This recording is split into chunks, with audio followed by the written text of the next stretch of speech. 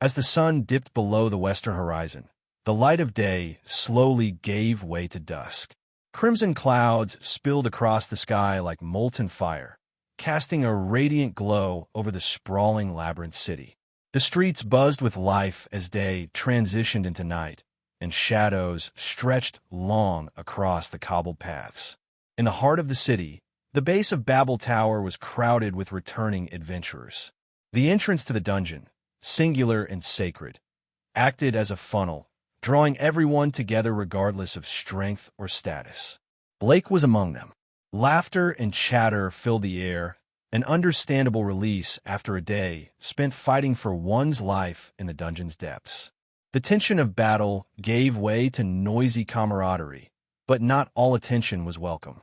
As Blake walked calmly through the crowd, more than a few curious eyes turned his way, some with interest, others with open disdain. "Hey, is that the guy who sparred with the Sword Princess? He looks like a rookie."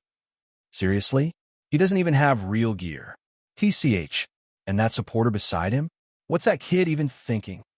Compared to the heavily armored adventurers around him, Blake's appearance was underwhelming.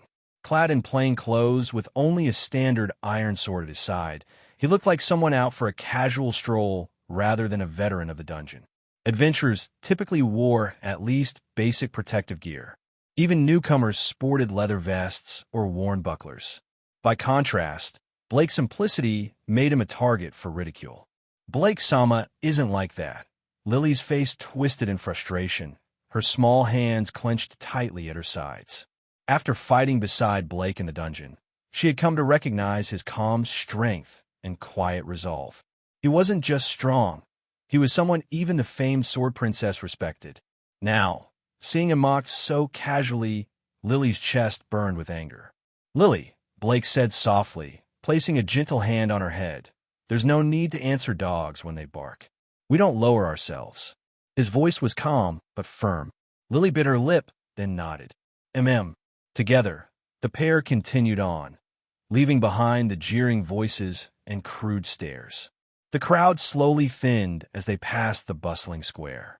Not long after, they walked past a well-known tavern, the Hostess of Fertility. Warm light spilled out from its windows, accompanied by the hum of music and laughter. "Excuse me, adventurer, you dropped something." A clear, melodious voice called out, halting Blake mid-step. He turned and saw a girl in a maid's uniform standing behind him, holding up a small magic stone. Her short gray hair framed her soft features, and her smile was sweet and composed. "This should be yours," she said with gentle grace. Blake's crystalline blue eyes narrowed faintly as he looked at her. There was no mistaking it. He recognized her. She was playing a familiar role, using a familiar trick. It had once been used on someone else entirely, someone central to this world's tale. He hadn't bothered to pick up a single goblin's magic stone today. Why would he? But seeing the girl's intent, he chose not to embarrass her. "Thank you," he said with a polite nod. Lily's gaze darted between the girl and Blake, her expression shifting. "I'm Seer," the girl said with a slight bow. "May I ask your name?" "You can call me Blake," he replied easily. "You work here?" "I do. Would you like to visit tonight?" she asked, her soft eyes gleaming with a quiet charm. Blake smiled. "Sure, I'll stop by with my goddess." He turned away, giving a light wave as he walked on with Lily at his side, disappearing into the crowd. From behind, Seer watched him leave with a faint, unreadable smile. "Hee, Seer, was that the person you were waiting for this morning? What a handsome young man. You totally have a thing for him, Naya." A cheerful, cat-eared girl bounced up beside her, her tawny hair swaying with every step. "Don't be ridiculous, Anya," Seer said, rolling her eyes with mock irritation. Anya grinned mischievously. "But your eyes say otherwise." A nearby elf girl, Lou, walked past with a tray in hand, glancing their way. She shook her head, offering no comment before returning to her work. On the way home, Lily finally broke the silence.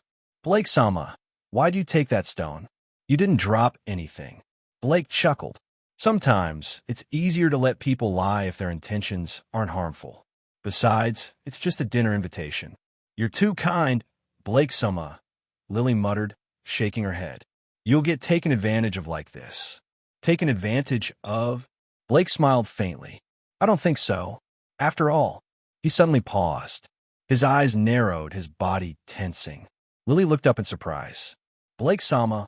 Blake turned his head slowly, his gaze locking onto the towering spire of Babel in the distance. Something had changed. He had felt it. A presence. No, a gaze. At first, it was subtle, indistinguishable from the many eyes that passed over him daily. But then it burned. It became a blazing, suffocating weight pressing down on him from above, as though the sun itself had fixed its full attention on him. His back prickled under its intensity. So hot it felt maddening. So sharp it cut without touching. Her. His voice was almost a whisper. A familiar figure surfaced in his mind, one he'd hoped not to cross paths with so soon. Blake's gaze lingered on the upper levels of the tower, silent and wary. Something or someone was watching, and that someone had. Babel Tower wasn't merely the symbolic lid sealing the dungeon. It served other purposes as well. Towering into the clouds, its upper levels housed powerful familiars and their divine patrons, offering them a vantage point far removed from the struggles of the mortal world. And it was from that lofty height that Blake had felt it, a gaze scorching and suffocating, directed straight at him. He narrowed his crystal blue eyes, still lingering on the tower's peak. Only one goddess would bother watching mortals with such intensity, he muttered. Freya. Among the gods of Oreo, Freya stood out, worshipped, desired, feared. But to Blake, she was none of those things. He had no interest in her. His admiration was reserved for goddesses like Hestia, whose warmth was genuine, and Hephaestus, whose strength and work ethic commanded respect. As for Freya, despite her infamous beauty and magnetic allure, she was nothing more than an indulgent deity bored with eternity. A goddess with countless lovers and no shame in her desires. Such a being inspired not awe, but distaste in Blake. Some might call him prideful or even judgmental, but he didn't care. Blake-sama. Lily's voice broke his thoughts. She looked up at him, puzzled by his silence. It's nothing, Blake said with a faint smile, turning away from Babel Tower. Let's head to the guild and cash in our haul. As he turned, the oppressive heat behind his back vanished, as if Freya had sensed his lack of interest and withdrawn her gaze. All right, Lily replied, though there was a flicker of unease in her expression. Meanwhile, at the very top of Babel Tower, a luxurious chamber echoed with the sound of soft moan. A divine figure collapsed to the floor, her legs trembling, breath ragged. A flush spread across her delicate face as she gasped for air. My lady, a deep voice came from the doorway. A tall, broad-shouldered man stepped into the room, concern flickering across his stern features. But the goddess raised a hand, halting him. I'm fine. Freya's voice trembled. Slowly, she lifted her head. There was no pain on her face, only rapture. A single glance, she whispered. Her thighs pressed together as she tried to suppress the storm of pleasure that surged through her entire being. She leaned against the window, eyes hazy as she watched the silver-haired man disappearing into the streets below. He's mine. He will be mine, she breathed, her voice barely above a whisper, tinged with obsession, almost madness.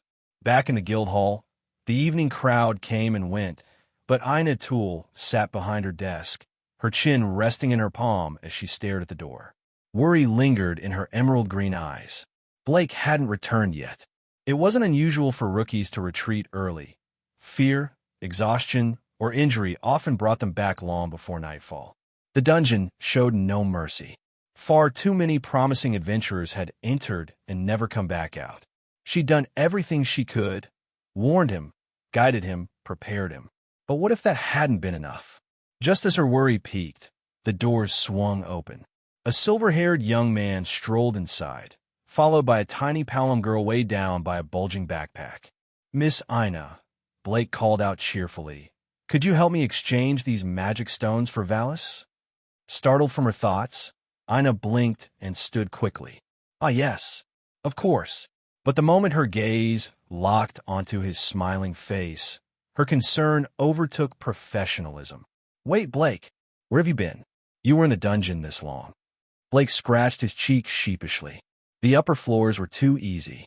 So, I went a little deeper. You what? Ina's voice rose slightly. Don't tell me you reached the 10th floor. That's insane for a rookie. Well, close enough, he replied with a shrug. But first, let's take care of these stones. Lily, coming.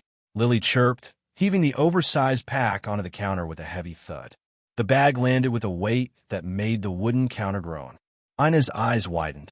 Inside was a small mountain of glimmering magic stones, far more than any rookie should ever bring back. She estimated at least 500, many of which were far too large to have come from simple goblins. Her hands trembled slightly as she reached toward them. Gulp. Even the other adventurers nearby, once idly chatting, had gone silent. Their eyes locked onto the pile with stunned disbelief and no small amount of envy. This was no ordinary rookie, and word would spread fast. Hey, everyone! If you enjoy my quantum audiobooks, you can support me by becoming a Patreon member. Your support helps me keep creating, and you'll get exclusive perks. You can also access my audiobooks directly through Google Drive. Check out the link in the description. Now, let's get started. Hey Blake, how far down did you go? These stones aren't from half-beasts. Ina asked after selecting some of the largest stones, her tone filled with both shock and suspicion. Well, I stayed on the 17th floor for a while, Blake said calmly. 17? I thought the map I gave you. Ina gasped, her tone incredulous. What? 17th floor? Is this guy really a rookie adventurer? Around them, other adventurers sucked in their breaths sharply, staring at Blake in disbelief as if he were some prehistoric creature. The 17th floor was a death zone for lower-level adventurers. Even groups of Level 2s struggled there. Was he really a rookie? Well, I ran into Ace, Tiona, and Tioni on the way. It was convenient to go deeper. The monsters on the 10th floor were a bit too weak, Blake said with a faint smile. Weak, the 10th floor. Ina stared at him strangely, unsure of what to say. For high-level adventurers, perhaps the 10th floor was nothing. But for a rookie, going alone was courting death. Luckily, you ran into the Sword Princess. With 3 Level 5s protecting you, going to the 17th floor wasn't too dangerous. Don't be reckless like this again, Ina said sternly, wagging a delicate finger in front of Blake. So that's it. I was wondering why this rookie was so terrifying. Turns out he had the Sword Princess backing him. Yeah, these magic stones must be leftovers from the Sword Princess. I'm so jealous. If only I had such luck, I wouldn't need to go to the dungeon for half a month. The idle adventurers finally regained their composure, muttering enviously as their rugged eyes glinted with jealousy. Blake-sama doesn't rely on the Sword Princess. He can kill a Minotaur in one strike. Lily protested angrily before Blake could respond. Haha, a rookie killing a Minotaur in one hit? Who are you trying to fool? Stealing the Sword Princess's credit? How despicable. Indeed, people these days really overestimate themselves. Lily's words were like a spark igniting a fire, provoking loud laughter from the 7 or 8 adventurers present. You lot. Lily gritted her teeth as she glared at the adventurers she already disliked, feeling helpless. She couldn't possibly out-argue so many people on her own. Don't project your own incompetence onto others. Sensing the negativity around him and Lily's frustration and anger, Blake's expression turned icy. A sharp and overwhelming aura radiated from him. Initially, he didn't want to bother with these adventurers who enjoyed stepping on others for amusement. Engaging with them would only lower his own standing. However, insulting his companion was crossing a line, one that warranted retribution. Kid, what did you just say? Don't think that just because the Sword Princess is backing you, you can act so arrogant. At the end of the day, you're just a coward hiding behind a woman. Startled by Blake's cold voice, the adventurers quickly regained their composure, their embarrassment turning into anger as they yelled back. SHHH gay, SHHH gay, SHHH gay. In the next moment, 7 or 8 sword energy blades materialized, slicing the corners of their mouths and drawing streaks of crimson blood. Instantly, Cries of pain echoed through the guild like a series of explosions. The more they screamed, the sharper the pain from their torn mouths, making it unbearable. Damn it! How dare you ambush us? Furious, the adventurers drew their weapons, preparing to rush at Blake. Swish! However, before they could take a step, a dozen solidified sword energies pointed directly at them, causing cold sweat to drip down their foreheads. Frozen in fear, they dared not move, their gazes filled with terror as they looked at Blake. At this moment, they finally believed Lily's earlier claim. With such terrifying techniques, it was indeed plausible for him to challenge the 17th floor. Scram! Blake's indifferent voice sent chills down their spines. But those words were also what the adventurers longed to hear. Grateful for the chance to escape, they hastily fled. The strange behavior of the 7 or 8 adventurers caught the attention of those outside the guild, who wore perplexed and curious expressions as they pointed and whispered. Embarrassed, the adventurers covered their faces as they hurried away. Still, it was likely that their names would spread throughout Oreo before long. You scared me. I thought you were going to kill them, Ina said, rolling her eyes and glaring at Blake as the guild suddenly became much quieter. Why would I kill them? I didn't even want to deal with those guys at first. But since they dared to insult my companion, they needed a lesson, Blake replied, shaking his head. Thank you, Blake-sama, Lily murmured softly, her eyes slightly trembling as she lowered her head, hiding her expression. It's nothing. Blake smiled gently, patting Lily's head. Lily's body flinched slightly at his touch, as if she wanted to pull away, but in the end, she stayed still. Ina, could you tally the earnings? It's getting late, and my goddess is probably impatiently waiting for me. All right. Ina replied with a soft smile and quickly began counting. That's a total of 1,180,000 valis, she said after a moment, letting out a sigh. Over 1 million? That's some quick money, Blake muttered to himself. His comment caused both Ina and Lily to twitch their lips in unison as they shot him glares. Quick money? For an average adventurer, earning even 100 magic stones in a day was remarkable. And that was with a team, meaning they'd earn far less individually. On top of that, Blake stones came from monsters below the 10th floor, making them even more valuable. Of course, compared to the typical adventurer slashing away at monsters one by one, Blake's strategy of gathering a horde and wiping them out in one move was far more efficient. Still, who else in Oreo would dare to herd hundreds of monsters just to train basic skills and then wipe them out in one fell swoop? Blake was likely the only one. Ordinary adventurers wouldn't even attempt it, knowing it would lead to their annihilation. Ina, could you split the earnings into 2 bags? Blake asked, scratching his nose as he noticed the strange atmosphere. Sure. Here. Ina nodded lightly and quickly prepared 2 heavy bags of coins, handing them to Blake. Thanks for your hard work. After accepting the bags, Blake smiled and handed one of them to Lily. Lily, this is your share. Blake-sama. Lily's eyes flickered with both longing and hesitation as she stared at the money bag in her hands. Finally, she bit her lip and said, I didn't do much. I just collected things and even needed your help, Blake-sama. Taking so much feels wrong. Nonsense. A supporter's job is just that. You completed your task perfectly. A 50-50 split is fair. Honestly, without your help, I wouldn't have bothered picking up the stones, let alone exchanging them for so much money. Hearing this, Blake gently patted Lily's head and spoke sincerely. So, don't hold back. Just take it without hesitation. Okay, Blake-sama. Feeling the large hand gently ruffling her hair, a rare warmth surged through Lily's heart. She smiled and nodded firmly. Ina, see you tomorrow. Let's go, Lily. After bidding Ina farewell with a smile, Blake left the guild with Lily. What a kind yet domineering young man. Ina murmured with a smile, her emerald green eyes watching their retreating figures as they talked and laughed.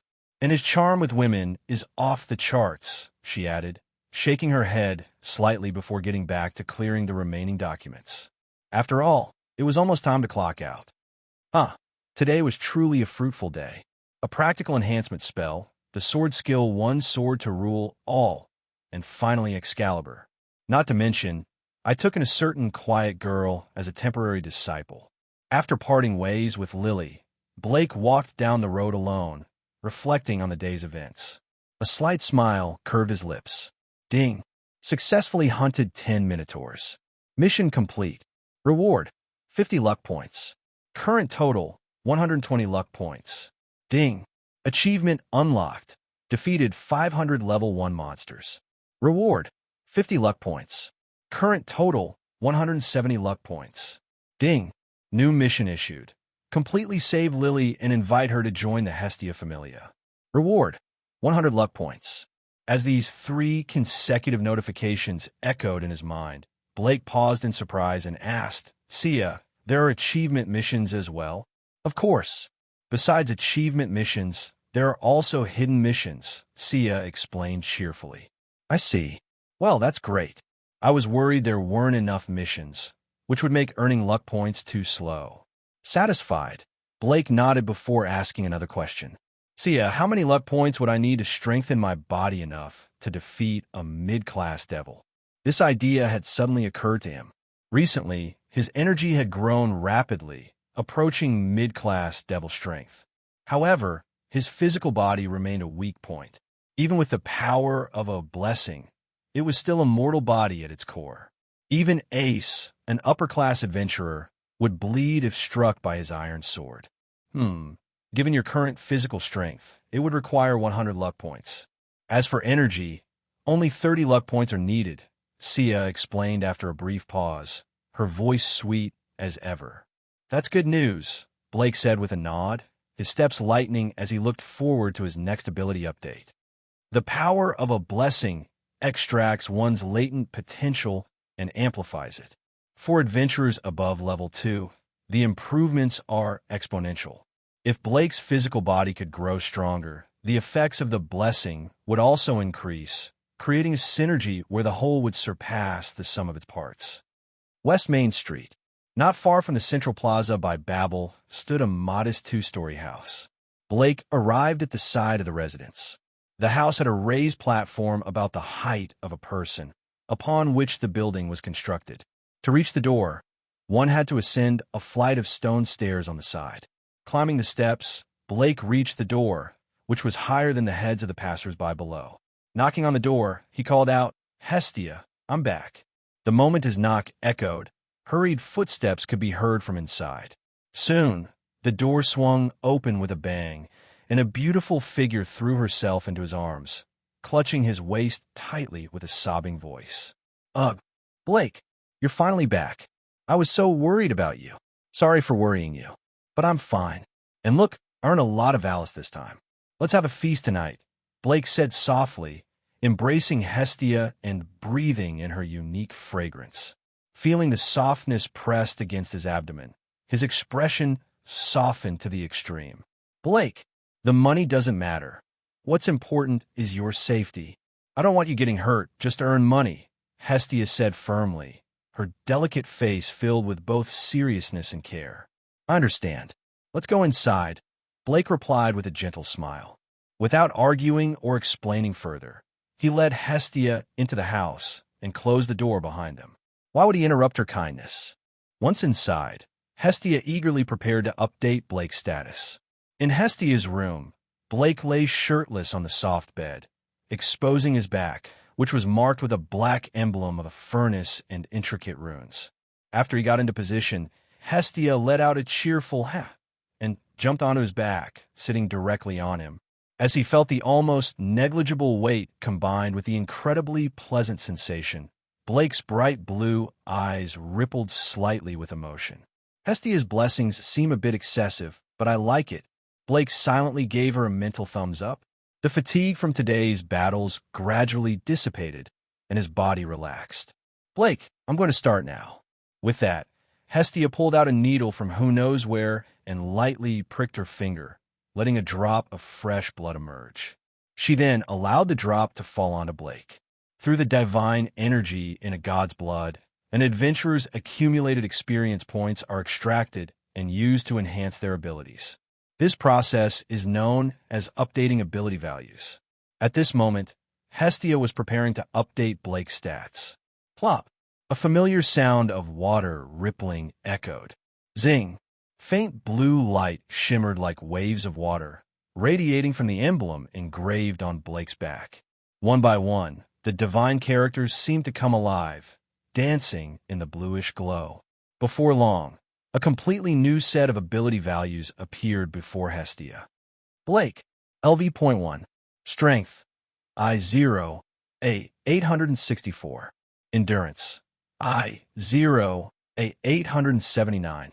Dexterity, I0, A 888. Agility, I0, A 897. Magic, I0, S 906. Magic, Enhancement Magic, Empty. Skills, 1. Fortune's Favor. 2. One sword to rule all. As Blake's newly updated stats appeared clearly before her, Hestia's pupils trembled violently. She stared at the new ability values, double and triple checking to ensure there were no errors, and then shouted in shock, "This must be a joke." Hearing Hestia's exclamation, Blake, lying beneath her, asked curiously, "What's wrong?" Snapping out of her daze, Hestia found herself momentarily speechless, because she truly didn't know what to say. An increase of over 4,400 points in total proficiency? This was completely unprecedented. Even though Hestia had never granted her blessing to others and didn't know how much proficiency other adventurers typically gained, she was well aware that this was an astronomical figure. Why? Because she had heard countless complaints from Hephaestus Familia members about how difficult it was to increase their stats. Even after weeks or months, it was rare to see a proficiency increase of more than 20 points in one area. Blake's stats, updated just a day after he received the blessing, showed a proficiency increase exceeding 4,400 points. This was not normal, absolutely abnormal. Even though Blake had explained his powerful spirit weapon to her earlier in the day, and she had expected him to grow quickly in the early stages, reaching F rank in a single day would already be extraordinary. But now, reality was staring her in the face. F rank? What was that? Except for magic, all other stats had reached a rank, and the values were nearing S. As for magic, it had already surpassed S. Even Ace Wallenstein, the renowned sword princess of Orio, had taken a year to level up to LV.2 and was hailed as the fastest adventurer to do so. Blake, however, had achieved in one day what took the sword princess nearly a year. Wow, Blake, I absolutely adore you. You're a genius. Overwhelmed with excitement, Hestia hugged Blake tightly and began rubbing her cheek against his back. Hestia, could you let me see my stats?" Resisting the soft and intoxicating sensation of Hestia's embrace, Blake spoke with a hint of expectation. If her reaction was this intense, the increase in his stats must be remarkable. Of course, hearing this, Hestia quickly translated the ability values onto a sheet of paper and handed it to Blake. Over 4,400 points of proficiency increase. Not bad, Blake remarked as he examined the chart, nodding in slight satisfaction. In the original story, Belle had managed to level up to LV.2 within a month. If Blake couldn't match that pace, he might as well give up. At this rate, in 2 or 3 days, he estimated that all his stats would reach SSS rank. Gazing at the paper, Blake stroked his chin in contemplation. "Blake, why did you suddenly gain magic and skills? You didn't have them yesterday," Hestia asked curiously, as if remembering something. "I had a bit of an encounter," Blake replied with a smile. He could only give such a vague explanation. After all, it was best not to reveal the existence of the system. He hadn't expected the enhancement magic and one sword to rule all to be recorded either. However, this wasn't a bad thing. By integrating these abilities into the blessing, they could likely grow with usage. "Blake, you're being naughty," Hestia pouted. However, she didn't press further. Everyone has their secrets, and as a goddess, her role was simply to care for Blake. "Hestia, it's completely dark now. Let's go out for a feast.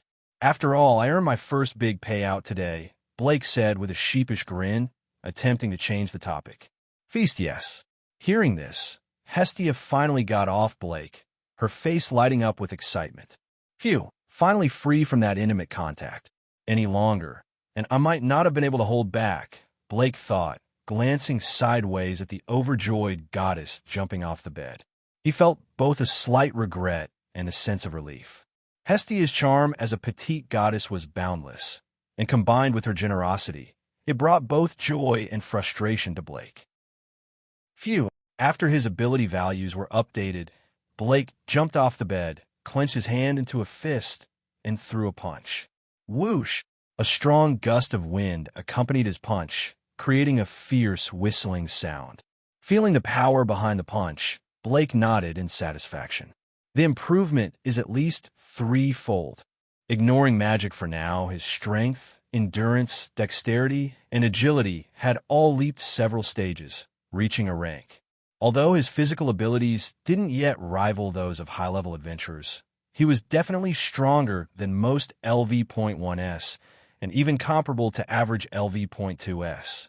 His body had always been exceptional, and with the addition of a premium cleansing pill, his strength had soared. Now, with a threefold increase, he was likely far superior to LV.2s, possibly even approaching LV.3, though the gap between levels widened as one progressed. After putting on his clothes, Blake set out with Hestia. He had made an appointment with Seer earlier, and he prided himself on keeping his promises. The moment Blake stepped out, he paused. His crystal blue eyes narrowed slightly, scanning a nearby alley.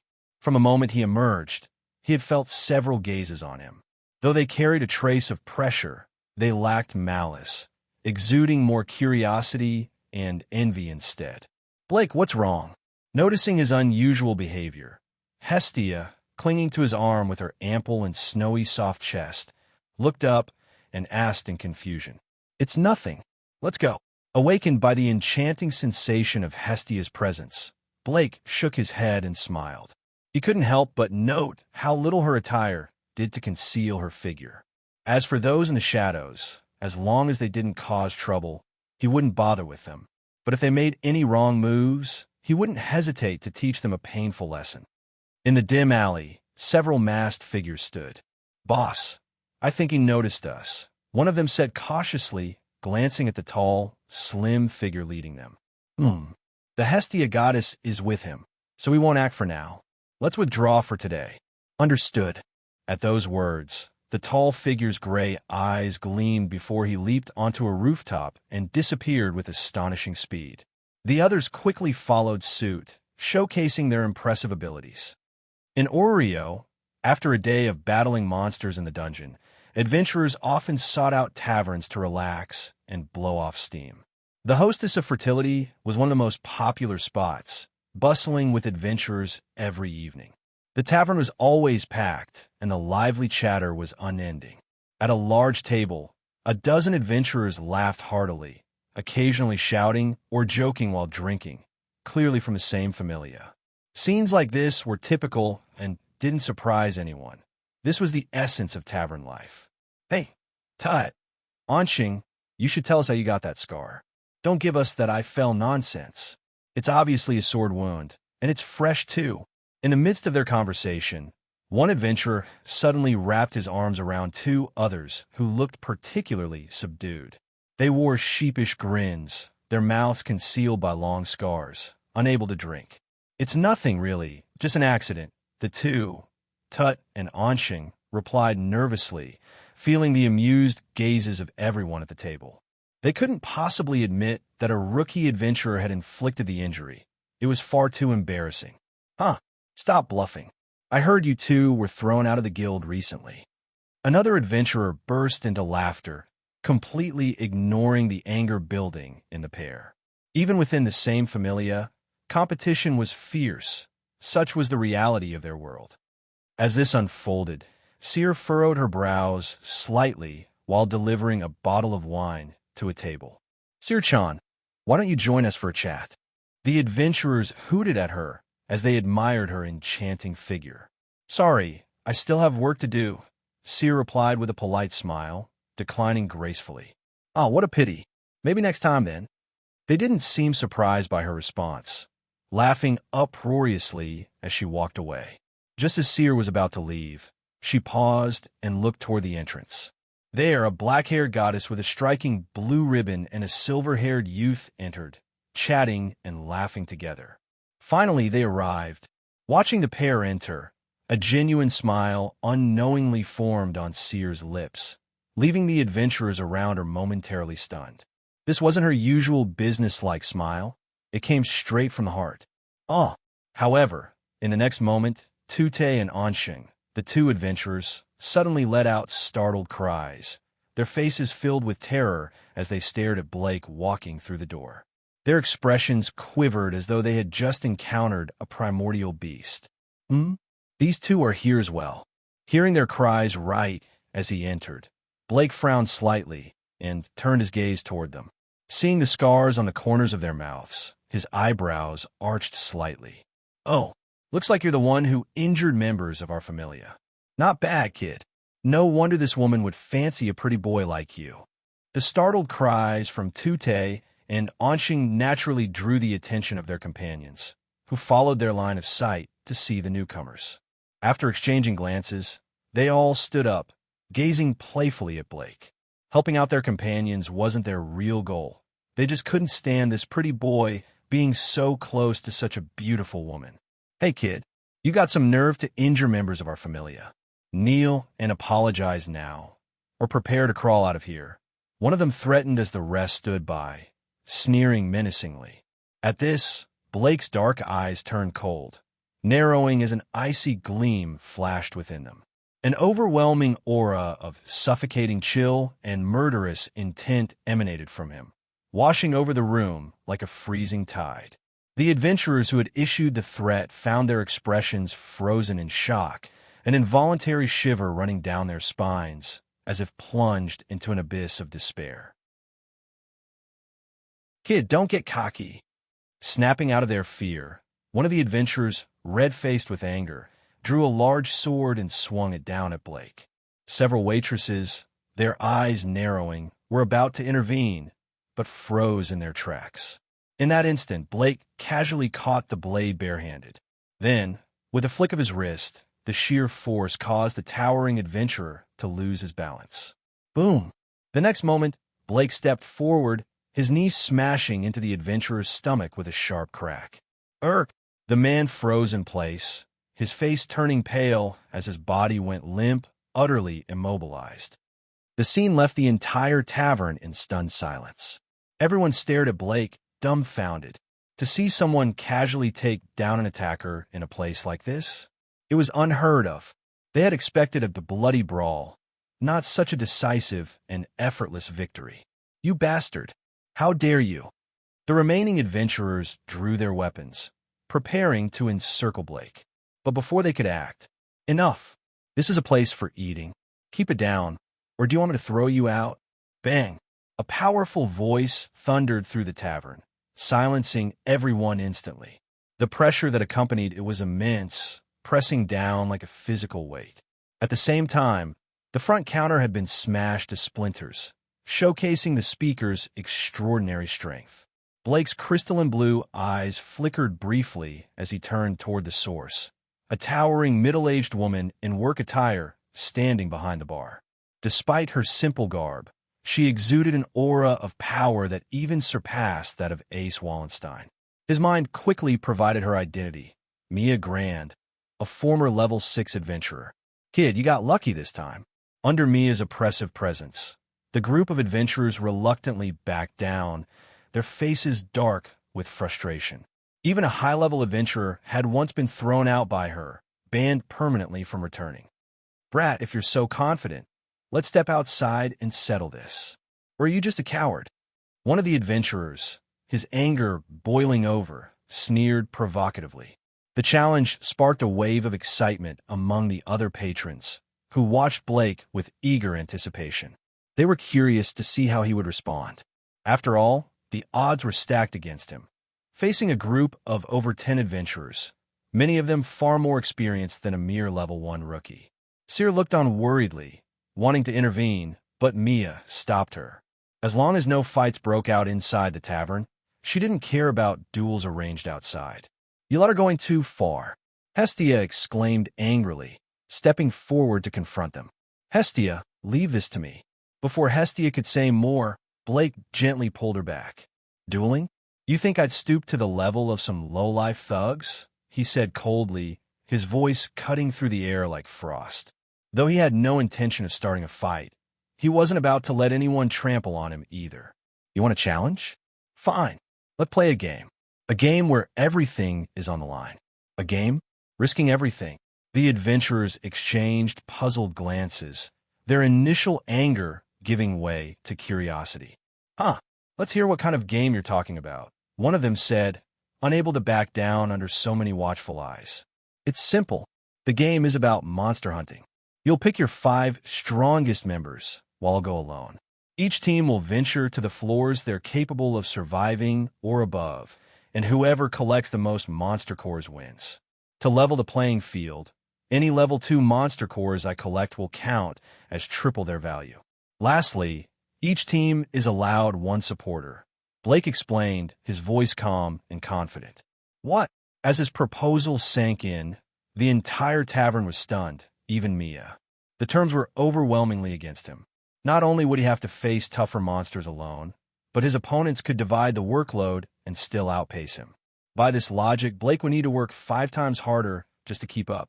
Moreover, the claim that a mere level 1 adventurer could defeat level 2 monsters was absurd. Was this guy insane? Has this guy gone mad from humiliation? The adventurers present couldn't help but wonder. Even the level 6 Mia-san seemed to share their doubts. "Ha ha, kid, you set yourself. Don't regret it later." "All right then, it's decided. We accept your challenge. Everyone here, please bear witness." The gaunt adventurer confronting Blake burst into laughter, hastily solidifying the agreement, clearly afraid that Blake might back out. "I almost forgot the stake for this game. Betting everything.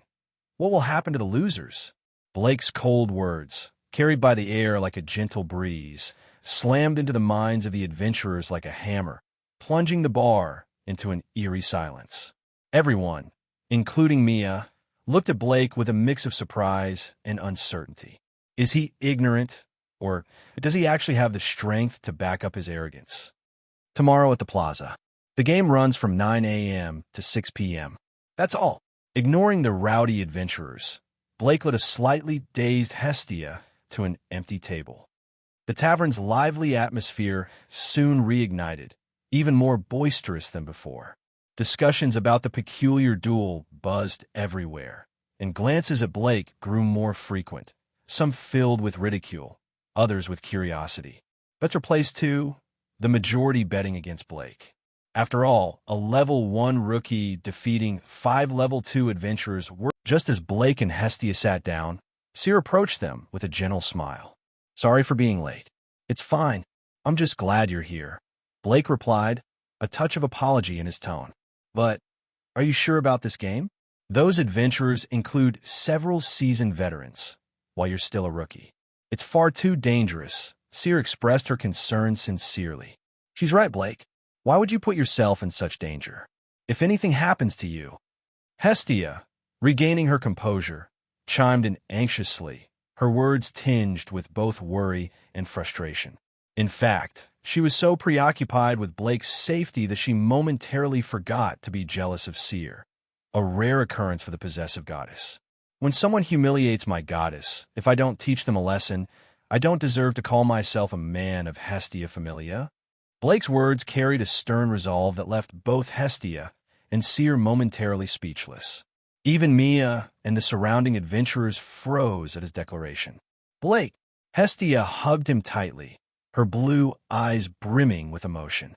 Seer, along with Ryu watching from a distance, couldn't help but glance at Blake with newfound admiration. "Let's forget today's troubles and enjoy a good meal," Mia said, placing 2 large plates of stir-fried noodles and mugs of beer on their table. "You'll need your strength for tomorrow." "Thank you." Without further ado, Blake dug into the delicious-smelling food. Hestia, momentarily putting aside her concerns, joined in happily. Despite their short time together, Her trust and bond with Blake were already profound. What guts? Too bad it'll go to waste. Yeah, if he hadn't gone looking for trouble today, he might have achieved something great. The other adventurers in the tavern commented loudly, though their tone lacked the earlier derision. They didn't believe a level 1 rookie could win, but they couldn't help respecting his courage. Blake, however, paid no mind to their chatter. He continued eating and drinking, chatting casually with Hestia, Seer, and a lively Mia, as if tomorrow's game was of no concern. In a dimly lit corner of the tavern sat a tall, radiant man with golden hair that shone like sunlight. His handsome face bore an ever-present, dazzling smile, accentuated by the green laurel crown on his head. Oh, how interesting. I never expected Hestia to find such an amusing familia member, the man murmured, his eyes glinting with intrigue. Carrying a drink, he approached Blake and Hestia's table. Hestia, long time no see.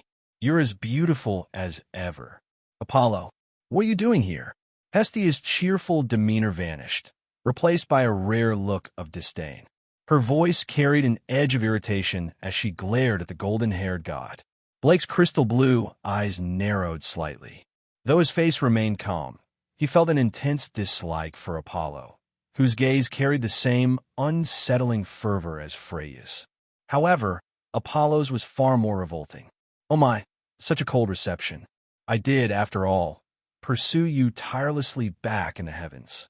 Apollo's smile remained intact as he crouched slightly, intending to take a seat. Thud! But before he could, Blake subtly nudged the chair out from under him with his foot, causing Apollo to fall unceremoniously to the ground. The wine he had been holding spilled all over him.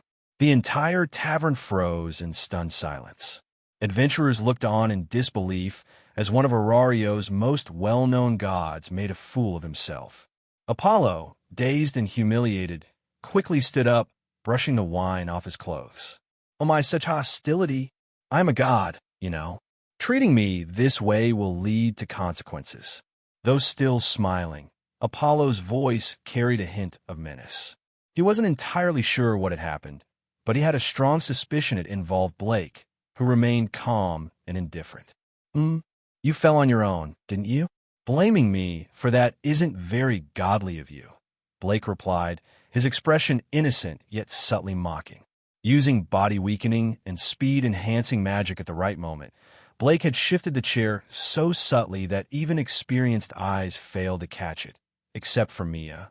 As a level 6 adventurer, she had seen through Blake's ploy and was momentarily taken aback by his skill. That speed. He's no ordinary level 1. Mia didn't intervene, though. The rowdy adventurers earlier were members of Apollo's familia, and she clearly held no fondness for them. As for Blake, his reasons for provoking Apollo were simple. Anyone who dares to pursue my goddess or let their familia run amok deserves to be toyed with. Huh, you fell and blame me? This is not a godlike behavior. Looking at the innocent expression on Blake's face as he spoke, Apollo's expression stiffened, and his inner rage began to boil. However, he did not explode immediately, as he had no evidence. Hestia, may I sit here? Taking a deep breath, Apollo calmed down mysteriously and said in a deep voice, Before that, as a well-known god, shouldn't you apologize for the actions of your followers? This is the result of your poor upbringing. Your adventurers dare to mock my goddess Hestia. They're truly impressive. Before Hestia could respond, Blake spoke indifferently. You. Hearing this, Apollo's expression stiffened again. He glared at Blake in anger. He had never seen an adventurer who dared to disrespect him like this. This guy is really impressive. Even Apollo doesn't faze him. He's done for. What a pitiful newbie. Seeing this scene and looking at Apollo, whose face was dark with anger, the adventurers in the tavern exchanged strange looks. Some were admiring, some were mocking, and others were disdainful. What a fiery young man, but that's what makes him a man. Mia, the tavern owner, shook her head and sighed. The other girls, including Zur, also looked at Blake with different eyes. I advise you to step back sometimes. Too much stubbornness can break you. Feeling the strange gazes in the tavern, Apollo spoke with a profound meaning, his eyes flashing with a cold gleam, as though he was threatening Blake. Excessive stubbornness may indeed break you, but I'm not about to break just because of a guy who condones his followers running amok. Blake glanced at Apollo, a look of disdain appearing on his handsome face. This guy is so arrogant. After Blake's words, the adventurers in the tavern gasped, staring at him in shock. They had never seen anyone treat a god like this, especially Apollo, a highly famous deity in Oreo. Very well, I look forward to tomorrow's game. Let's see who's the one who ends up crushed. I'll make sure you lose utterly. Hearing this, Apollo's face twitched. He hadn't been humiliated and angry like this in a long time. After tens of thousands of years, he never imagined that it would be a mere mortal who would trigger this reaction from him. It was simply unforgivable. Congratulations, you set your death flag. Goodbye. Don't let the door hit you on the way out. Blake waved his hand, speaking casually as if it didn't matter at all. With his pride wounded, Apollo heard this and couldn't stay any longer. Filled with rage, he left the tavern immediately. The adventurers from Apollo's familia, who had witnessed the scene, exchanged glances and quickly paid and left, following Apollo. Those 5 who were competing, go to Yaxintos to pick up your magic swords. Tomorrow, crush them. You all know the consequences if you lose. Walking through the dark streets, Apollo's face was as dark as it could get, and he spoke to the adventurers behind him. Understood, Lord Apollo. We will definitely win, don't worry. The 5 strongest from Apollo's familia immediately expressed their joy and made their promises. As for the game, they were not worried. To them, facing an LV.1 adventurer, it was impossible for them to lose even if it was 5 against 1. If they lost, they might as well find a rock to bang their heads on. They didn't expect Apollo to give them magic swords. This was like winning the lottery. They were suddenly thankful to Blake, the arrogant rookie adventurer. As for the others, they could only look at the 5 LV.2 adventurers with envy. Magic swords were extremely rare and valuable. Kid, just wait. No one who has ever been targeted by this Apollo has escaped my grasp. As for those who anger me, I'll make sure they wish they were never born. The night breeze was chilly, and the moonlight was cold, reflecting Apollo's savage expression that did not match his title as the sun god. After Apollo left, the tavern became lively once again, even more so than before. The topic of discussion centered around Blake and Apollo. Wow, Blake, you're so cool. Apollo has always bothered me in the heavens like a fly, but now I can finally vent my frustration. Hestia immediately hugged Blake excitedly. As for worry, given how things had developed, she could only place her trust in Blake. Blake, you'll win beautifully for me, right? Hestia said earnestly. Without saying much, Blake simply nodded confidently. Let's continue eating. The food's cold because of that annoying Apollo. Hestia smiled beautifully and picked up her chopsticks, eating happily. Blake had stood up to Apollo for her, and in return, Hestia's response was absolute trust in him. And sorry. Blake looked at Mia, who was shaking her head, and said with a hint of apology, "It's fine. I haven't seen a young man with such vigor in a long time. Also, for helping me deal with Apollo, I owe you a favor."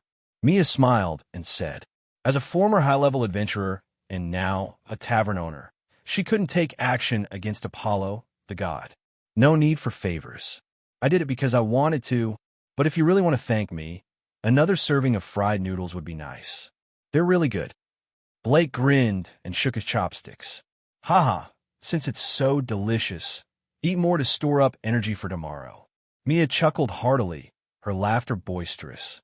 Compared to the disputes elsewhere in the tavern, the atmosphere here was absolutely delightful, almost as if it had already been decided that Blake would win. Mia, how much is it in Valis?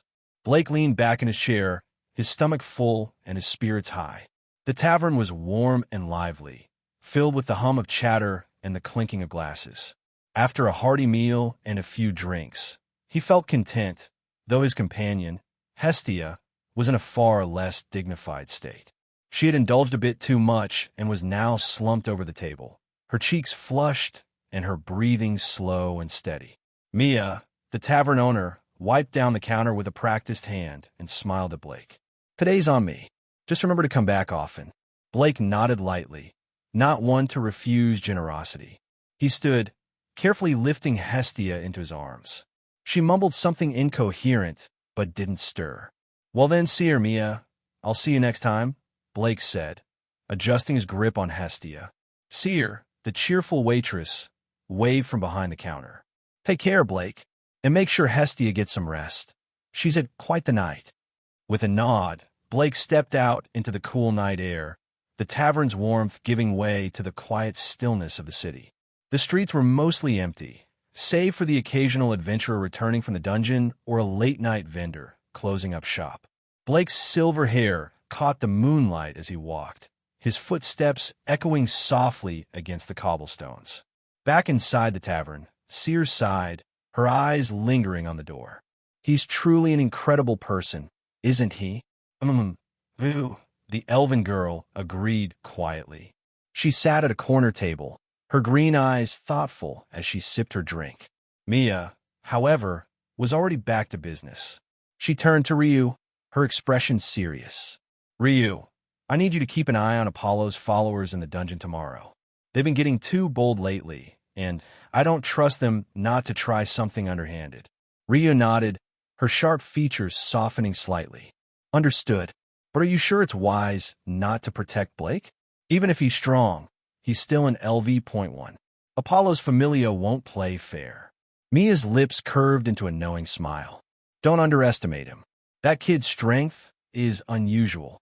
He's probably closer to your level than you think." Ryu's eyes widened in surprise, but she didn't argue. If Mia said so, it had to be true. Still, she couldn't help but wonder how an LV.1 adventurer could possibly rival her own abilities. The next morning, before the sun had even risen, Blake was already awake. He dressed quickly, splashed some water on his face, and headed out the door. The city was still shrouded in darkness, the streets quiet and peaceful. Blake made his way to the high wall on the outskirts of Ororio, a secluded spot where adventurers often trained.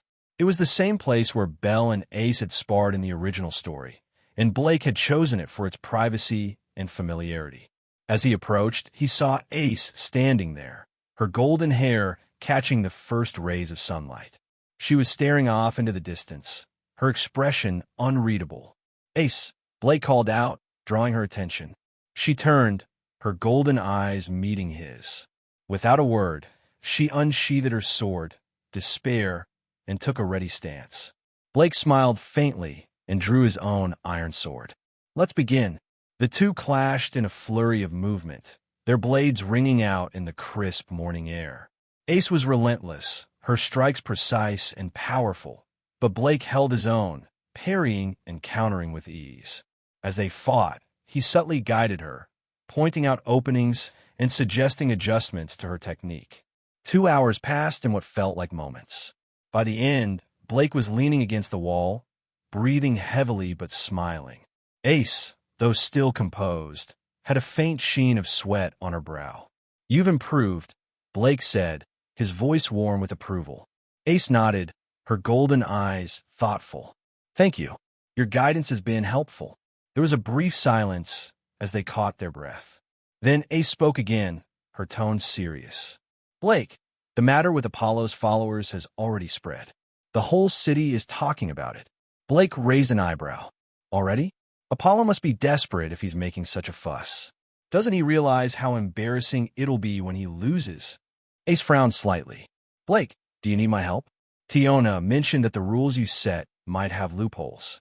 Someone should monitor them to ensure fairness." Blake shook his head. "It's fine. The outcome's already decided. I'll win. Besides, I don't want to Loki anything. Hestia would never let me hear the end of it." Ace tilted her head, her expression softening. "It's not about Loki. This is my personal wish." Blake's smile widened. "Then thank you. But for now, let's focus on what's ahead. We don't have much time." Ace nodded, and the two of them set off together, their golden and silver hair gleaming in the morning sun. To anyone watching, they might have seemed like a perfect pair, their movements in sync as they walked side by side. By the time they reached Babel Towers Plaza, The sun was fully up, and the area was bustling with activity. Adventurers of all levels milled about, but today, the usual flow of traffic had been disrupted. A large crowd had gathered, their attention focused on 5 adventurers standing at the center of the plaza. The 5 wore Apollo's emblem proudly on their shoulders, their LV.2 status making them stand out among the crowd. The challenge between Hestia's and Apollo's followers had become the talk of the city, and everyone wanted to see how it would play out. Do you think that little brat is too scared to show up? The game's supposed to start in 10 minutes. One of the Apollo adventurers sneered, his voice loud enough to carry across the plaza. His companions laughed, their voices dripping with mockery. Ha! Facing us, the elite of Apollo's familia? And LV.1 rookies all talk. If he doesn't show, it counts as a forfeit. Guess he's not as brave as he pretended to be in the tavern. The crowd murmured, some joining in the laughter while others shook their heads in disapproval. Among them, Lily stood quietly, her cream-colored robe blending into the sea of adventurers. Her small hands were clenched into fists, her heart aching with worry. "Master Blake, where are you?" she whispered, her voice barely audible. Nearby, Ryu watched from the shadows, her hood pulled low over her face. Her sharp eyes scanned the crowd, searching for any sign of Blake. She couldn't understand why he hadn't arrived yet, but she trusted Mia's judgment. If Blake was as strong as Mia claimed, he wouldn't back down from a challenge like this. As the minutes ticked by, the tension in the plaza grew. The Apollo adventurers grew bolder with their taunts, their confidence swelling as their opponent failed to appear. But just as the crowd began to lose patience, a familiar figure emerged from the edge of the plaza. Blake walked calmly toward the center, his silver hair catching the sunlight and his blue eyes sharp with determination. The crowd fell silent as he approached, the Apollo adventurers' smirks faltering for the first time. "Sorry to keep you waiting," Blake said, his voice calm but carrying an edge of steel. "Shall we begin?" "About 3 minutes left. Seems like this guy really doesn't dare to show up," one of the LV.3 adventurers remarked, noticing something. As his words spread, the adventurers around him turned their attention to the main road. Eyes filled with various emotions quickly focused on the figures walking towards them in the dazzling sunlight. A slender figure appeared, dressed in plain clothes that couldn't hide his tall but lean stature. Blake walked with a calm expression, his devilishly handsome face drawing astonished gazes. His face remained still, betraying no emotion. Despite his simple attire, his otherworldly presence stood out, leaving a lasting impression on many. Beside the silver-haired youth was a young woman. Her long golden hair shone brightly, rivaling any treasure. Her figure was delicate and slender, clad in a somewhat revealing white and blue dress that ended just below the waist. A sword hung at her side. She was none other than the famous Sword Princess, a LV.5 adventurer, and the goddess of most adventurers in Ororio, Ace Wallenstein from Loki's Familia. "Oh, so that's the rookie Blake from Hestia's Familia. Not bad," one adventurer said. "Is he really hanging out with the Sword Princess? Could it be Loki's Familia is involved?" Another wondered. How dare this guy? What makes him worthy to walk alongside the Sword Princess? "I saw this guy at the guild yesterday, just a complete rookie adventurer. But there are rumors about him being able to spar with the Sword Princess. I wonder if it's true." "Yeah, you really believe that?" "It's obvious they're just pretending. They're using fake rumors to get famous." "What a despicable person." "Yeah, just watch, during this so-called game, he'll probably beg the Sword Princess to plead with Apollo for him." The adventurers, filled with jealousy and disdain towards Blake, spat out mocking words laced with contempt. "Ah, so this is the only adventurer from Hestia's Familia? Not bad. He has some presence." A few of the gods murmured with interest. "How about a bet, gentlemen? Who do you think will win?" "Yeah, that's not a bad idea." For these gods, who had lived for who knows how long and sought only amusement, this was an exciting moment. They eagerly placed their bets. However, even as the gods made their wagers, not a single one bet on Blake. After all, the difference between LV.1 and LV.2 was too great, and he was facing 5 opponents. Quite the spectacle, Blake muttered, noticing how nearly all the adventurers in Oreo were watching him. Are you okay? Ace asked, her brow furrowing as she overheard the mocking words from the crowd. Let them make noise. They're just a bunch of clowns, Blake said, shaking his head. Yeah, finally showed up. I thought you were too scared to come out. One of the LV.2 Apollo Familia adventurers sneered. You can even ask for a supporter. You want the Sword Princess as your supporter? Ha ha, don't joke around. Another laughed, mocking Blake. As soon as they saw the two walking into the square, the 5 Apollo Familia adventurers couldn't hide their sneers. I'll be right back, Ace, Blake said calmly, ignoring the 5 mocking adventurers. He turned towards the right. That bastard! The 5 Apollo Familia adventurers cursed, grinding their teeth as they stared at Blake's back, humiliated. A mere rookie adventurer was acting so arrogantly.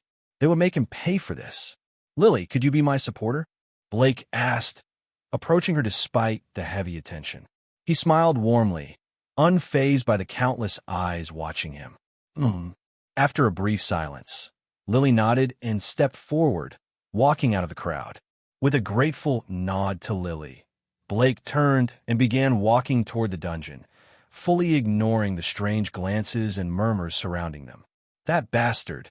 The 5 Apollo Familia adventurers exchanged looks, their expressions darkening. After signaling their own supporters, they rushed toward the dungeon. Realizing that they were being stared at, they knew they couldn't linger any longer. They had expected to intimidate Blake, showing off their superiority. But instead, Blake had walked onto the scene alongside the Sword Princess, stealing the spotlight, and then completely ignored them. This wasn't the scenario they had imagined. They had expected Blake to beg them, or at least cower in fear. But instead, an LV.1 rookie had brushed them off entirely. Even if they won the game, they would become a laughingstock in all of Oreo. The game has started. Let's get moving. The adventurers watching eagerly rushed toward the dungeon. Ace and Ryu, who had been tasked by Mia to follow Apollo's Familia, had already been tailing them close. After entering Babel Tower, Blake and Lily paused, not sure what they were waiting for. Yeah, finally showing your true colors. You don't even have the courage to enter the dungeon. One of Apollo's adventurers shouted with joy upon seeing the two standing still. What is he playing at? The adventurers following them wondered. Adventurer from yesterday at Mia's Tavern. Step forward for a package inspection, Blake calmly said, ignoring the mocking group. Package inspection? That makes sense. It prevents anyone from cheating by bringing in magic stones. The other adventurers murmured, relieved. I'll do it. This game will be judged by us. 3 strong catfolk adventurers walked out of the crowd, emitting a powerful aura. That's the mark of Freya's Familia. They're top-level adventurers from Freya's Familia, LV.5 powerhouses. Why would Freya's Familia be involved in this? Looks like we underestimated him. Freya's and Loki's Familias are both connected to this guy. Upon their appearance, the adventurers surrounding the group exchanged shocked glances, looking back and forth between Blake and the Freya Familia adventurers. It seems even if he loses, it won't matter. Apollo's Familia wouldn't dare offend these 2 strongest Familias. That's why he's so calm, some adventurers speculated, whispering with strange glances at the serene Blake, while looking at Apollo's Familia members with contempt. No wonder you're so arrogant, hiding behind women. Don't you think that's shameful for an adventurer? One of Apollo's adventurers mocked. Package inspection, huh? You think we need to cheat to beat a LV.1 newbie like you? Apollo's adventurers sneered, embarrassed by the situation and eager to save face. You seem to misunderstand. I'm simply clarifying that I didn't cheat. So, when I win, you won't accuse me of anything, Blake replied indifferently, ignoring Apollo's group. The Babel Tower fell silent, all eyes on Blake. Even the Freya Familia adventurers, including Ryu, were stunned by his boldness. This guy is really arrogant. Apollo's adventurers were stunned for a moment, their faces turning red with rage. They gritted their teeth, but only managed to spit out one word. You. The Freya Familia adventurers then inspected the packages of both parties. They found no magic stones, but 5 gleaming magic swords in Apollo's pack were glaringly obvious, catching the greedy eyes of several adventurers, while others looked at them disdainfully. 5 LV.2 adventurers facing a single LV.1, and they're carrying 6 magic swords. That's just shameless. To be fair, should we take the magic swords back? The leading catfolk adventurer from Freya's Familia asked Blake. No need. Even if they had 10 more magic swords, it wouldn't change the outcome. The winner was already decided when the game began. Blake responded coolly.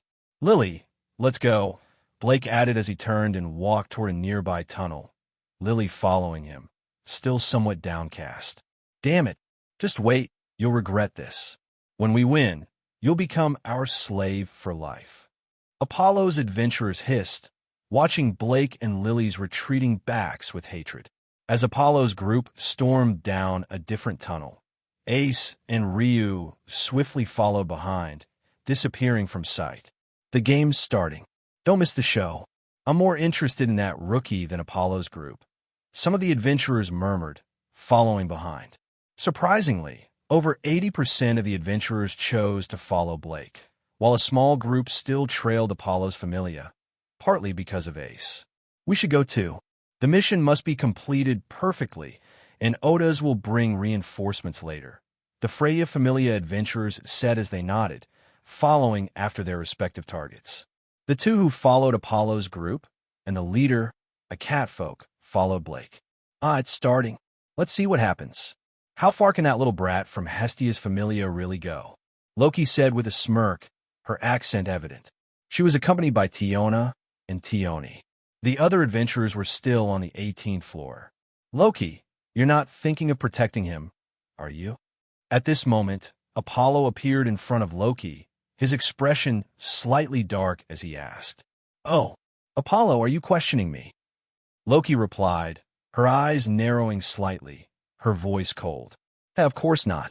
I just want the game to be fair, Apollo said with a forced smile. Don't worry, our Loki Familia won't interfere. This is just Ace's personal action. Loki waved her hand dismissively. That's good. Apollo sighed with relief, smiling again. But, as you said, the game needs to be fair. If you lose, perhaps I'll step in for that little brat. After all, I still owe him a small favor, Apollo added, his tone turning sly. At that moment, Loki suddenly gave a strange smile, and Ace and Tiona both held back laughter, looking at Apollo with pity. This caused Apollo's smile to falter, his expression shifting between anger and confusion as he glanced at Loki and the others. He could clearly sense one thing. They were mocking him. It was the dungeon, usually quiet and desolate, was noisy today due to the game. The passage Blake was in was especially crowded, making it so packed that the monsters didn't dare spawn. Blake was well aware of the situation behind him, but treated the adventurers as mere distractions, ignoring them. Slash! With a swift strike, Blake killed a large ant. He didn't break his pace, and Lily quickly picked up the magic stones before following him. To think he can kill monsters from the 9th floor with one hit, this kid's not simple. No wonder he's confident enough to propose this game. Yeah, looks like he's not just relying on Loki's Familia and Freya's Familia. Adventurers following behind exchanged astonished looks as they discussed Blake's impressive abilities. From the 1st floor, every monster had been dispatched with a single sword strike, swift and efficient. But how far do you think he'll go? One adventurer asked. Probably the 12th floor. Floors 13 to 24 are considered mid-level, and only teams of 3 LV.2 adventurers can safely handle them. The 12th floor should be about right. Yeah, that makes sense. Adventurers nodded, agreeing that Blake would likely aim for the 12th floor. I saw someone who looked like him head to the 17th floor yesterday, with a sword princess accompanying him. Do you think he'll go there? At that moment, a voice suddenly interrupted, causing the surrounding adventurers to pause in surprise. Now, what are you thinking? That person had a sword princess protecting him. Without that, how could he make it to the 17th floor? You're right. Hearing the sarcastic comments from the crowd, the adventurer who had spoken earlier awkwardly laughed, realizing his mistake. 17th floor, maybe just maybe, but some adventurers still believed in Blake. These were the ones who had witnessed Ace begging Blake to teach her skills when they registered with the guild yesterday. However, they kept this thought to themselves, not wanting to be seen as foolish by voicing it aloud. Floor 10 entrance. Blake stood at the entrance of the 10th floor, looking at the moss-covered walls and the grass-like ground that resembled a prairie. The light of phosphorescence, akin to sunlight, glowed through the dense white mist. He exhaled lightly, standing at the entrance. Finally, I can start getting serious. He had never cared much about the so-called game. His plan was still to train as he had done yesterday. The game was just a side matter. He wouldn't waste his time mindlessly hunting monsters for the weak adventurers. Lily, do you have any incense to attract monsters? Blake asked softly as he walked through the misty prairie. Yes, I have 5 packs. Do you want to attract monsters, Blake? Lily asked, puzzled. Yeah, it's more efficient this way. You go over to those adventurers first so you don't get hurt. Blake nodded, explaining. All right, I understand. After a brief hesitation, Lily took 5 packets of incense from her bag and handed them to Blake. What's he trying to do? Has he finally stopped? I thought he would head for the 12th floor, but now he's at the 10th.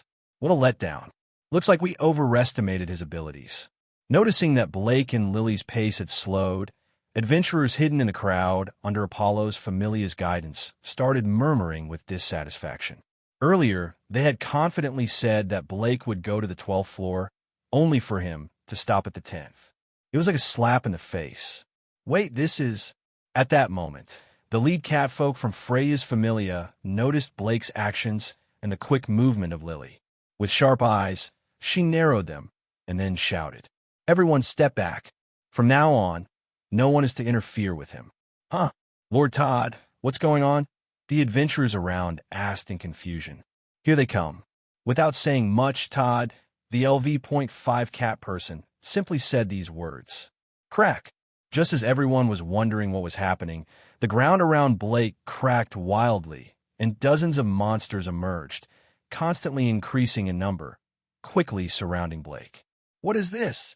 The crowd stared in shock, completely unaware of what was happening. That guy's pathetic, surrounded by monsters in an instant. Has the game ended so quickly? How sad. But well, he brought this on himself. Except for adventurers above LV.3, the rest, hindered by the mist, hadn't noticed what had happened and began mocking him. Let's begin. Time for some routine training. Ignoring the noisy crowd behind him, Blake lightly exhaled, his eyes flashing with a glimmer of light as he sheathed his sword. Roar! In the next moment, with the help of the 5 bags of incense tied around Blake's waist, the number of monsters increased to over 100, all charging at Blake with bloodshot eyes, as if seeing the enemy who killed their fathers. Facing the onslaught of these monsters, Blake, just like yesterday, moved as gracefully as floating willow catkins, walking leisurely through the horde of monsters, casually dodging left and right, exuding a sense of ease and grace. Todd, this guy actually?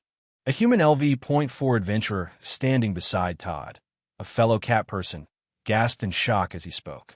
His eyesight was good, and he could clearly see what was going on, unlike the others.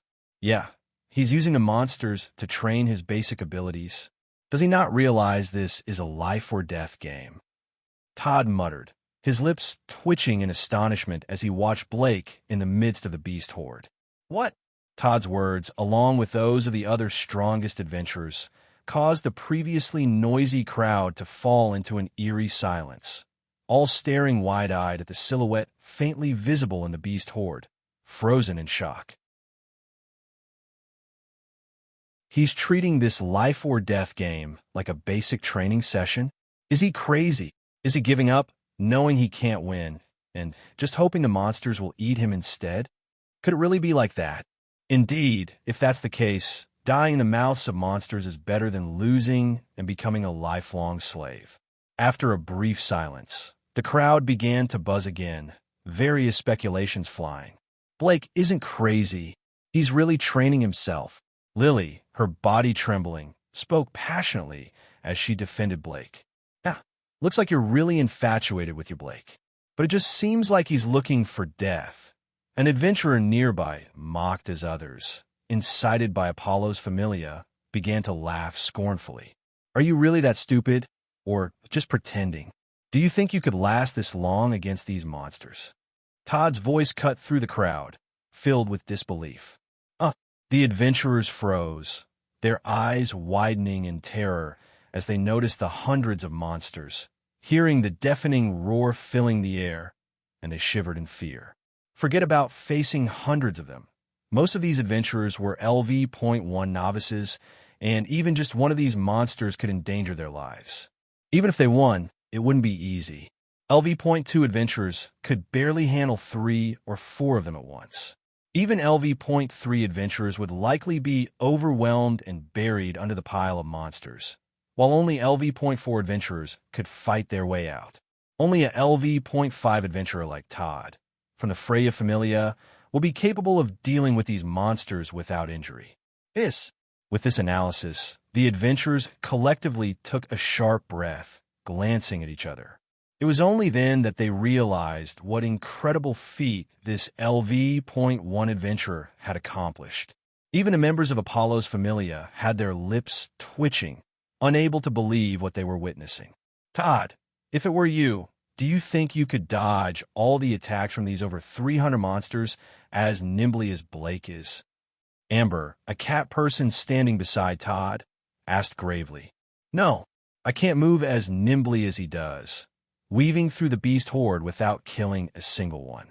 The only way I'd handle it would be to kill every monster that comes near me, and keep killing until there are none left. Todd paused, contemplating, his beastly eyes flickering as he spoke. Upon hearing this, all the adventurers, including the higher-level ones, were stunned. What did they just hear? Even LV.5 adventurers were admitting they couldn't do what Blake was doing. This was unbelievable. This guy, is he really LV.1? Could there be a mistake in the information? Is he hiding his true strength? Amber asked, confused. Yes, he's definitely hiding his strength. There's no way he could be this strong otherwise. Damn it, he's cheating. This game is unfair. As Amber's words fell, the members of Apollo's Familia, shocked by Blake's power, started to shout in anger. They realized they were likely going to lose, and they couldn't accept it. The adventurer team was once again in an uproar, casting doubtful glances. No, they had to convince themselves. They just couldn't accept that a LV.1 adventurer had done something they couldn't even dream of. Shut up. Noticing the growing noise, Todd suddenly roared, his powerful presence radiating outward, silencing the crowd once again. This information is correct. I can vouch for it with the honor of the Freya Familia. He only became an adventurer the before last night. The before last night. With Todd's words, all the adventurers' minds broke down. Their expressions froze completely. They had thought Blake had been an adventurer for a long time, but it was only 2 days ago. Does that mean he only came to the dungeon yesterday? What kind of monster is this guy? The adventurers stood stunned for several minutes before they snapped out of it, their faces twitching in embarrassment. With the honor of the largest familia in Orio, the Freya Familia, backing up the claim, there was no doubt. This man, who they had mocked and looked down upon just recently, was a complete rookie adventurer. Yet now, he was effortlessly crushing them, treating the monster horde like nothing, moving through them like a dancer performing a routine. Impressive. Totally amazed. Yeah, he's an even bigger monster than the Sword Princess. Soon, voices full of admiration began to sound. Strong people are always respected, no matter where they are. That's an undeniable fact. Previously, when they didn't know about Blake's strength, the crowd had mocked and looked down on him.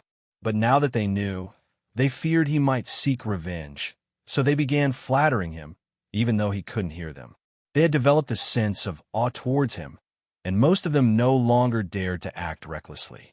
As for the people from the Apollo Familia, their faces turned pale. They had a bad feeling this time they might really lose. Lily, however, showed a proud expression. Unknowingly, she had developed the habit of thinking on Blake's behalf. There's a bit too many of them now. It's starting to interfere with my movements. At this rate, it's not providing enough training. Blake, not paying attention to the commotion caused by the adventurers, simply looked at the monsters who had clustered together and whose movements had become inconvenient. He couldn't help but frown. Forget it, I'll deal with them first. Then, a scene very similar to yesterday's unfolded. Blake lightly stepped on a monster's head and jumped into the air.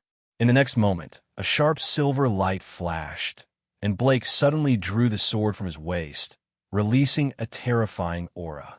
A sword energy erupted from his body, and under the astonished gazes of Todd, Amber, and the other adventurers, a sword formed entirely of sword energy appeared, densely covering the entire sky.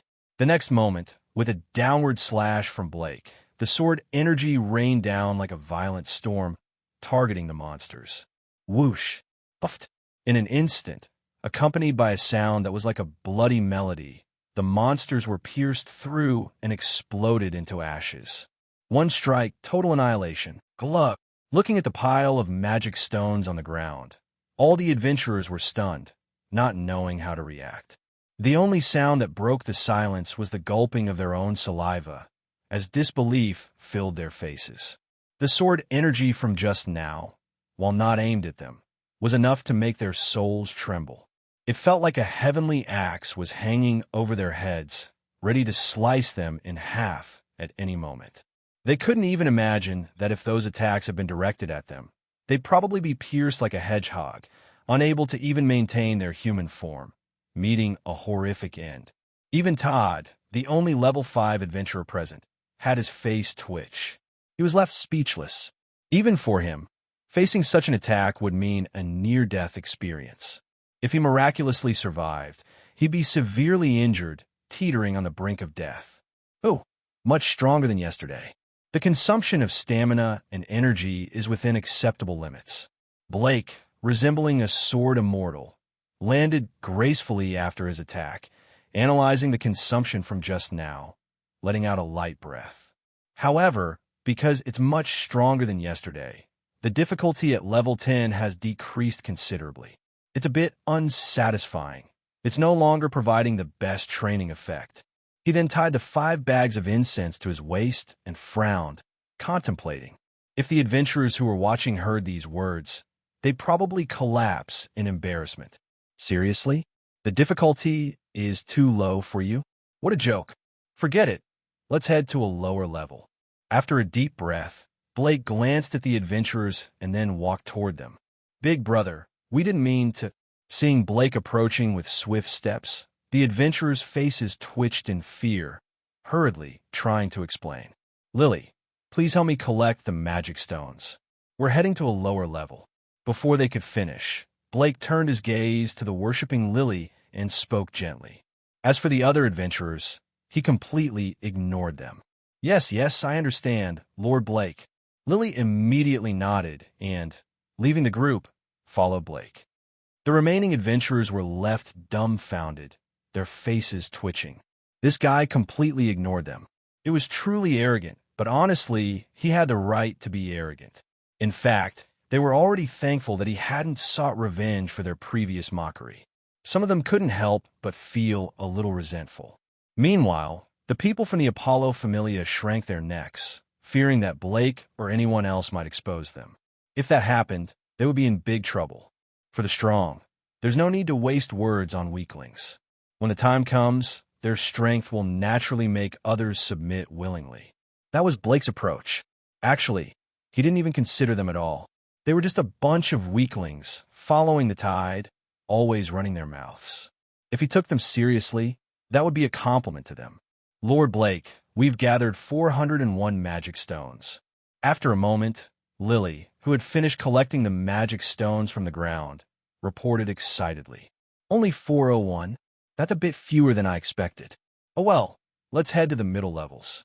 The monsters here are too weak to provide any real training. Blake smiled and nodded, then set off toward the 11th floor. Watching Blake's retreating figure, Lily hurried to follow. Only 401. Monsters are too weak, not enough for training. Hearing Blake's words, Todd and the other adventurers' faces twitched again. Seriously? This level of difficulty was only achievable by a very small portion of people in Oreo. And he's saying it's too weak? How can he be so dismissive? Also, is he really treating this as just routine training for himself? But no matter how frustrated they were, Blake wouldn't wait for them.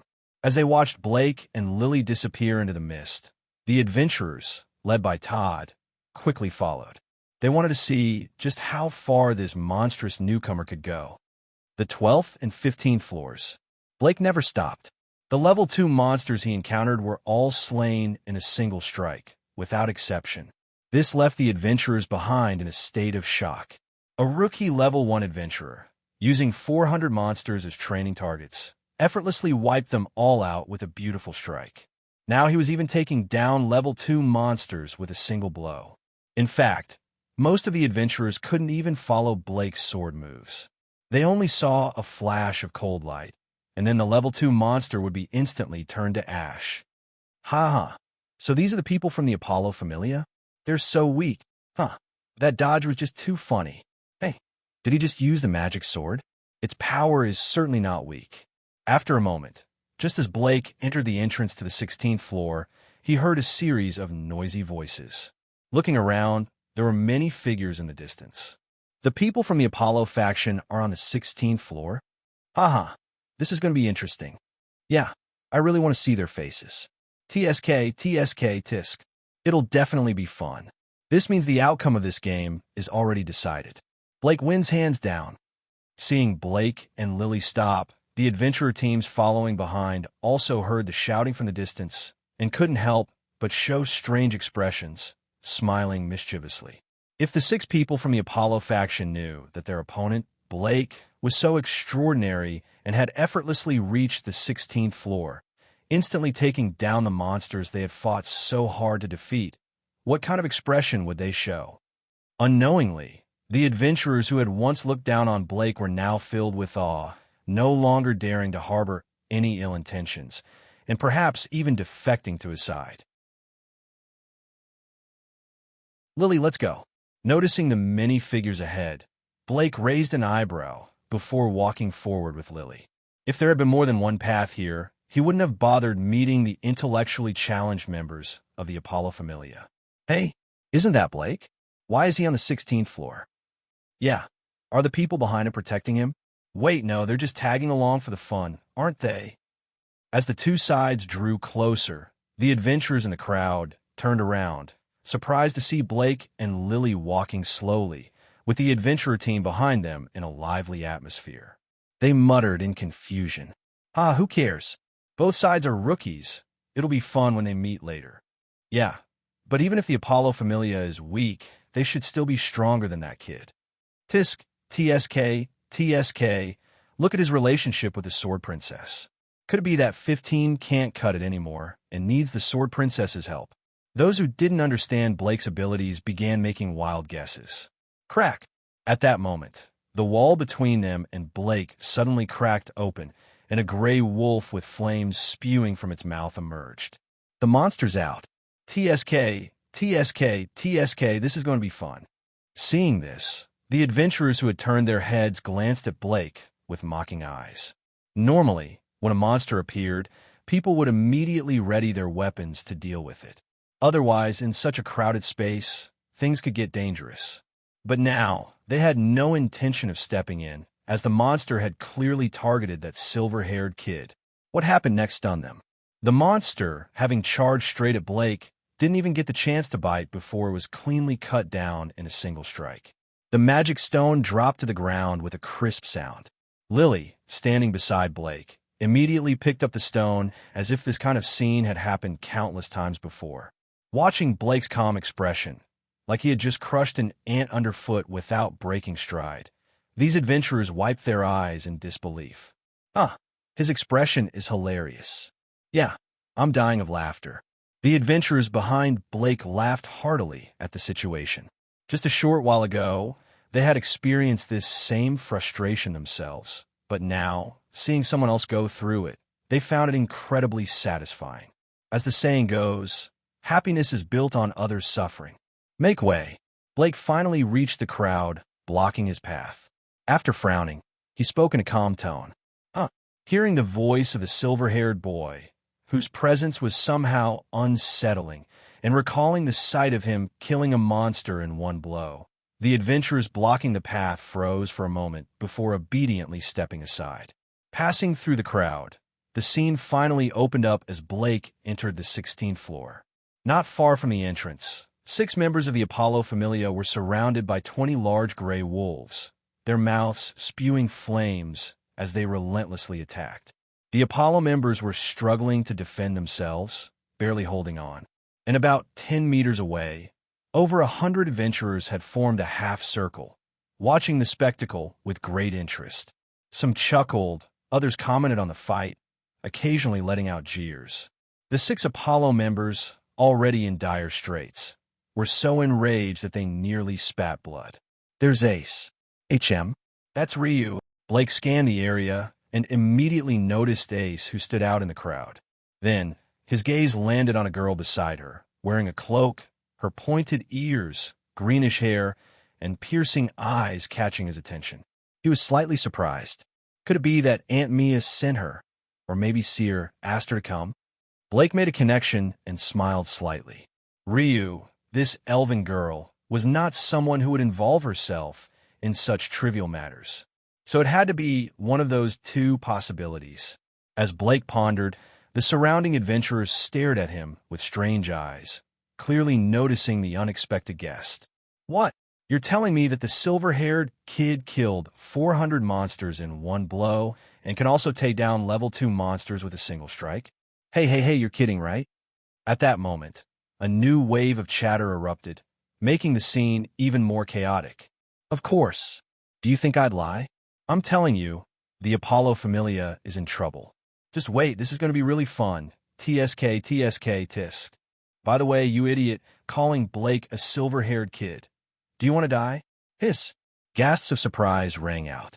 As the 2 groups merged, some acquaintances reunited, naturally exchanging information. After hearing the same story from multiple sources, even Todd and the 2 members of the Freya Familia confirmed it. Everyone finally believed it. They stared in disbelief at the impossibly young Blake. Meanwhile, Ace and Ryu also took notice of the commotion, turning their attention to the center of the stir, where Blake was slowly approaching. "Blake, Lily, you're here." Ace's golden eyes flickered slightly before she spoke in her usual quiet, composed tone. Thank you for your hard work." Blake nodded gently and spoke in a warm voice. Lily slightly lowered her head and didn't speak to Ace. "It's fine. Compared to teaching me swordsmanship and sword techniques, this is nothing." Ace said this seriously. She had always remembered the favor that Blake had done for her. Blake, looking at Ace's serious expression, couldn't help but blink. The atmosphere grew slightly tense. He had only regarded one sword to rule all as a token of apology, but he hadn't expected Ace to take it so seriously. At this moment, both Blake and Ace became the center of attention, naturally drawing everyone's eyes. Upon hearing their conversation, the gathered adventurers sucked in a cold breath, feeling as if their worldview had just collapsed. They had always assumed that Blake relied on Ace. Even after hearing about his shocking feats, they had thought of their relationship as just a close friendship. But now, their relationship was actually that of master and apprentice. And Ace, the sword princess known throughout Orio, was the Blake, did you come to check on the situation with the Apollo Familia? Ace asked after a brief pause, sensing that the atmosphere had shifted slightly. "No, the monsters on the 10th floor are too weak, and they don't provide much training. I was planning to go to the 17th floor to train with minotaurs." Blake shook his head and replied softly. "I see." Ace nodded, unsurprised by his response, as it made perfect sense. However, while it might have been an obvious fact to them, the surrounding adventurers who overheard their conversation couldn't help but twitch their mouths. "Come on, Blake, don't be so flashy. Someone's going to strike you down with lightning." Not far from Ace, Ryu lowered her hood and gave Blake an odd look. Yesterday, Aunt Mia had said that Blake was probably on par with her. She had been a little skeptical, but now it seemed Aunt Mia's guess was right, perhaps even beyond expectations. She was also beginning to understand why Seer was drawn to him. This man definitely had a different kind of presence. "You're Aunt Mia's shop assistant, right?" I didn't expect to see you here. At that moment, Blake shifted his gaze to Ryu, who had been watching him curiously, and spoke gently. Ryu was startled out of her thoughts by Blake's sudden words. She looked up, her emerald green eyes meeting his. Let me introduce myself. I'm Blake Silva. What's your name? Blake asked, extending his hand slowly while speaking in a soft voice. Ryu. What's this about? Ryu fell silent for a moment before responding with her name, then glanced at Blake's outstretched hand with a puzzled expression. This is a greeting from my homeland. A handshake. Blake, noticing her confusion, smiled and explained. He had forgotten that customs in this world were different. I see. Ryu nodded in understanding, her voice slightly cold. After a moment's hesitation, she extended her hand and shook his. Feeling the smooth and soft touch of Ryu's hand, Blake found it pleasant, though he released it after just a second. I'll join too. Master Blake, I also want to shake hands. For reasons unknown, both Ace and Lily suddenly spoke up. Blake could only chuckle as he shook both of their hands, experiencing different sensations, though all were pleasantly soft. Meanwhile, Ryu, as she watched Blake and Lily shake hands, glanced at the hand that had just touched his. Her emerald green eyes softened slightly. He's not a bad person. I can relax about Seer now. Elves were an incredibly proud race. It wasn't that every elf was arrogant, but pride was deeply ingrained in their nature. Elves, known for their exceptional beauty, often viewed other races as physically inferior. As a result, they instinctively rejected physical contact from others unless they truly recognized and accepted the person. Even gods were not allowed to touch them unless they were acknowledged. It was an ingrained instinct. An elf's body would automatically reject any form of contact from someone they did not approve of, much like a person instinctively pulling away if pricked by a needle. Now, Ryu was using this instinct to judge Blake's character. The Apollo Familia is really pitiful, struggling over there while this silver-haired kid is just chatting and laughing with the Sword Princess. Yeah, it's tragic. Seeing Blake's situation, the adventurers couldn't help but feel envious, jealous, and resentful. However, they had no way of dealing with Blake and Ace, so they vented their frustrations on the Apollo Familia, still desperately trying to survive. Lily, I'm sorry, but you'll have to stay here with Ace for now. Ace, please bring Lily to me later. If I use minotaurs in groups as training, it will be too dangerous for Lily. Hearing the noise around him again, Blake decided not to waste time. He spoke to both Lily and Ace. I understand, Lord Blake. Lily, though reluctant, had no choice but to agree. Ace simply nodded in response. Well then, Ace, Lily, Ryu, I'm heading out first. Blake waved his hand and turned, heading toward the Apollo Familia's direction. The adventurers who had been watching the scene closely all brightened their eyes and smirked. Haha, the long-awaited show is finally about to begin. TSK. I can't wait to see the expressions of those 6 Apollo Familia members. Just then, a commotion came from behind as several unexpected individuals appeared, causing a series of exclamations. Walking at the front was none other than the Boaz, Otter, the leader of the Freya Familia. Aside from another missing level 7 adventurer, he was the strongest in Oreo at the moment, the only confirmed level 7 adventurer. Leader, you're here.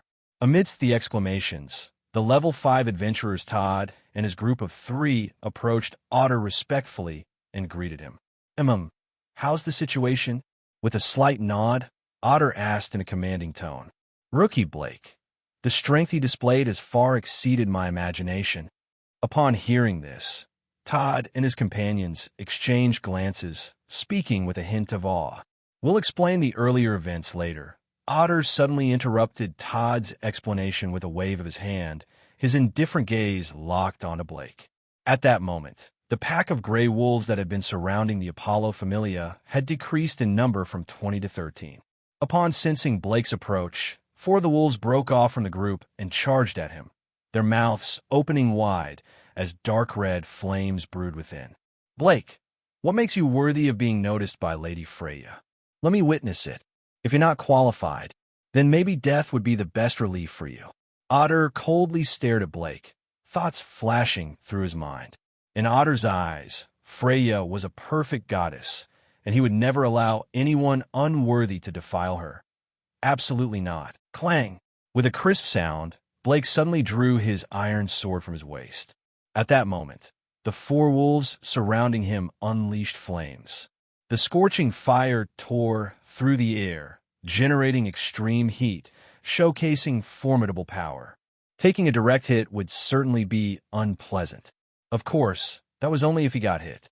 Faced with the flames coming from all directions, Blake's expression remained unchanged. He merely shifted his footing, dodging the attacks effortlessly, as if taking a casual stroll. Then, in the blink of an eye, he lunged forward, before the monsters could react. Thud! A dazzling silver light flashed, and in an instant, from monsters howled in agony. Their heads were severed, turning to ash as their magic stones clattered to the ground. Hiss! A few adventurers gasped in astonishment. One sword strike instantly killed 4 level 2 monsters. The speed of his attack was so fast that they could barely see it. Though they had heard of Blake's feats before, witnessing them firsthand was an entirely different level of shock. Such potential, stronger than I was in my youth. He truly is worthy to stand by Lady Freya's side. Otter, watching this scene, couldn't help but narrow his eyes, his voice carrying a trace of admiration. Because of Lady Freya, he was more familiar with Blake's information than anyone else, which made this scene hit him even harder.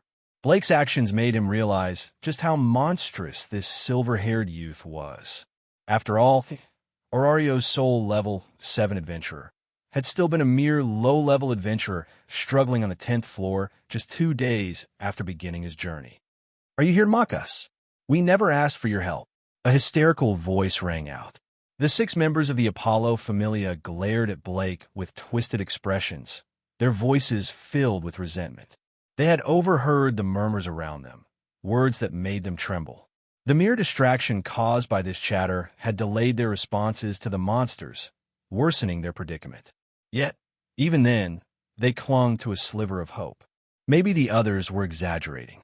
Maybe it was just a lie meant to humiliate them. But when Blake took action, that fragile hope was shattered. He had effortlessly eliminated the monsters they had struggled to fight, wiping them out in a single instant. Despair, complete despair. This so-called game had already been decided, just as Blake had said. They had thought him mad, arrogant, foolish. Yet, in the end, they were the ones being toyed with. Mock you? Are you even qualified?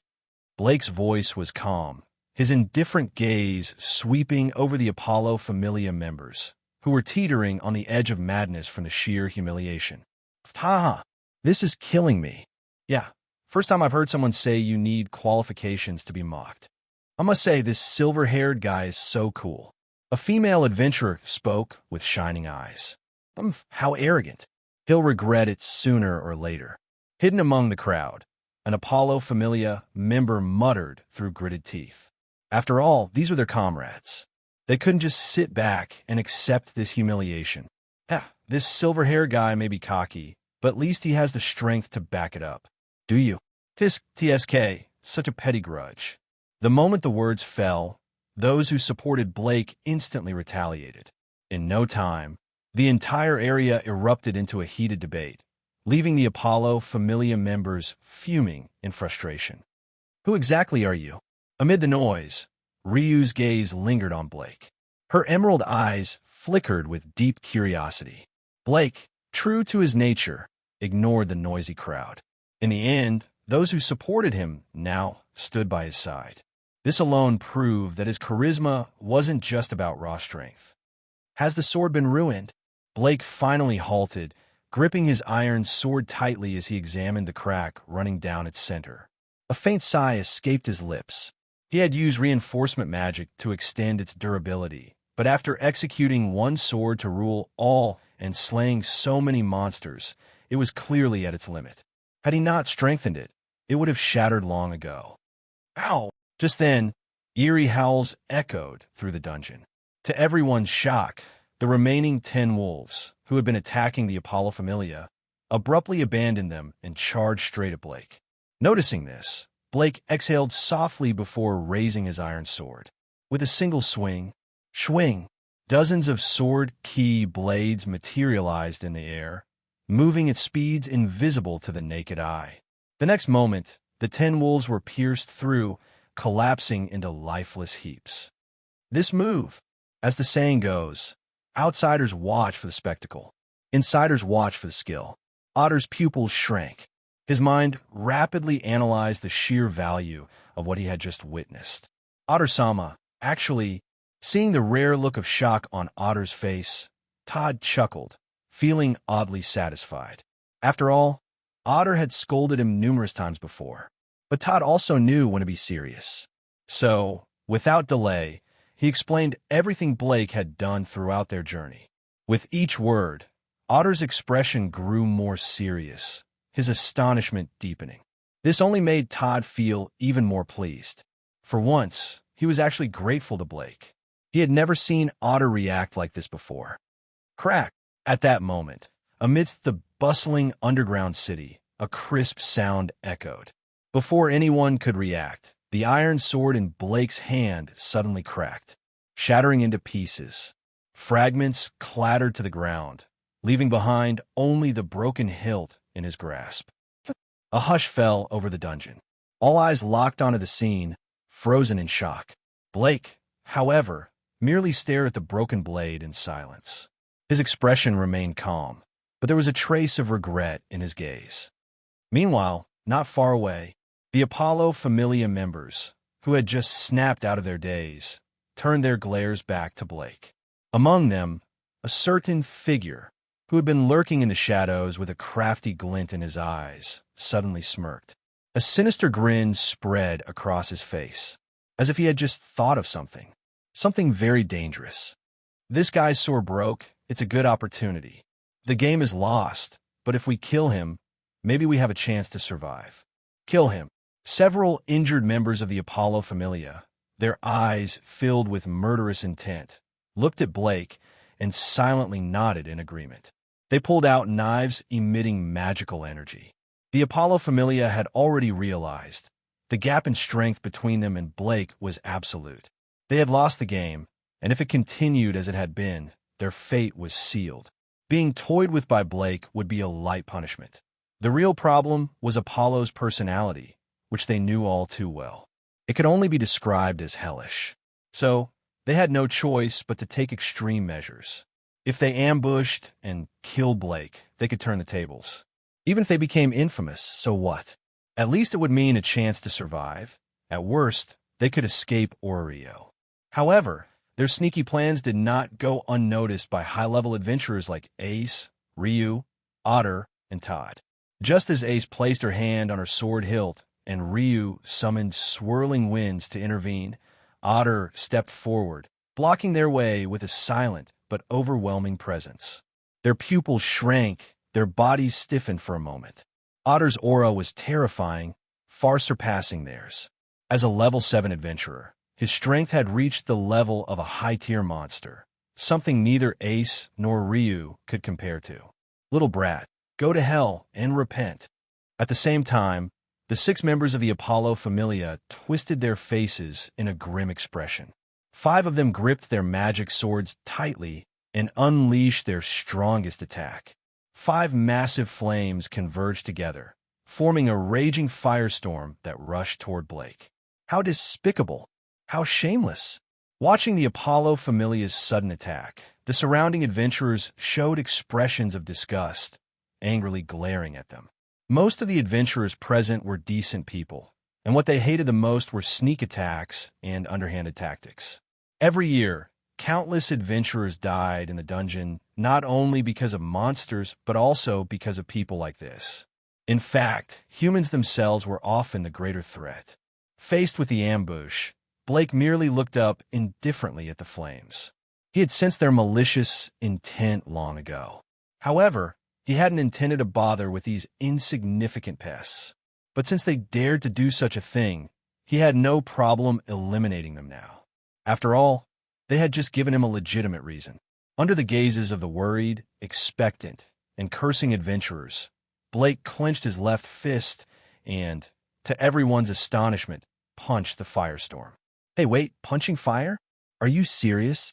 Just as everyone was thinking this, the firestorm formed by the 5 magic swords disappeared the moment it made contact with Blake's left fist. If not for the faint black smoke still lingering in the air, they would have thought they were seeing things. In the next moment, Blake calmly clenched his right fist and swung it toward the Apollo Familia. Something that made everyone widen their eyes happened. The firestorm that had vanished earlier suddenly reappeared. However, this time, it was condensed into a dark reddish-yellow fireball that shot toward the Apollo Familia with even greater speed than before. Boom! Before the 6 members of the Apollo Familia could react, a powerful explosion engulfed them. They screamed in agony before being burned to ash in an instant. The majority of the adventurers were stunned, staring in disbelief at the ashes that were once the 6 Apollo Familia members. Meanwhile, the high-level adventurers, those above level 3, looked at Blake's rings with flickering gazes, their expressions unreadable. With their strength, they could tell that this strange phenomenon was related to the 2 rings Blake was wearing. I don't have a sword for now. Well, I guess I'll just do this, Blake murmured, his voice as calm as ever, as if he hadn't just wiped out 6 people. He sheathed the broken sword hilt back into its scabbard and let out a small sigh. In truth, he was relieved. Fortunately, it was just this cheap iron sword that had broken, not Frost Whisper. While Frost Whisper was of much higher quality, it wouldn't last forever either.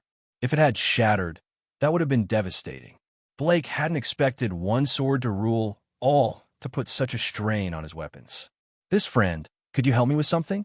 Blake slowly approached a young adventurer, patted him on the shoulder, and smiled. Yes. Big brother, just say it. As long as I can do it, I'll make sure to help. Hearing this, the young adventurer snapped out of his daze, a fervent gleam in his eyes as he looked at Blake. He didn't even wait for an explanation before nodding enthusiastically. Seeing this, Blake found it a bit strange. Was this guy becoming his fan? My sword is broken. Can I borrow yours? I'll give you those magic swords over there as compensation. Ha ha ha. The surrounding adventurers were dumbfounded, their mouths hanging open as they stared at Blake. Wait, are you serious? You're giving away 5 magic swords just to borrow a standard longsword. Are you that wasteful? Those are magic swords. They could save your life in a critical moment. Big brother, I'm willing. The young adventurer was startled for a moment, but then he quickly jumped in excitement. He eagerly unstrapped his standard longsword and handed it to Blake, afraid that Blake might change his mind. Also, could you take this sword and bury it somewhere for me?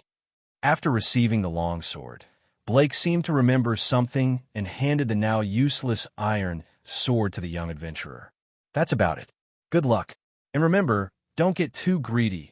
Greed can cost you your life. Blake patted the young adventurer's shoulder meaningfully before walking off without hesitation toward the 17th floor, leaving the stunned young man behind. Low-level magic swords weren't very useful to Blake or adventurers above level 4. But for those below that level, they were valuable and would undoubtedly attract attention. I'm so jealous. Yeah, that silver-haired guy just gave 5 magic swords to that rookie adventurer. If it were me, I'd be ecstatic. My sword is way worse than his. What a lucky kid. Watching Blake's carefree figure, adventurers above level 4 looked at him with admiration.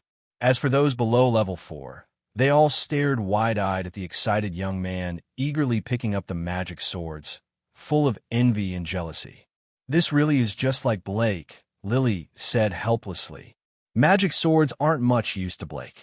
Hearing this, Ace shook her head, and Ryu nodded in agreement. We should report back to Lady Freya. Blake's potential is even greater than I imagined. Everyone, listen up. Get back to your tasks. Don't disturb Blake. Otter gave a meaningful glance at Blake's retreating back before signaling Todd and the other Freya Familia members to head back underground. The other adventurers, after exchanging glances, also left alongside Freya's Familia. To be honest, they hadn't expected things to turn out like this. By now, they had lost interest in continuing their dungeon exploration. After all, They were eagerly anticipating a big spectacle.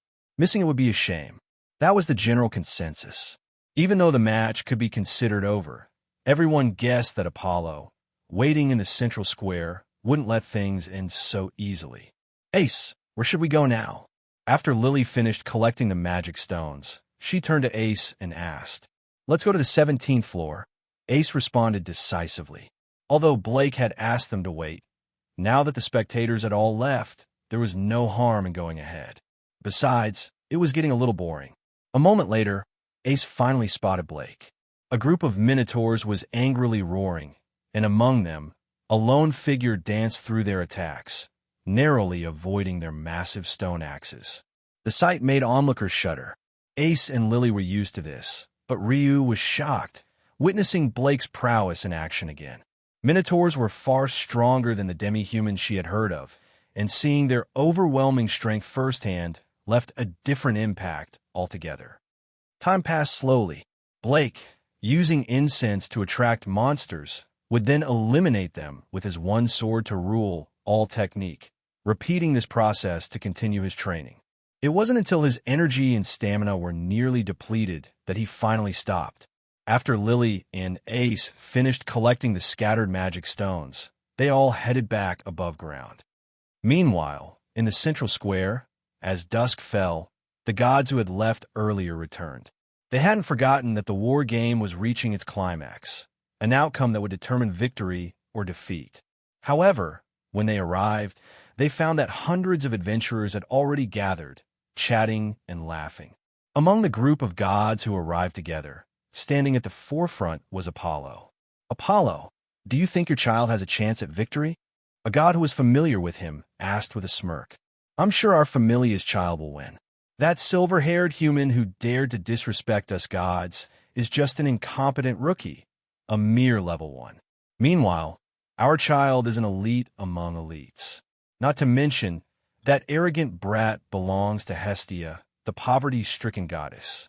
Apollo spoke with the confidence of a conqueror. During this time, he had already sent people to investigate Blake's background thoroughly, which gave him the courage to make such bold claims. True. No strength, no influence, just a rookie. He's definitely going to lose. Mortals these days are getting too full of themselves. They no longer show the gods the proper reverence we deserve. Apollo, make sure to teach him a lesson. Of course, don't kill him. He does belong to Hestia, after all. The gods voice their opinions, exuding arrogance as they place themselves above all. Naturally, I'm not so petty, Apollo chuckled, though a sinister glint flickered in his eyes. At most, I'll have him serve in our Familia for a few years. Such narcissism. Absolutely disgusting. Not far from Apollo, Loki, accompanied by Tiona and Tioni, scoffed. "Blake's gonna win for sure. I can't wait to see that smug face of his wiped clean," Tiona teased, shooting Apollo a mocking glance. "Tiona, give him some respect. He's still a god, after all," Loki said with a smirk. "Ugh, fine, I get it," Tiona reluctantly agreed. Listening to their conversation, Apollo's smile froze, his face twitching as he glared at Loki and her group. However, he didn't dare lash out. His Familia, though strong, was nowhere near a match for Loki's. "Loki, don't forget our bet if you lose," Apollo finally said, taking a deep breath to steady himself. "Of course. But don't forget yours either," Loki replied, waving dismissively before striding toward the center of the square, paying him no further attention. Apollo snorted coldly, leading his disgruntled companions forward. "Look, Apollo's here. TSK, TSK. Now, things are getting interesting. Haha. I hope he doesn't embarrass himself too much. Ugh, our god is actually mingling with Apollo's group. I can't stand it. Someone needs to remind him that being associated with Apollo is just too embarrassing." As Apollo and his group reached the center of the square, the atmosphere suddenly turned eerily silent. Then came hushed whispers and gasps. Apollo's expression stiffened. His mood soured as he recalled how his followers had returned earlier, hesitant, as if wanting to speak but too afraid to do so. At that moment, an ominous feeling crept up his spine. "Finally noticed, huh?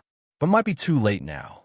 Seeing Apollo's uneasy expression, Loki sneered and then walked toward the place where her familia was gathered.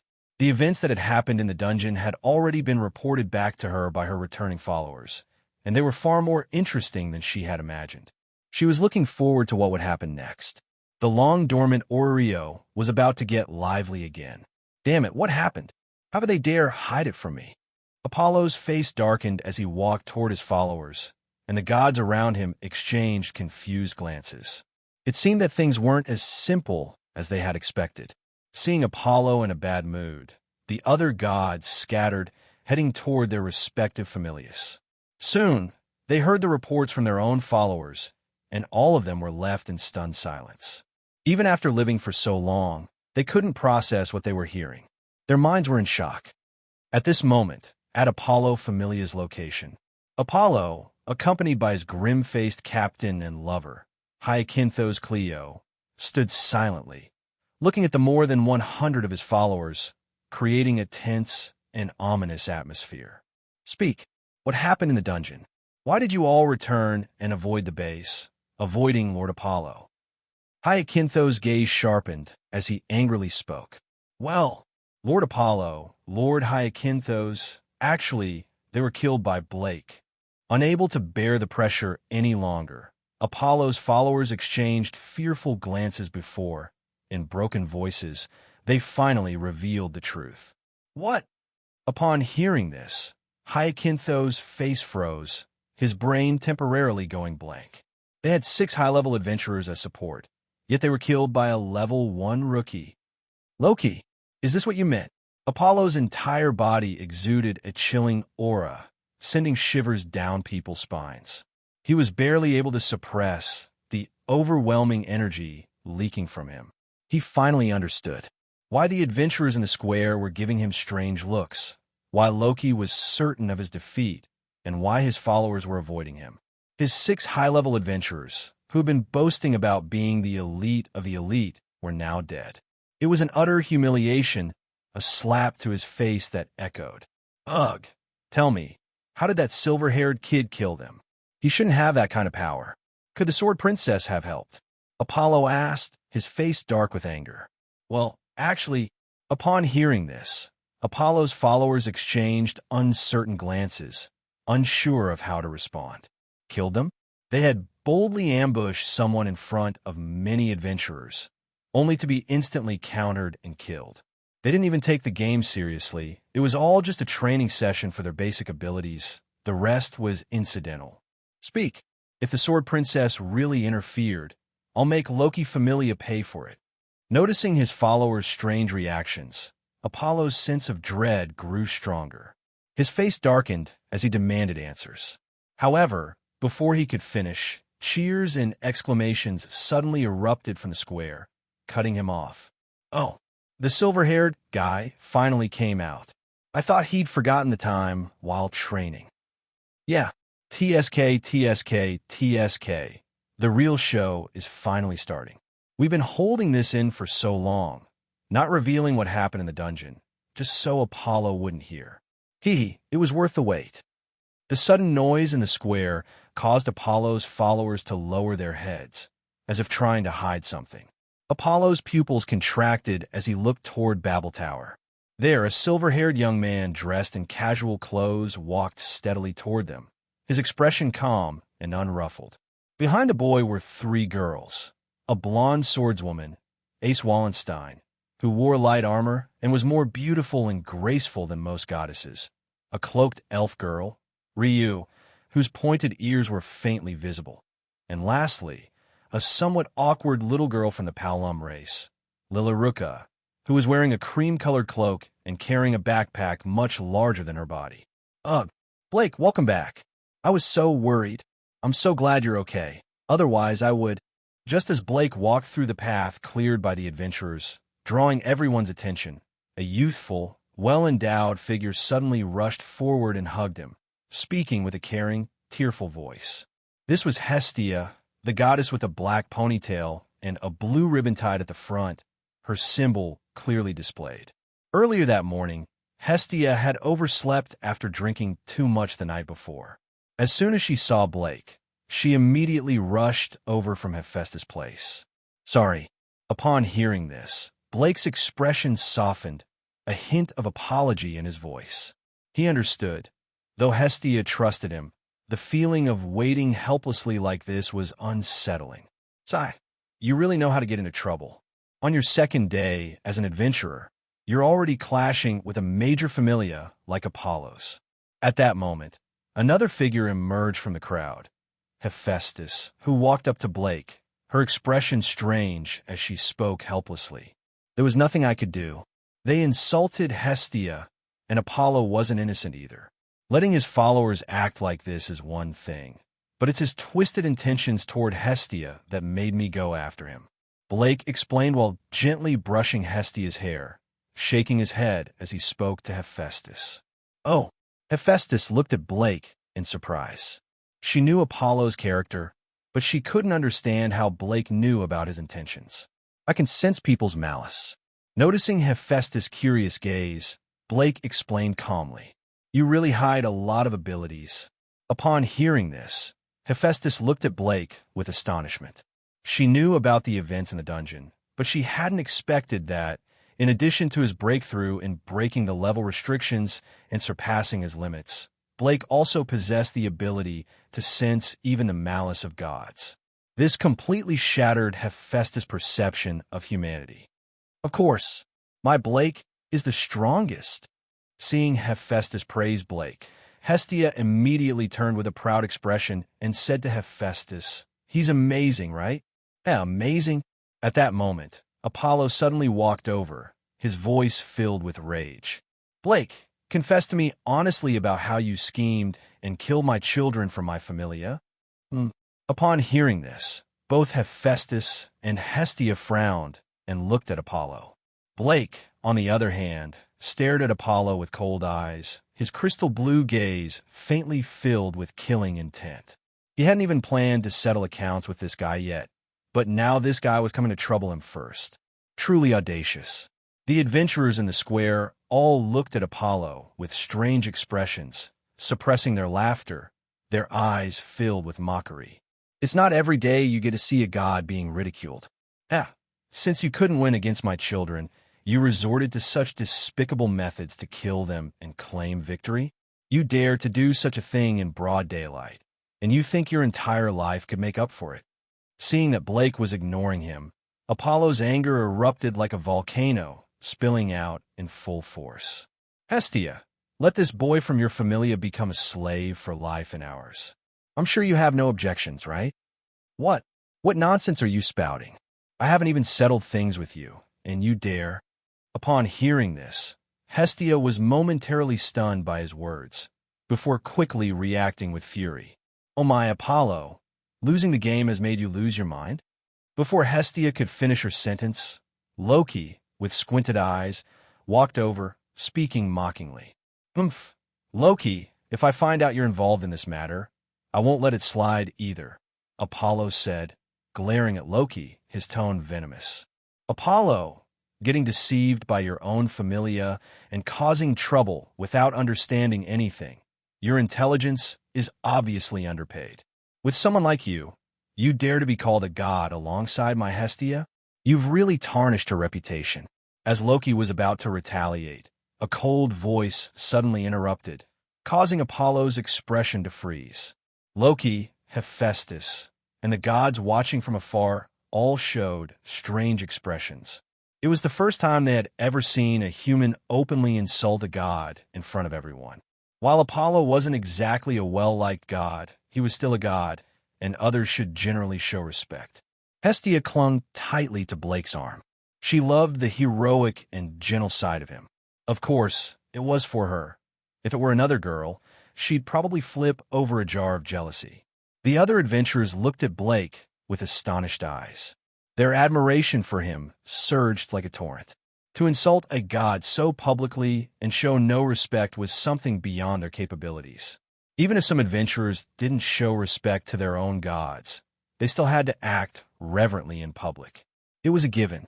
To act against a god was an omen of misfortune, bringing disaster.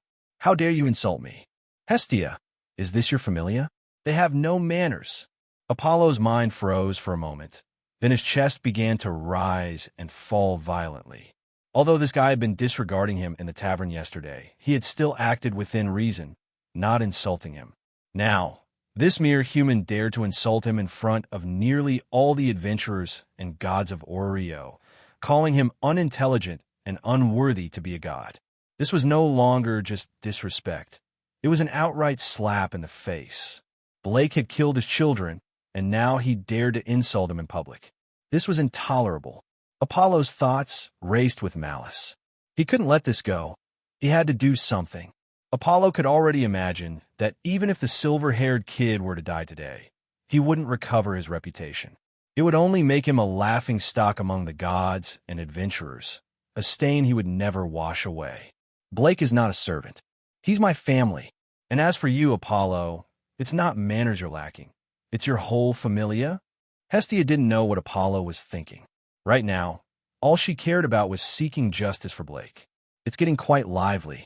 Let me join in as well. After all, my Freya Familia is the official judge here. A seductive voice suddenly rang out. A stunningly beautiful goddess, whose every step seemed to captivate the attention of nearly all the male adventurers, walked over. Behind her was a towering figure of a pigman, Orario's only LV, 2107 adventurer, Otis. The goddess was none other than Freya, the goddess of beauty, and she was known as one of the most powerful gods in Oreo, her familia competing with Loki's in strength, though Freya's was slightly superior. Freya, you're involved too? Upon seeing Freya, Apollo's face turned ashen. His ominous premonition only grew stronger. Could it be that Loki's familia and Freya's familia had teamed up to take him down?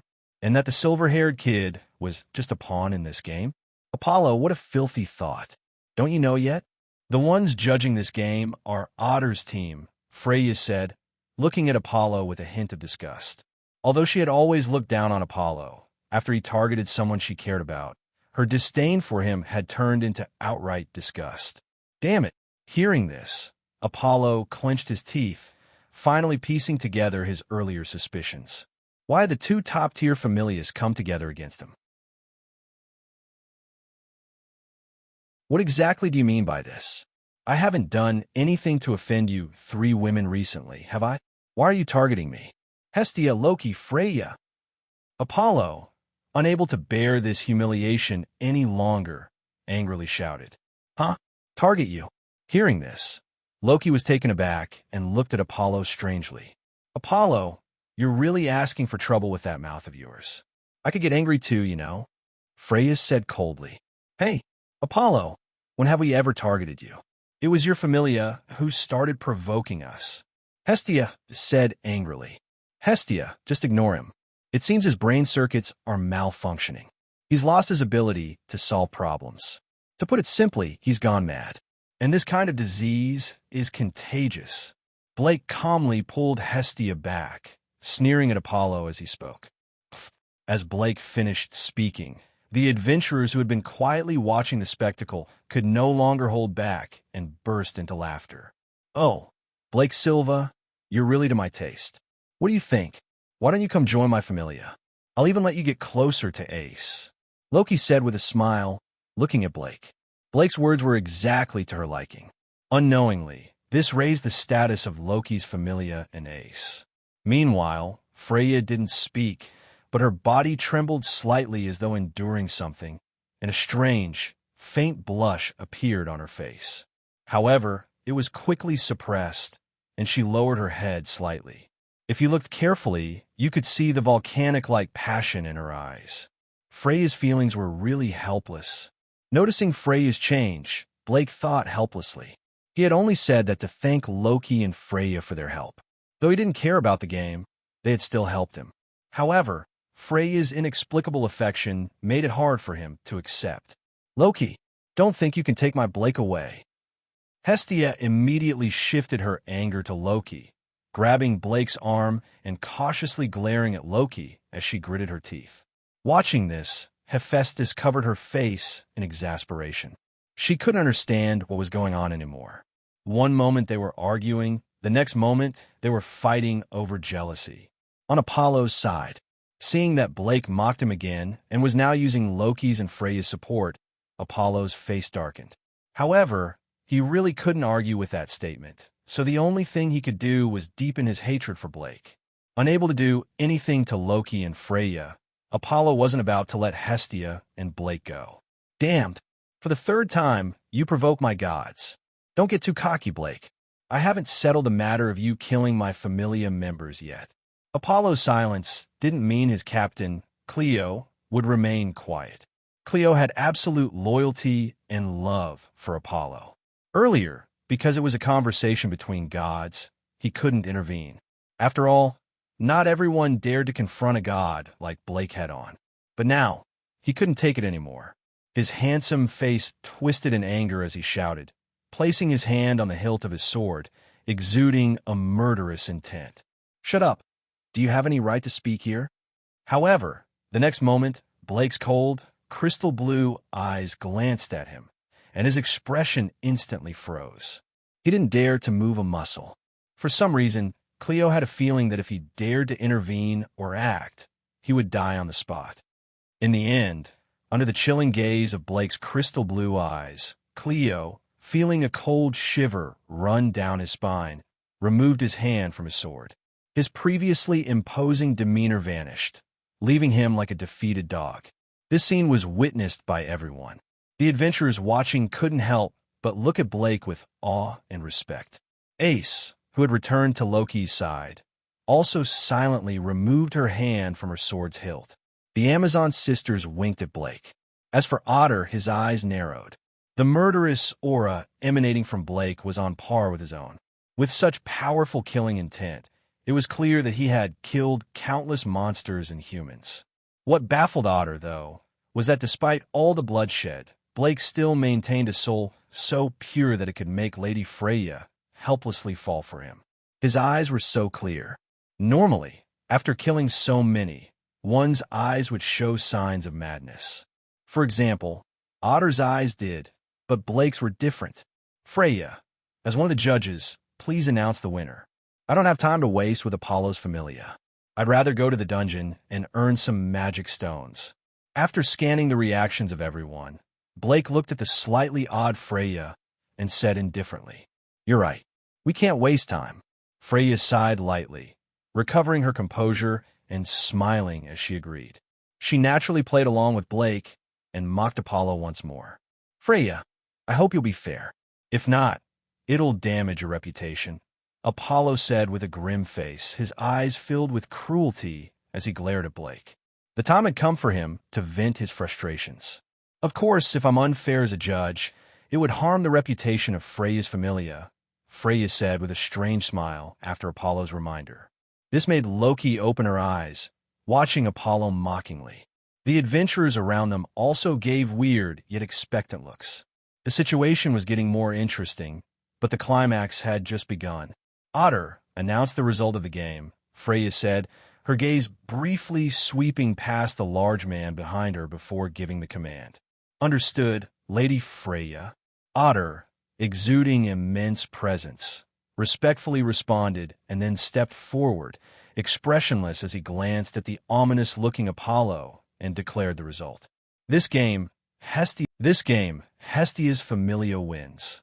As soon as Otter finished speaking, Apollo's face froze in disbelief, his head turning toward Otter, unable to comprehend what had just happened. For Apollo, Otter just ignored him. Beyond the formal respectful words, he also treated him as if he were invisible, explaining coldly. In the dungeon, although the exact number is unknown, the monsters killed by Blake exceed 1,000. More than half of them were level 2 monsters. As for Apollo's followers, the report from my companions indicates they only killed 87 level 2 monsters. Regarding the Sword Princess assisting, that did not happen, as she was watching Apollo's followers fight until they were all killed. Upon hearing Otter's response, all the adventurers sucked in a cold breath. Although they had already witnessed Blake's methods, it was even more terrifying than they had imagined. 1,000. I've probably killed 1,000 minotaurs myself. Otter's words made Blake's blue eyes flicker slightly, but he didn't say anything. Discussing such trivial matters would be a waste of time. What? Upon hearing this, Apollo's mouth fell open, his eyes full of shock as he looked back and forth between Otter and the calm Blake. Apollo, would you like to check the magic stones? Glancing at Apollo, Otter spoke indifferently. There's no need to check the magic stones. My followers are dead. Magic stones don't matter anymore. I just want an explanation from him as to why he killed my followers. Otherwise, I will never let this go. Apollo gritted his teeth as he spoke. Otter's public revelation meant there was no possibility of fabrication. After all, such things could easily be exposed with so many adventurers as witnesses. But so what? The central issue remained. Blake killed his followers, and that was enough. Apollo, you can ask your followers what they've done. At that moment, Hestia raised an eyebrow, her anger building once again as she fixed Apollo with a glare. Upon hearing this, Apollo suddenly became calm, recalling when he first arrived at the square and noticed that some adventurers had stopped talking awkwardly. He also now noticed the mocking eyes of the other gods on him.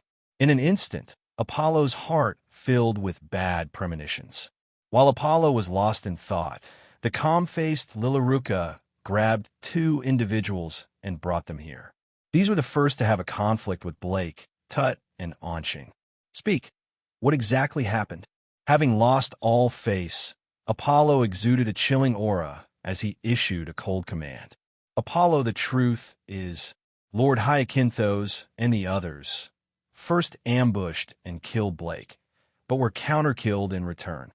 Under Apollo's cold stare, the adventurers, Anshing and Tut, couldn't stand the pressure and hurriedly recounted the fragmented story. They then lowered their heads, not daring to look anyone in the eye. In this situation, they couldn't even modify the facts. Ambushed, counter-killed.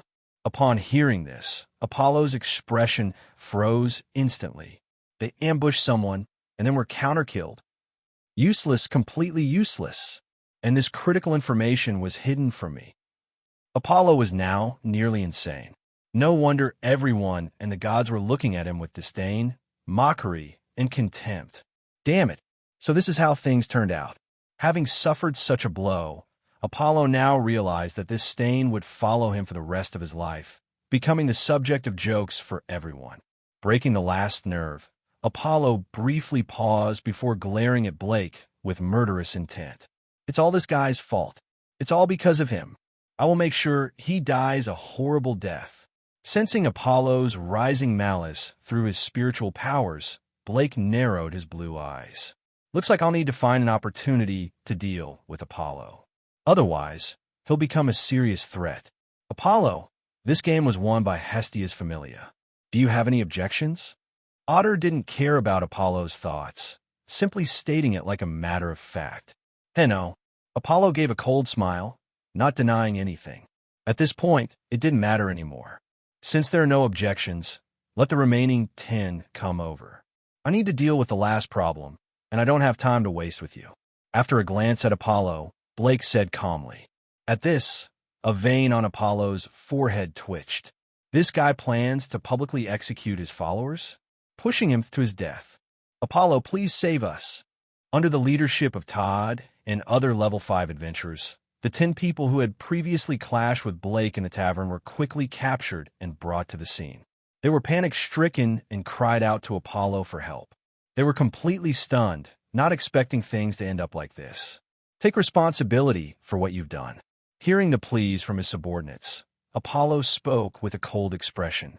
These subordinates were utterly useless. Even if Blake didn't kill them, he would. By now, Apollo had completely lost his dignity. He had no face left. How cruel. Watching this scene, Blake spoke indifferently, his hand resting on his sword. Blake, what do you plan to do with them? Hestia asked with some hesitation. Although these people were bad, Hestia's kind nature didn't want to see them killed over such trivial matters. As for the 5 who dared to ambush Blake in the dungeon, their deaths were well-deserved. Meanwhile, Loki, Freya, Ace, Ryu, the Tiona sisters, Otter, and the other spectators were all watching Blake, curious to see how he would handle the situation. If he were to kill all 10 of them, he would undoubtedly gain a reputation for cruelty, which would harm the reputation he had built. Clang! Without further words, as the sound of a sword being drawn echoed, Blake slowly walked toward the 10 adventurers of Apollo's Familia. They stood together like criminals, their faces full of fear. Blake, seeing this scene, Hestia couldn't help but smile bitterly. She respected Blake's decision and had no intention of stopping him, but it still felt a bit too cruel, making her uncomfortable. It felt like there was a knot in her heart. Loki also opened her eyes and directly held down Ace, sharing a meaningful look with Hephaestus as they both gazed at Blake. This was a crucial choice. If he actually killed them, they would have to reevaluate Blake's character. Heh, kid, you brought this on yourself. Having calmed down after his anger, Apollo thought of this and spoke with a hint of cruelty. Poochie, Blake could guess everyone's thoughts, but so what? Ignoring the 10 people begging for mercy in front of him, he slightly flipped the long sword in his hand, and a flash of sword light cut through the air, leaving behind streaks of crimson blood. Then, like a musical note, a series of silver lights flashed as the blood from the 10 people spurted out, making everyone widen their eyes in shock as they watched Blake, who appeared to be a sadist, and the 10 people screaming in pain. Gulp! At this moment, the scene fell into an eerie silence, with only the sound of people swallowing and terrified eyes focused on Blake. Ooh! Clang! Ignoring the thoughts of those around him, Blake took a light breath and elegantly twirled the long sword in his hand before sheathing it with a crisp sound. From today onwards, you're no longer part of Apollo's Familia. Give up your identity as adventurers and leave Oreo. Do not appear in front of me again. Blake coldly looked at the 10 people and slowly spoke. Upon hearing Blake's cold voice, the crowd came back to their senses and noticed something. The people of Apollo's Familia hadn't died. Instead, they had the word punish carved into their lower abdomens with a sword. Although blood was spilling out, it wasn't a fatal wound. It looked horrific, but with some medicine, they could heal immediately. Blake, you were too wise not to act impulsively. Seeing this scene, Hestia spoke with tears in her blue eyes, her inner not disappearing. Pass the test. Loki and Hephaestus' eyes flickered slightly, silently evaluating the situation. Ace, Tiona, and Tioni, Lily, Ryu, and others also breathed a sigh of relief. Only Apollo's face remained expressionless, making it unclear what he was thinking. As for the other adventurers and gods, they all began to praise Blake. Lord Blake, thank you for showing mercy. We will leave Oreo immediately. The 10 adventurers from Apollo's Familia, still in a daze, fell to their knees and said gratefully and excitedly, I told you, don't appear in front of me. Facing the endless flattery and gratitude from Apollo's 10 people, Blake spoke indifferently. Although he couldn't kill these people in public, he had already severed their meridians using his magic. As the energy drained away, their vitality would gradually dissipate, and their bodies would weaken until they died. These people only had less than half a year to live. This was the punishment Blake gave them. Yes, we understand. Upon hearing this, the 10 people hurriedly scrambled to leave without even acknowledging Apollo. As for Apollo, who was that? Now that this is over, let's go, Otter. Freya gave a subtle, heated glance at Blake before speaking to Otter, ready to leave. Well then, let's go too. Apollo, you lost. Remember to bring them to me. Loki stretched lazily and said, today had been an amusing distraction. Let's go. Hestia, Lily, it's time to go to the guild and exchange our magic stones for Valis. Blake said helplessly as he gently brushed Hestia's hair, which she had tightly wrapped around him. By the way, Blake, I want to have a feast today. Hestia nodded happily and said in a spoiled tone. At this point, everyone ignored Apollo and didn't even consider him. Wait, Hestia, there's one more thing I need to say. Just as everyone was about to leave, the chilling voice of Apollo echoed, making everyone furrow their brows and look at him. What does this filthy guy want now? Hestia, I, Apollo, declare a war game against your Familia. Do you dare to accept it? When everyone heard this, their pupils shrank, and they looked at Apollo in disbelief. Has this guy gone crazy? He just suffered a huge loss and now wants to blatantly take revenge using a war game. Completely shameless. Oh, a war game. Loki squinted her eyes and looked at Apollo in surprise. Apollo, have you been causing too much trouble lately? Freya also turned around, her voice cold. This is none of your business. Your familiars are unrelated to this matter. Apollo responded icily before shifting his gaze to Blake and Hestia. Hestia, you'd better accept. Otherwise, I'll have my people camp outside your doorstep and annoy you to no end. The dungeon is a dangerous place. If something were to happen to that silver-haired brat of yours, well, it wouldn't be unusual, would it? Hestia's body trembled.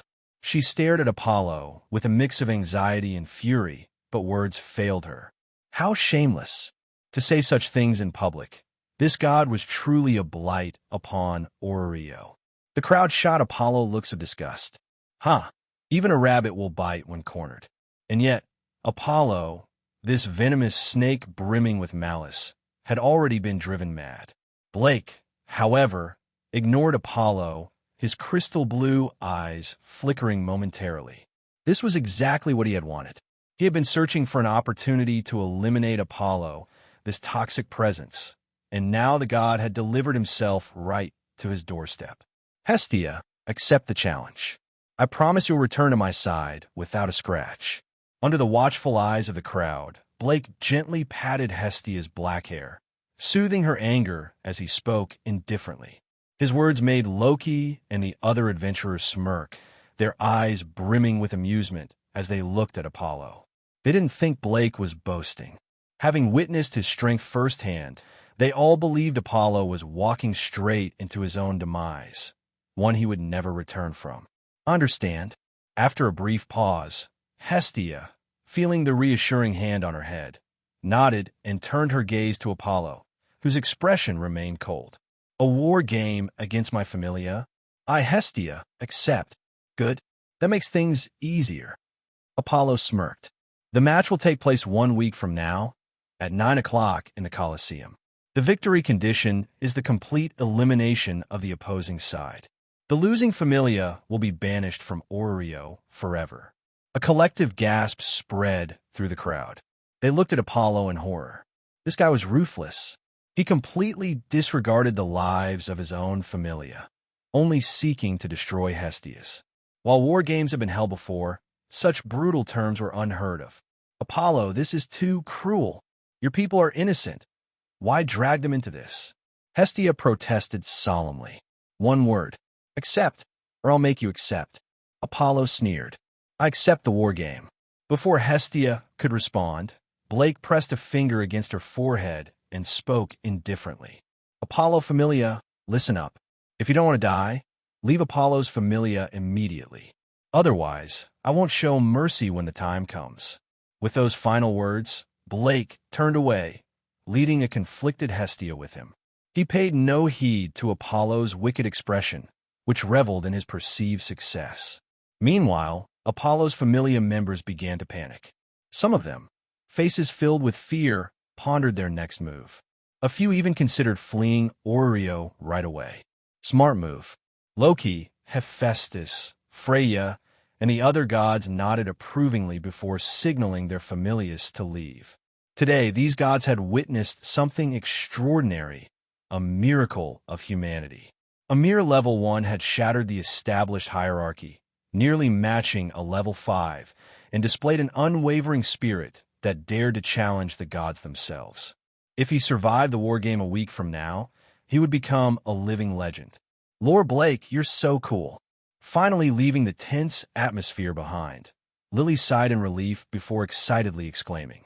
The entire conflict with Apollo's familia had started because Blake stood up for her. Cool, huh? Blake raised an eyebrow at Lily's words. Honestly, he didn't think much of it.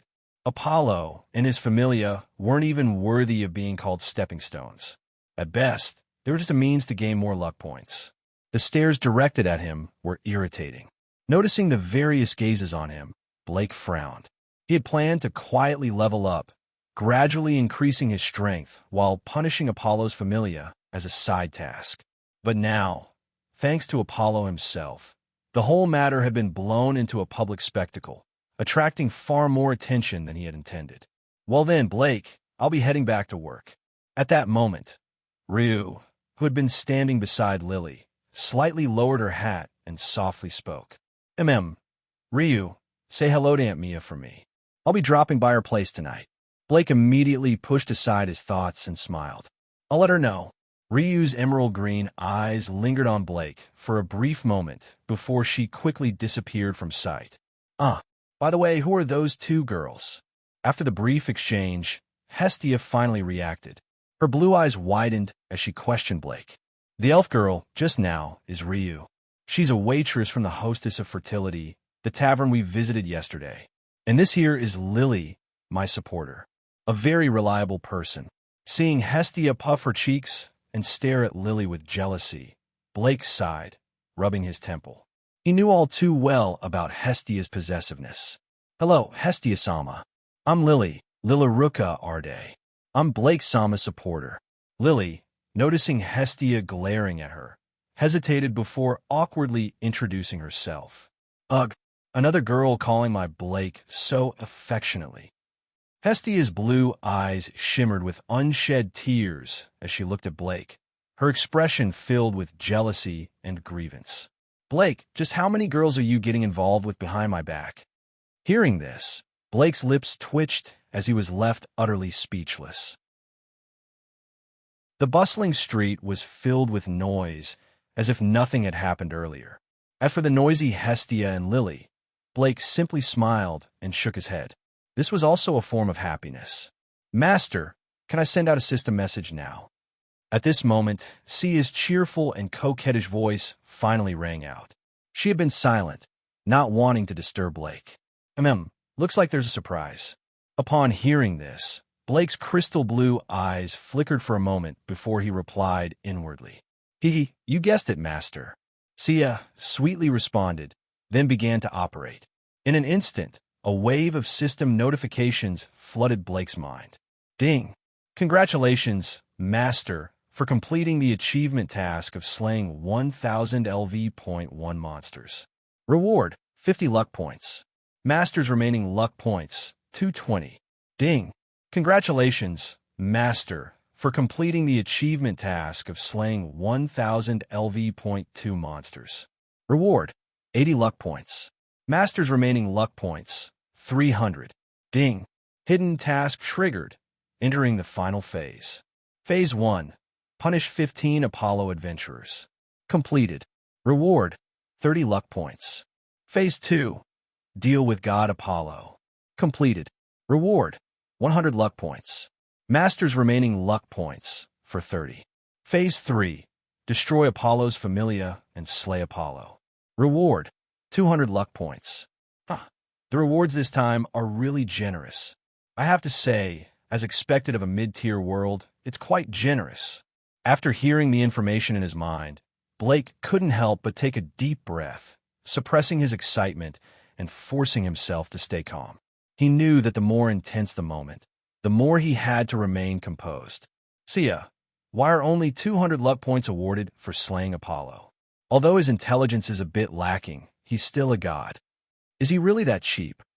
Blake raised an eyebrow, slightly puzzled. Apollo is undoubtedly a god with divine power. To be honest, even using Excalibur might not be enough to kill Apollo while he's channeling ether power. With such difficulty, shouldn't the reward be higher? Master, the task of slaying Apollo will temporarily grant you a divine weapon, the Spear of Longinus. That's why the reward is lower. I see. Upon hearing this, Blake's crystal blue eyes gleamed with intrigue.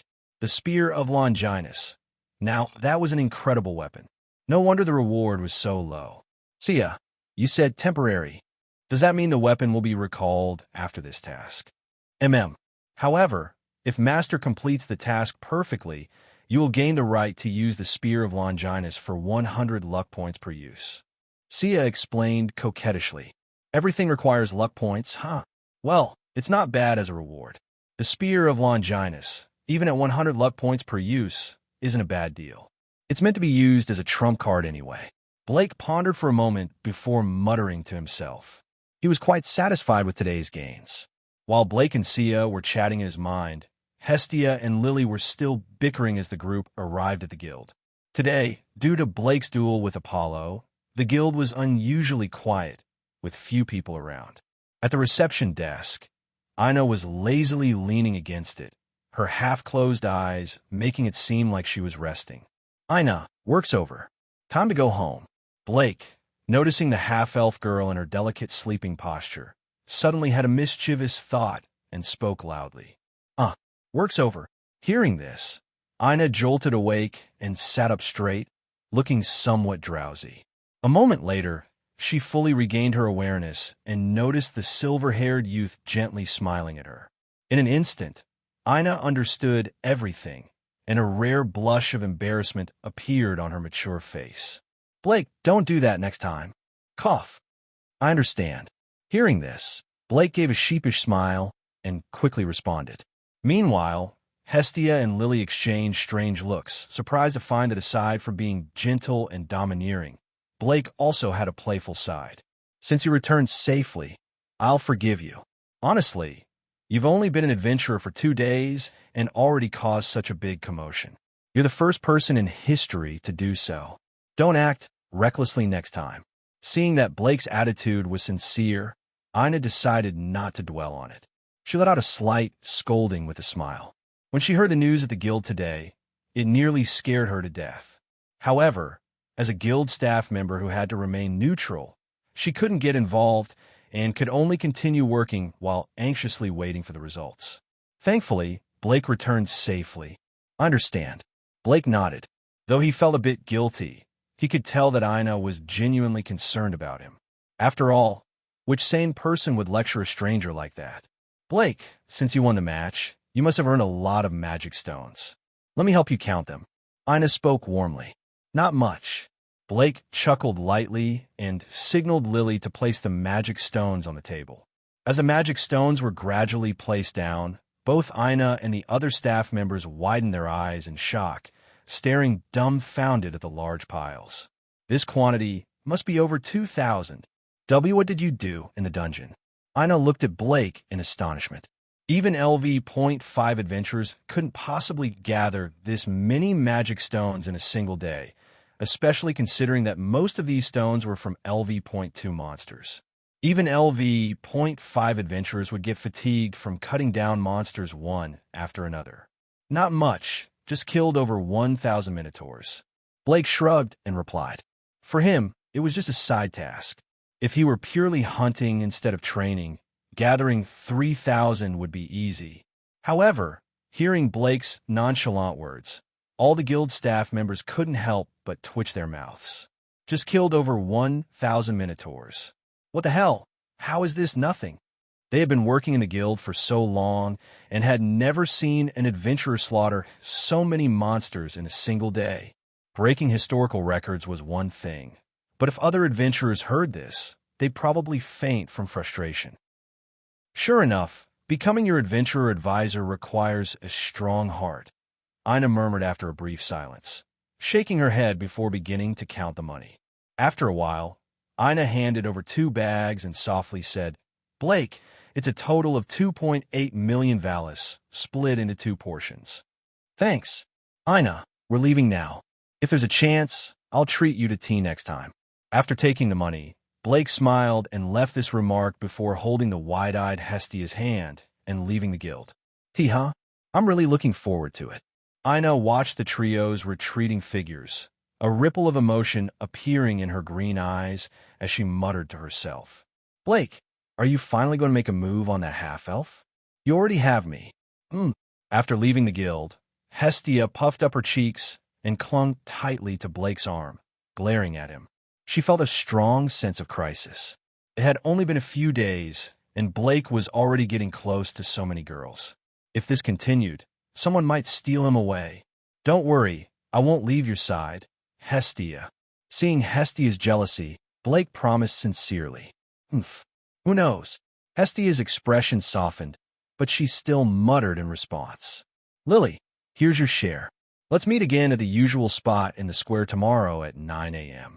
After calming Hestia, Blake turned to Lily, handing her a large bag of money and speaking gently. Lord Blake, see you tomorrow. Lily is heading back first. Lily cheerfully accepted the money bag, said her goodbyes, and quickly ran off. If she kept working with Blake, it wouldn't be long before she could earn enough to escape that despicable familia. Didn't expect such a big commotion today, yet there are still people who dare to target me. What a bunch of ungrateful fools. Watching Lily's back, Blake's blue eyes flickered slightly. Just now, when he handed over the money, he had sensed a strong presence of greed, envy, and jealousy. The gaze shifted. At that moment, Blake raised an eyebrow, feeling the greedy eyes on him disappear. However, the malicious intent from those hiding behind the corner had not faded. I see. The next second, Blake seemed to realize something, and his eyes instantly grew cold. Blake, what's wrong? Hestia noticed Blake's change in demeanor and asked in confusion. Sorry, Hestia. Go wait for me at the Hostess of Fertility. I need to handle something first. Letting out a soft breath, Blake gently patted Hestia's head and spoke softly. Hestia was initially stunned, but soon seemed to guess something, looking at Blake seriously with her blue eyes. I understand. Blake, please be careful. I will. Blake's blue eyes flickered again as he nodded. He hadn't expected Hestia to notice that something was about to happen. After giving one last reminder, Hestia walked away with light steps. Blake silently turned toward the direction where Lily had gone. Captain, are you sure this is okay? That little girl is now an ally of Blake. One of the three men loitering nearby asked with concern. Ganu, are you scared? You're such a coward. If Captain Xanis is doing this, he surely has a way to deal with him. Right, Captain? Another man, standing on the left, said with a flattering expression. Ganu, it looks like your courage isn't enough. As Chandra said, I have my own methods. Upon hearing this, Xanis smiled proudly and began lecturing his subordinate. Ganu, do you think Blake really considers Arde a companion? Their identities and power levels are worlds apart. If they truly had such a strong relationship, they would have come after us long ago. Don't forget, we've already bullied Arde badly enough. Xanis smugly continued his analysis. Given Arde's grudge against us, if she could get Blake involved, she would have done so by now. In the end, she's just a useless support adventurer. Their relationship is purely cooperative. Just as expected of the captain, your analysis is spot on. Chandra quickly complimented. Yeah, Ganu seemed convinced as well, swallowing nervously. Most adventurers look down on support adventurers. To them, Blake should be no different. Moreover, Arde makes so much money every day by following Blake around. A useless support adventurer making that much gold? Can you stand it? Then, with strong jealousy and resentment, Xanis spoke through gritted teeth. That's why we need to feed Arde slow-acting poison and completely control her. That way, we can enjoy over 1 million Valis every day. Plus, it eliminates the tiny chance that Arde will report us. At that point, Blake, the so-called human miracle, will just be our worker, just as expected of the captain. Upon hearing this vicious plan, Chandra and Ganu's eyes lit up, excited by the prospect. They swallowed their saliva, clearly imagining the wonderful life to come. To make Blake, the current shining star, work for them. How amazing would that be? So, just follow my lead, and I guarantee you won't be disappointed. Xanis said triumphantly. They've finally entered the alley. Let's follow them. At that moment, Xanis noticed Lily's movements ahead, his eyes brightening. With a sinister smile, he and his 2 subordinates followed. People from the Soma Familia? They really are asking for death. The 3 didn't notice that, coldly following behind them, was Blake, who had overheard their entire conversation. However, he wasn't angered by these disgusting pests. It wasn't worth his time. What Blake did was simply crush Arde. How about we discuss something? In a certain alley, the leader of the Soma Familia, Xanis, looked sinisterly at Lily, greedily eyeing the pouch of money in her hands. What do you want? Lily, terrified, looked at Xanis, tightly clutching her backpack. What do I want? I just want you to obediently take this pill and start making money for us." Xanis spoke coldly, taking out a dark-colored pill from his hand. Upon hearing this, Lily's pupils widened in shock, and her body trembled with fear and anger. Having grown up in the treacherous Soma Familia, Lily was highly intelligent, and in an instant, she understood the situation.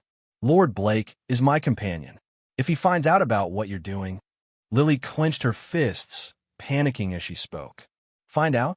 No, no, no. As long as you don't say anything, it'll be fine. And do you really think he considers you a companion? How naive. Just obediently take it.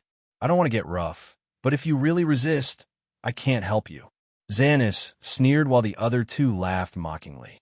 In their eyes, Lily was just a puppet they could manipulate however they liked.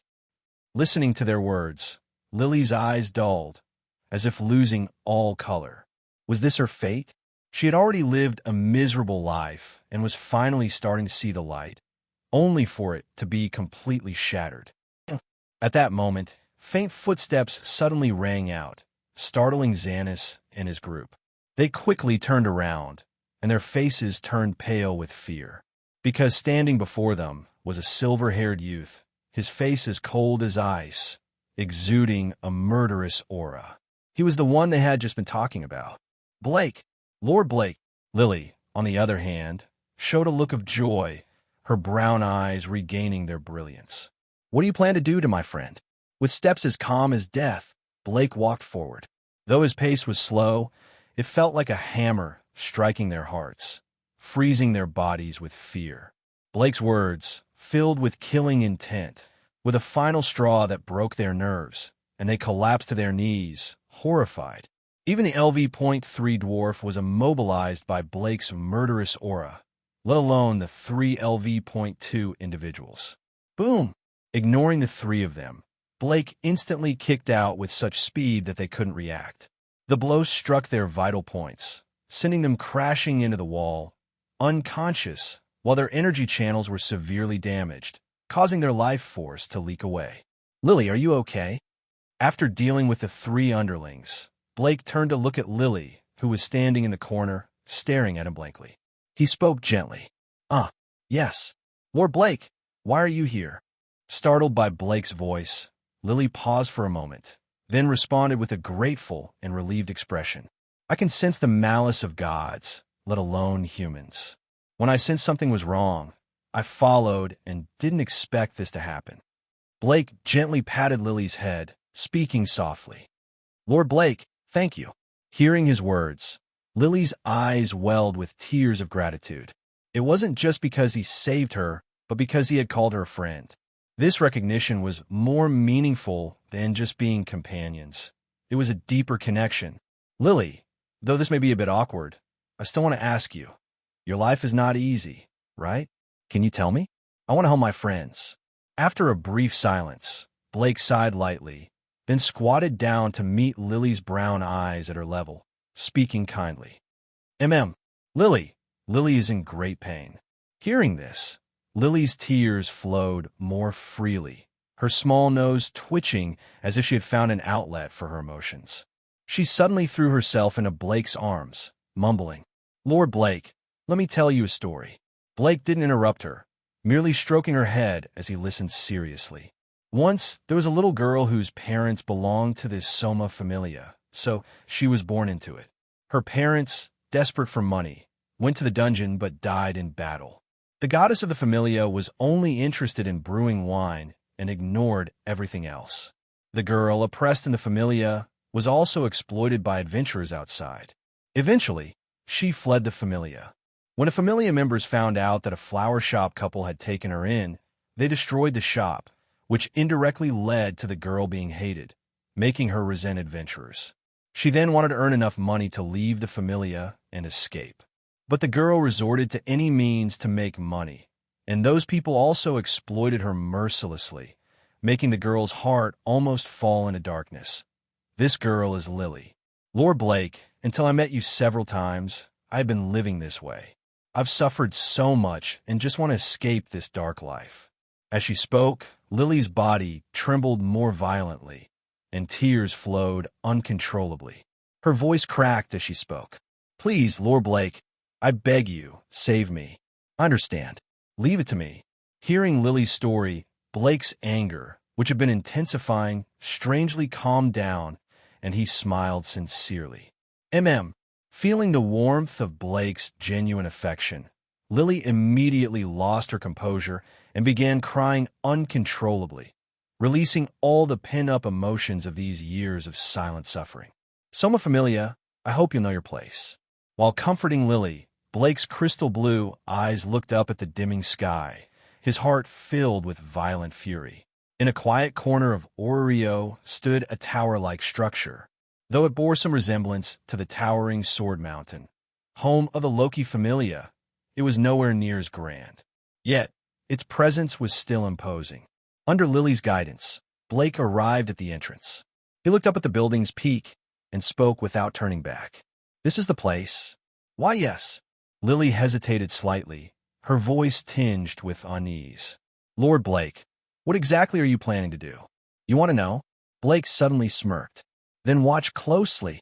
Without another word, he grasped the hilt of his sword and drew it in a single motion. A flash of silver light streaked through the air. Crack! The heavy wooden gates split apart instantly, shattering into pieces and crashing to the ground with a deafening noise. Dust and splinters flew everywhere. The sudden destruction sent shockwaves through the building. What's going on? Who dares? Alarmed voices echoed from within as figures rushed toward the entrance. Lord Blake, what are you doing? Lily was frozen in place, her mind struggling to process what just happened. Just saying hello. Blake casually sheathed his sword, then took Lily's hand and strode forward as if he had simply knocked on the door. It's him. Blake. Why is he here? As the members of the Soma Familia rushed out, their faces twisted in shock and fear at the sight of him standing amidst the wreckage. A high-ranking adventurer stepped forward, trying to sound authoritative despite the visible sweat on his brow. Blake, we haven't offended you. Why are you causing trouble in the Soma Familia? Do you not fear the guild's punishment? The mention of the guild was an attempt to deter him. In Orio, adventurers granted divine blessings often let power get to their heads, causing trouble. To prevent chaos, the guild had established strict laws. Attacking another familia's base without reason could result in severe consequences. If deemed a major offense, an adventurer could be stripped of their status, banned from the dungeon, or even imprisoned. However, cutting down a gate, at worst, that warranted a fine. The adventurers of Soma Familia clearly understood this. They were bluffing, hoping intimidation would work. Blake, however, merely narrowed his eyes. I want to see Soma. His voice was cold, carrying an undeniable weight. If you try to stop me, you're welcome to try. A suffocating silence followed. The adventurers hesitated, their instincts screaming at them not to provoke him. Finally, the orc acting as their leader swallowed hard. Understood. This way, please. Then, as if trying to absolve themselves of responsibility, he added, However, Lord Soma is not one to welcome guests politely. Please do not blame us for what happens next. It was an indirect warning. Soma was not a god who cared for visitors. But Blake didn't care. At the highest floor of the tower, inside a dimly lit room, a heavy scent of alcohol filled the air. Lining the walls were massive cabinets, stocked with bottles of different colors, each containing liquid that shimmered in the faint light. Plant seedlings and alchemical ingredients sat in neat rows on nearby shelves. Despite all this, the room was surprisingly plain. No unnecessary decorations, no sense of luxury. At the center sat a single figure. A tall, slender god, dressed in loose robes, was carefully mixing liquids in a transparent bottle. Soma. The moment Lily laid eyes on him, she tensed up and instinctively tightened her grip on Blake's hand. Blake's gaze sharpened. The god of wine, a divine being capable of brewing liquor so potent that even gods could fall under its intoxication. Yet, he did so using only the materials found in the lower world. The drinks that circulated in the market were mere failures of his craft. Yet even those were considered unparalleled delicacies. But the true divine wine he created? It was a poison of obsession. A single sip was enough to drown one's mind in bliss, reducing even the strongest of warriors to desperate addicts. Once, Soma had rewarded his followers with this divine wine, but the result was catastrophic. Those who drank it lost themselves, throwing away dignity, reason, and even their own lives just to taste it again. For the Soma Familia, devotion to their god was not driven by faith. It was fueled by addiction. Unable to accept what his followers had become, Soma withdrew from the world, abandoning his responsibilities. He left his familia in the hands of Sani's Lustra, a man devoid of conscience. And so the Soma Familia had rotted from the inside. It was not just greed that had tainted them, it was Soma's neglect. At least, that's how Blake saw it. The room was silent, except for the faint clink of glass as Soma carefully poured various colored liquids into his bottle. A mesmerizing fragrance began to fill the air. The orc who had guided them visibly relaxed, his expression softening under the influence of the scent. Lily, on the other hand, looked as though she had seen a ghost. Her face turned pale, her breathing shallow. The scent of the wine was overwhelming. It wasn't even complete yet, and already it had the power to affect those nearby. But for Lily, this aroma was not intoxicating. It was a nightmare, a cruel reminder of the suffering she had endured, of the familia that had enslaved her, exploited her, and forced her to fight just to survive. All because when Blake and his companions arrived at the Soma Familia's home, they found Soma, the god of wine, completely absorbed in his brewing. His indifference was palpable, as if the world around him didn't exist. He didn't even glance at his visitors, his focus entirely on the wine in his hands. This dismissive attitude only fueled Blake's frustration. His expression hardened as he stared at the god who seemed so detached, so unconcerned with the struggles of his own children. Beside Blake, Lily trembled, her head bowed low. This was her god, the one she had once worshipped, yet his presence now filled her with fear rather than comfort. Lord Soma, the adventurer who had guided them, spoke cautiously, his tone laced with respect. Blake wishes to discuss the matter of one of your adventurers, Lilaruka, Arde. Take it up with Xanis. This doesn't concern me, Soma replied flatly, not even pausing his work. But Captain Xanis hasn't returned yet, the guide stammered, clearly uneasy. Soma paused for a moment, then shrugged. Then discuss it with him when he returns. His tone was dismissive, as if the matter was beneath his notice. Blake's patience snapped. His presence grew intense, and Lily flinched beside him. This was the god who had abandoned her, who had let his familia fall into ruin. And now, he couldn't even be bothered to address her suffering. Xanis is currently unconscious, Blake said, stepping forward. His voice was low but firm, cutting through the tension like a blade. I'm here to speak with you, not your subordinates. Understand. The guide's eyes widened in shock. He had heard of Blake's growing reputation, but to see him confront a god so directly was something else entirely. Soma finally stopped what he was doing and turned to look at Blake, his long bangs partially obscuring his eyes. You knocked out Xanis? He asked, his voice hoarse and tinged with surprise. Are you here to settle a score with me? I'm not here to fight, Blake replied, his tone steady. But I won't ignore the harm you've caused. Soma's expression shifted to one of disappointment, as if he were looking at a child who had strayed from the path. Leave, he said coldly.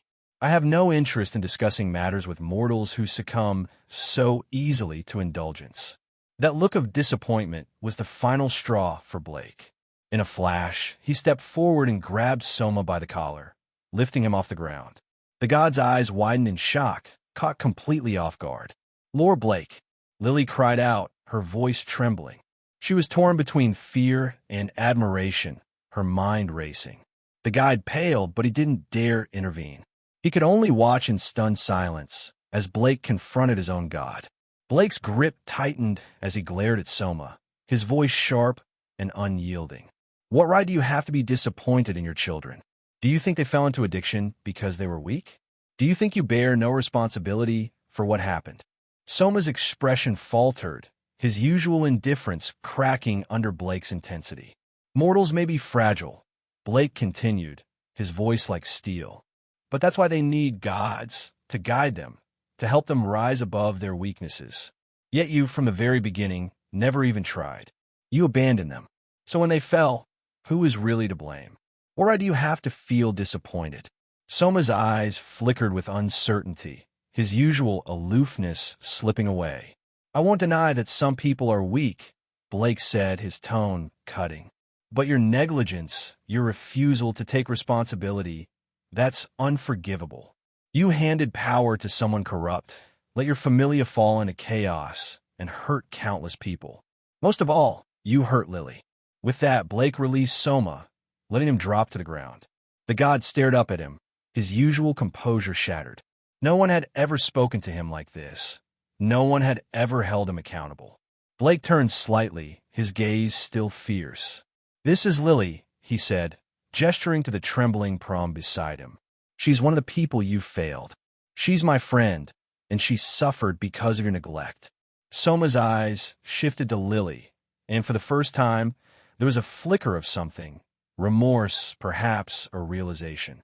"You say there's nothing to discuss with us, that we're lost in your wine?" Blake's voice was like a challenge, his eyes blazing. "Fine. Then let's see if Lily and I will succumb to your so-called divine wine." Lily stepped forward, standing beside Blake. Her hands were shaking, but her gaze was steady as she looked at Soma. There was no fear in her eyes now, only resolve. The guide could only watch in stunned silence, his mind reeling from the confrontation. For a long moment, Soma said nothing. Then, slowly, he rose to his feet. His usual indifference was gone, replaced by a quiet, contemplative expression. Without a word, he walked over to a nearby wine jar and picked it up.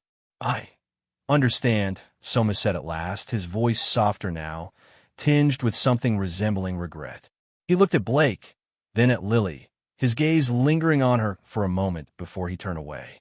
The room fell silent, the weight of Blake's words hanging in the air. For the first time, Soma seemed to see the consequences of his actions. And perhaps, just perhaps, this is the divine wine I brewed. Are you sure you want to try it? The consequences could be, Soma said nervously, as if waking up slightly after being confronted by Blake. "You think your divine wine can conquer us?" Before Soma could finish his sentence, Blake snatched the jar, its irresistible aroma seeping through despite the sealed container. "God, Soma, do you have cups?" Blake asked. "Yes." Soma sighed weakly, then pulled out 2 wine cups and reluctantly cleaned them for Blake and Lily. "This is your choice. I hope you don't blame me later," Soma muttered as he handed the cups to them. Despite his momentary clarity, he still didn't believe anyone could resist the allure of his divine wine. Without saying much, Blake, together with Lily, uncorked the jar.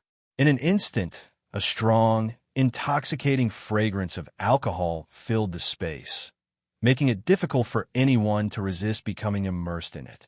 The adventurer outside, who had been guiding them, revealed a greedy and entranced expression, his eyes fixed on the wine jar held in one of Blake's hands. Perhaps, if it weren't for the pressure from Blake's presence, he would have wanted to immediately sneak up behind him, stab him, and seize the wine. Sigh. Noticing the movement at the door, Soma let out a disappointed sigh. At that moment, under Soma's shocked gaze, Blake casually took the wine jar and began drinking it in large gulps. Lily, standing beside him, also showed a determined expression as she drank the half-glass of wine that Blake poured for her. This wine was her mental demon, but with Blake by her side, she didn't feel as frightened. She was determined to overcome it. Seconds felt like days as the tension hung in the air. When Blake had finished drinking the entire jar of divine wine, Soma was left dumbfounded, unable to react. Then, Soma noticed the red blush on Blake's face, and his eyes had taken on a reddish hue. He let out a disappointed sigh. Although this reaction was much better than that of the children from before, it was clear they had still fallen under the influence of the divine wine. Lily had a similar reaction to Blake, and Soma fell into further silence. The divine wine, just as the rumors say, is truly captivating. Just as Soma was about to turn around and continue brewing wine, waiting for the two of them to sober up so he could kick them out, Blake's calm voice sounded, causing Soma's eyes to widen in shock as he stared at him. Blake's eyes showed no sign of the madness that typically hid behind the eyes of children who had drunk divine wine. Instead, they were as clear as water. "How is this possible?" Soma muttered, unable to believe what he was seeing. It was known that in the past, children would lose their sanity after drinking even a small sip, yet Blake had consumed an entire jar, many times more than anyone else. And yet, he had passed through it easily. How could this not shock Soma? "Lord Soma, if this little amount is enough to erase Lily's past, then you underestimate her too much." Following Blake's words, Lily also spoke in a low voice, revealing that she had also regained her clarity, despite having drunk the divine wine as well. The divine wine was indeed a miraculous substance, but Lily's painful past was not something that could be erased so easily by a mere drink. Moreover, she didn't want to disappoint Blake, who trusted her completely. "Have I lost? Were my previous actions and thoughts wrong?" Hearing this, Soma stared blankly at the two, his body collapsing weakly to the ground. His eyes grew lost in thought. The cold, hard truth was now before him. Blake and Lily had drunk his proud divine wine and were unaffected. This realization shattered his sense of certainty. He reflected on everything that had come before, overwhelmed by intense guilt and regret. Seeing that Soma seemed to have recognized his mistakes, Blake shook his head and no longer beat around the bush, stating his purpose clearly. "I came here just to ask you to release one of your familia members. Of course, I'll pay the withdrawal fee." Blake's words made everyone in the room snap to attention. Lily clenched her fists, her palms sweating, but her eyes were filled with hope and pleading as she looked at Soma. The adventurer who had been guiding them stared at Blake in shock. He hadn't expected him to cause such a scene just for Lily, one of their supporters. "Understand. Please hand me a sword." After a moment of silence, Soma spoke softly. Without saying much more, Blake took the sword from his waist and handed it to Soma. Soma took the sword and made a cut across his palm. Lily hurriedly rolled up her cloak and undid the ties on her back, exposing a series of fauna markings, divine characters, and patterns. Then, Soma's fingers moved gently over her back, tracing specific movements. As he did so, the light from the markings began to fade slowly, and even the marks themselves started disappearing. From this moment on, Lily's abilities were sealed. Because Soma had transferred ownership of Lily to another, his divine blood no longer affected the fauna. However, when Lily rejoined another familia and received that god's divine blood, her abilities would be awakened again. Having finally achieved the long-awaited freedom, Lily felt neither joy nor sadness. All she felt was an overwhelming sense of loss and complexity. "This is the withdrawal fee." Blake placed 2 bags filled with gold coins in front of Soma. 280,000 valis. For a level 1 supporter's withdrawal fee, this should be enough, right? After saying this, Blake took Lily's hand, which was filled with mixed emotions, and left Soma's room. All that was left in the room was Soma, who sat in a daze, staring at the backs of Blake and Lily as they left. After a long time, he muttered to himself, "I can't believe I made such a huge mistake." In that moment, the god known as Soma was fully awakened by Blake and Lily. "Lord Blake, thank you." After leaving Soma Familia, Lily spoke with a hint of melancholy in her voice. She felt lost now. Although she had finally escaped from the Familia she had longed to leave, she didn't know where to go next. "Hey, Lily, as the captain of the Hestia Familia, I invite you to join our group. Will you accept?" Noticing Lily's unease, Blake gently placed his hand on her head, speaking in a calm, soothing tone. "Lord Blake, I accept." Upon hearing Blake's sudden offer, Lily froze for a moment, then joyfully wept as she embraced his arm. She finally had a true sense of belonging. Watching Lily release her emotions, Blake simply stroked her hair, comforting her. It was now completely dark outside. In the Hostess of Fertility Tavern, Hestia sat at a table near the front, her deep blue eyes constantly fixed on the door. At that moment, a silver-haired boy appeared, accompanied by a small, bag-carrying Palom girl under the glow of the lights. Hestia immediately stood up, and threw herself into the boy's arms. Blake, you're so slow. Sorry, Hestia, I'm a little late.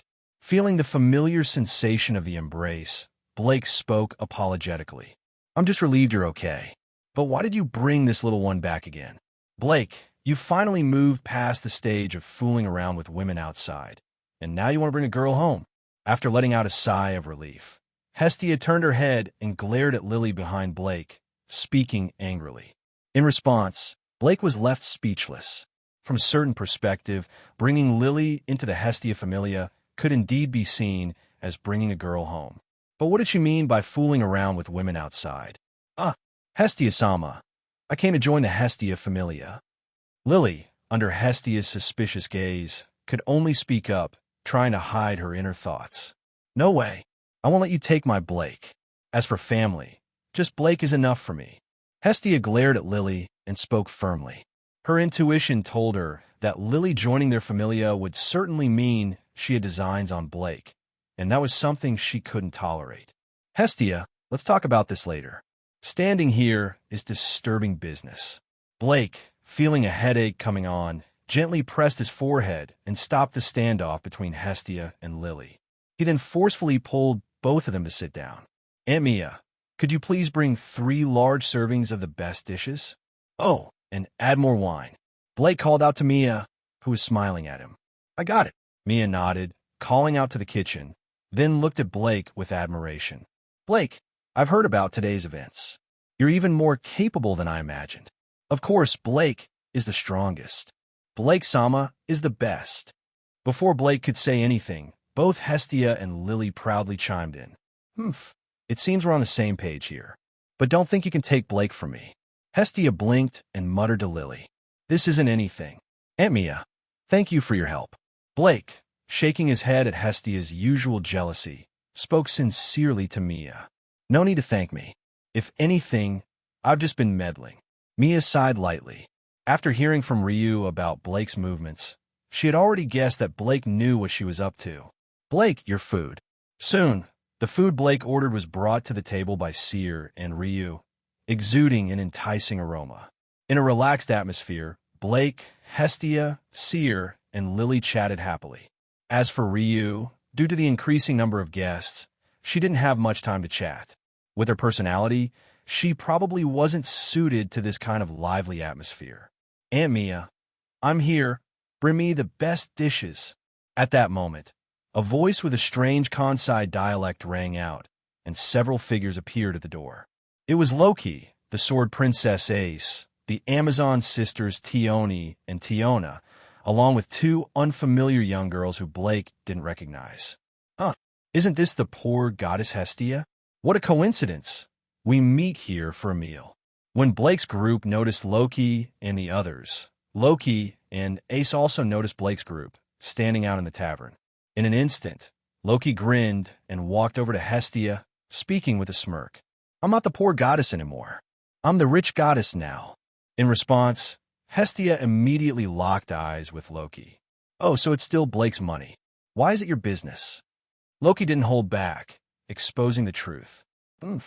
Blake's money is my money. Hestia naturally said this, her expression as if it were the most obvious thing in the world.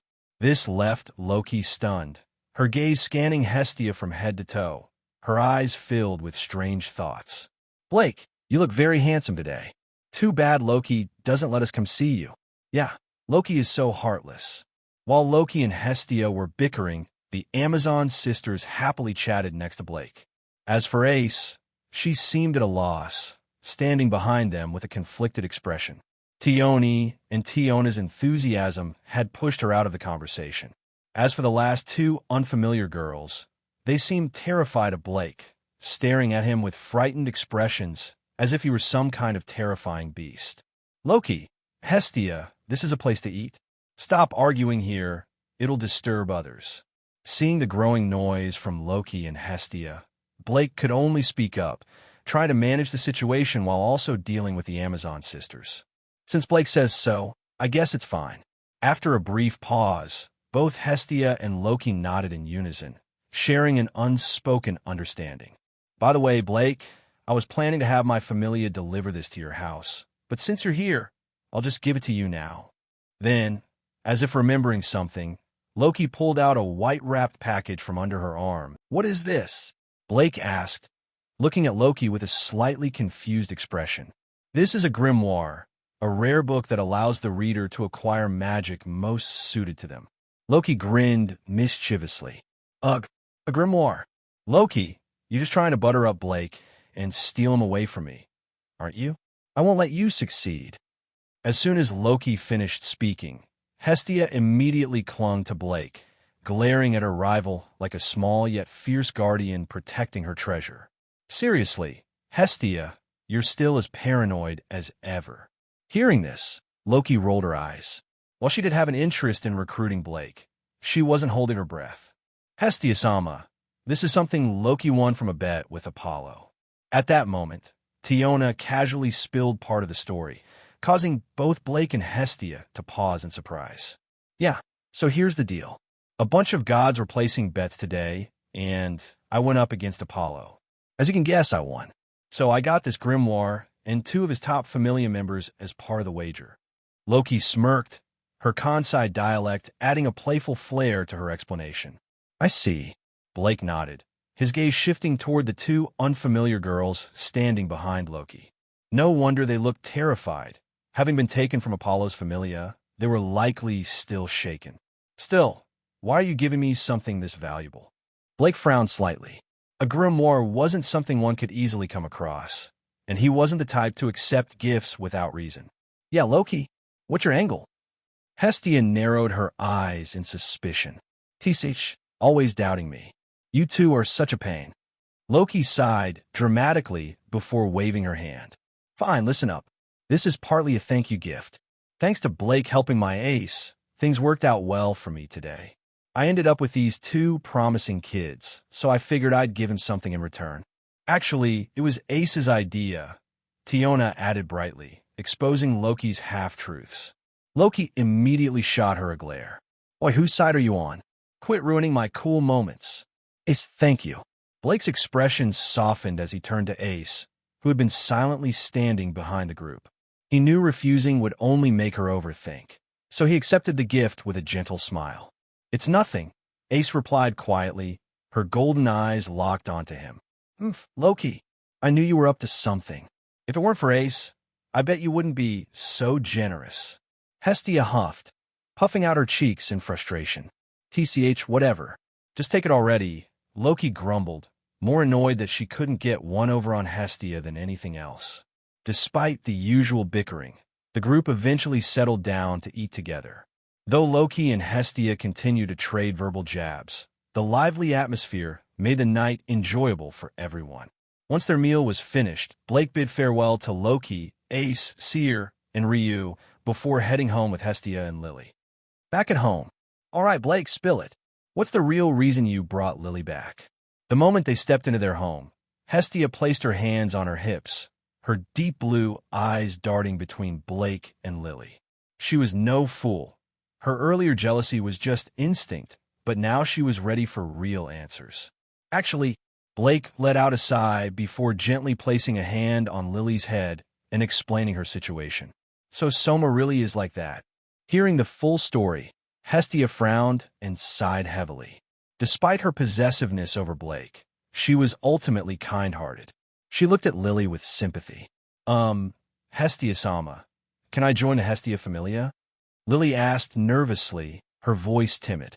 "Of course. From now on, you're officially our 2nd member." Hestia beamed and reached out to gently pat Lily's head, her warm smile easing the girl's worries.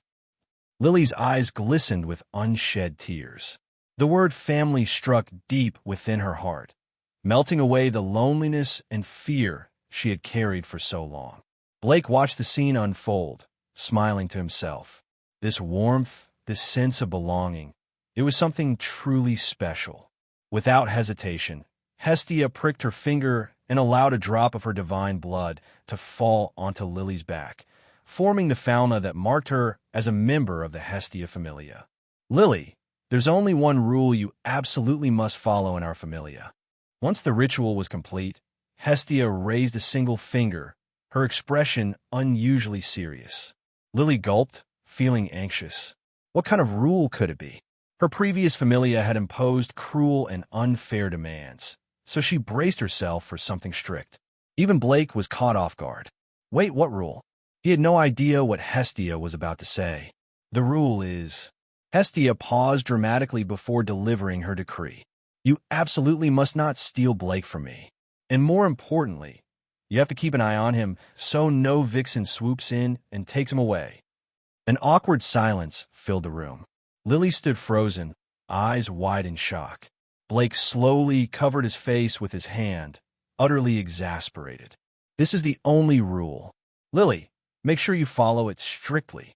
Hestia doubled down, looking completely serious. I understand, Hestia-sama. I'll make sure Blake never gets stolen by any vixens.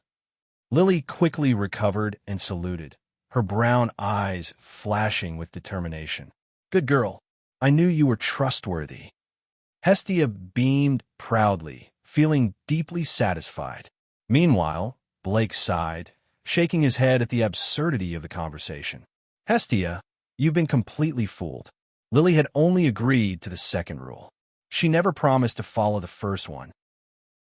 After sorting things out with Lily, Blake and Hestia handled some other matters, such as assigning rooms and preparing hot water for a bath. Later, Hestia led Blake to her room. Just like the night before, she sat on his back, her warmth and affection unmistakable, causing Lily, who was sitting at the edge of the bed, to feel a tinge of envy. Hestia gently slid her soft hand across Blake's back a few times before taking out a needle. I'm starting now. Hearing this, Blake let out a small sigh of relief. Hestia's touch had nearly stirred something within him. Drip! As Hestia pricked her finger, a drop of crimson divine blood fell onto Blake's back. In an instant, his smooth, flawless back revealed a pattern written in Fauna, the sacred script of the gods. With a gaze filled with anticipation, Hestia began to inscribe the updates into Blake's status. However, as she finished the update, her azure eyes widened in shock, her breath catching in her throat as if she had seen something unbelievable. Blake Silverstone, Level 1. Strength, A, 864, SSS 1340. Endurance, A, 879, SSS 1329. Dexterity, A, 888, SSS 1370. Agility, A, 897, SSS 1389. Magic, S, 906, SSS 1452. Magic, Enhanced Magic. Skills, 1. Fortune's Favor. 2. One Sword to Rule All. All stats, SSS. Did I read that right? Hestia stared blankly at Blake's status, murmuring in disbelief, her sapphire pupils filled with awe. In all of Oreo, achieving one stat at S was the mark of an elite. 2 was the sign of a genius. 3, a prodigy, for it was something only legendary figures like the Level 7 Adventurer Otter had achieved. But all stats at SSS. This had never been seen in the history of Oreo. Even among the gods, no one had ever witnessed such an absurd leap in growth. Lady Hestia, did you say, all stats are SSS? That can't be possible. Lily, who had been watching anxiously, gasped in pure astonishment. All stats at SSS? It came faster than I expected. Looks like using the Minotaurs as training targets was the right choice. Blake mused, his expression calm. He wasn't particularly surprised. After all, he had spent half the day slaughtering over 1,000 Minotaurs as practice dummies. Blake, your potential is beyond anything I could have imagined. I just love you more and more. Still in shock, Hestia clung tightly to his back, her affection overflowing. Lily could only watch with a complicated expression. At this moment, Hestia finally understood the true scale of Blake's potential. For most adventurers, D-rank stats were enough to meet the requirements for leveling up. If someone reached C, it was already considered impressive. The strongest adventurers barely reached S. But Blake? He had skipped S entirely and reached an unheard-of SSS rank. and judging from his growth speed, he likely hadn't even hit his limit yet. Just what kind of monster had she recruited into her familia? Well, Hestia, let me get up. I want to check my updated status myself. Although Hestia's embrace was soft and pleasant, Blake could feel Lily's envious gaze. He sighed helplessly. Fine.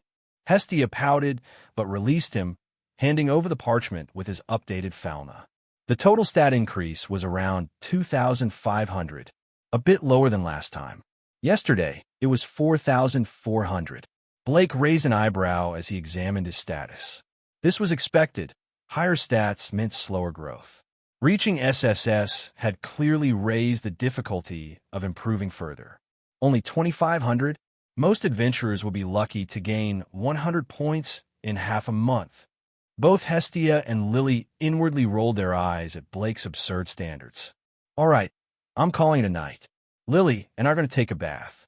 We spent too much time at the tavern, and the smell of alcohol is unbearable. With that, Hestia stood up, stretching before pulling Lily along with her, leaving Blake to his thoughts. Phew, today's gains weren't bad. Blake leaned back, reflecting on his progress. Not only had he gained 2,500 stat points, but he had also received 100 luck points for bringing Lily into the Hestia Familia. His total luck points now stood at 530. After spending 200 to adjust his storage time, he still had 330 left, enough for another intermediate lottery spin. His last spin had netted him Excalibur. Who knew what he might get this time? However, before that, let's check the magic book. It should grant me the most suitable magic for my abilities. I hope it doesn't disappoint. His gaze shifted toward the mysterious grimoire, wrapped in pristine white cloth. A faint magical aura emanated from it, exuding an ancient power. Unwrapping it carefully, Blake flipped open the first page. And in that instant, his consciousness was drawn into an unfamiliar realm. A mental world, one made entirely of countless swords. This place is... Looking at this fantastical world constructed by swords, Blake muttered in shock. What do you seek? What is your will? A voice, as if many people's voices were overlapping, echoed around. Blake was startled and looked around, but there was no one in sight. It was as if he was in a ghostly realm. If you're confused, try pulling me out. After the sharp voice sounded, the entire space became fierce. The wind, seemingly from nowhere, made Blake's face hurt, as if he were being slashed by a sword. The sword-constructed world also trembled, with countless swords flying through the air, an awe-inspiring sight. In front of Blake, a long sword made of light particles slowly appeared. A sword with a lifelike aura. Looking at the dazzling sword, Blake's crystal blue pupils flickered violently, full of disbelief. It seemed to be drawn by an invisible force, as Blake unconsciously walked toward it and placed his hand on it. Spirit of the sword. Time passed slowly, and after an unknown amount of time, Blake slowly opened his eyes. His gaze contained a deep brilliance, and faint light spots flickered. Magic sword spirit consumes a large amount of energy and mental focus, allowing complete immersion in the sword, awakening both sword techniques and the intelligence of the sword itself, thereby increasing the power of both the sword techniques and the sword itself by tens of times or even more. The spirit of the sword. Hephaestus mentioned that the frost whisper awakened its spirit, so this is what she meant. Instead of showing wild excitement, Blake seemed deep in thought. In many worlds, famous figures have claimed that swords have souls, and it is indeed true. To give a familiar example, in the world of High School DxD, the holy sword Durandal wielded by Zenobia has its own consciousness and intelligence, even if it isn't very clear. Otherwise, it wouldn't be so violent. Clang! Then a clear sound of a blade ringing echoed. Blake's eyes flashed with a gleam of light, and he drew a standard long sword from beside him. Using the sword spirit magic, he entered a transcendental state and gently performed a vertical slash in the air. Whoosh! In Blake's astonished eyes, what was originally just a simple slash with ordinary force, only capable of producing a slight wind sound, actually cut through the air and formed a sword energy that slashed into the wall opposite, leaving a shallow sword mark. This power. Looking at the scene, Blake couldn't help but suck in a breath, staring at the sword mark on the wall. Luckily, he didn't use too much force, otherwise, the entire wall would have been sliced through. However, the mental and energy consumption is about 1/50th. I'll need to use it carefully in the future. After noting the consumption, Blake frowned. This was just a slight enhancement of an ordinary slash, not even a full sword technique. He couldn't imagine how much energy would be consumed when amplifying powerful sword techniques and the sword's full strength. But in the next moment, Blake threw these thoughts out of his mind. Having obtained this extraordinary magic, he felt satisfied. If used as a trump card, it would make fighting above his level much easier. Crack! Just then, a cracking sound rang out, causing Blake to pause. He looked at the standard long sword, noticing that it now had numerous cracks on it. He even heard the sword's faint whimper, almost as if it was satisfied. Sorry. Seeing this, Blake's face immediately showed a deep sense of apology. Having listened to the sound of the sword, he became even more attentive to the sword's condition. He hadn't expected that using this technique would require the sword's quality to be up to par. With a light sigh, Blake sheathed the long sword, which was close to breaking, and carefully placed it beside the bed, planning to find a place to bury it properly. It's time to use Excalibur. It wouldn't be right to let the holy sword gather dust. Blake murmured. He hadn't planned to use the holy sword for now, thinking it would be like using a sledgehammer to crack a nut. However, now that ordinary swords couldn't withstand his sword techniques and magic, he had no choice. See ya. Initiate the intermediate lottery. Blake spoke expectantly. Yes, master. The current luck value is 330, and 200 will be spent. After hearing his command, Sia responded cheerfully and began operating. The next moment, something resembling a skill book appeared before Blake, with colorful fireworks constantly blooming, just like when he first obtained Excalibur. What is this? As Blake's gaze shifted to the description below, his eyes instantly gleamed with joy, and a satisfied expression appeared on his face. Itu Shura. When using Itu Shura, magical power surges violently. It forcibly draws out a power that the soul was not originally meant to use, greatly enhancing physical strength by dozens of times. After use, the user will be in a weakened state for 3 hours. Itu Resetsu, a strengthened version of Itu Shura, condensing the strongest minute of Itu Shura into a single strike. The physical enhancement jumps from dozens of times to several hundred times, greatly improving both the speed and strength of the strike. After use, the user will be severely weakened for a day. P.S. Derived from the chivalry of Failed Kite World, the ultimate move learned by the protagonist, Kirigane Ikki. It possesses the power to turn the impossible into possible. Another trump card. With this power, I can finally be considered a strong person, right? However, the phrase system-produced products are always top-notch is really true. Originally, Itu Shura had a side effect of a day of weakness, and Itu Resetsu is even worse. Blake praised, feeling utterly satisfied. Besides external factors, his current strength was probably on par with Ace, belonging to the elite middle-class devil tier. But with these trump cards, he was confident that he could defeat even the high-class devils. It's clear how much these enhancements have boosted his power. He had practically taken a leap in strength. Although in worlds like High School DxD, where gods and devils abound, and world-destroying entities are common, he might not be considered strong, but he had at least escaped the level of cannon fodder.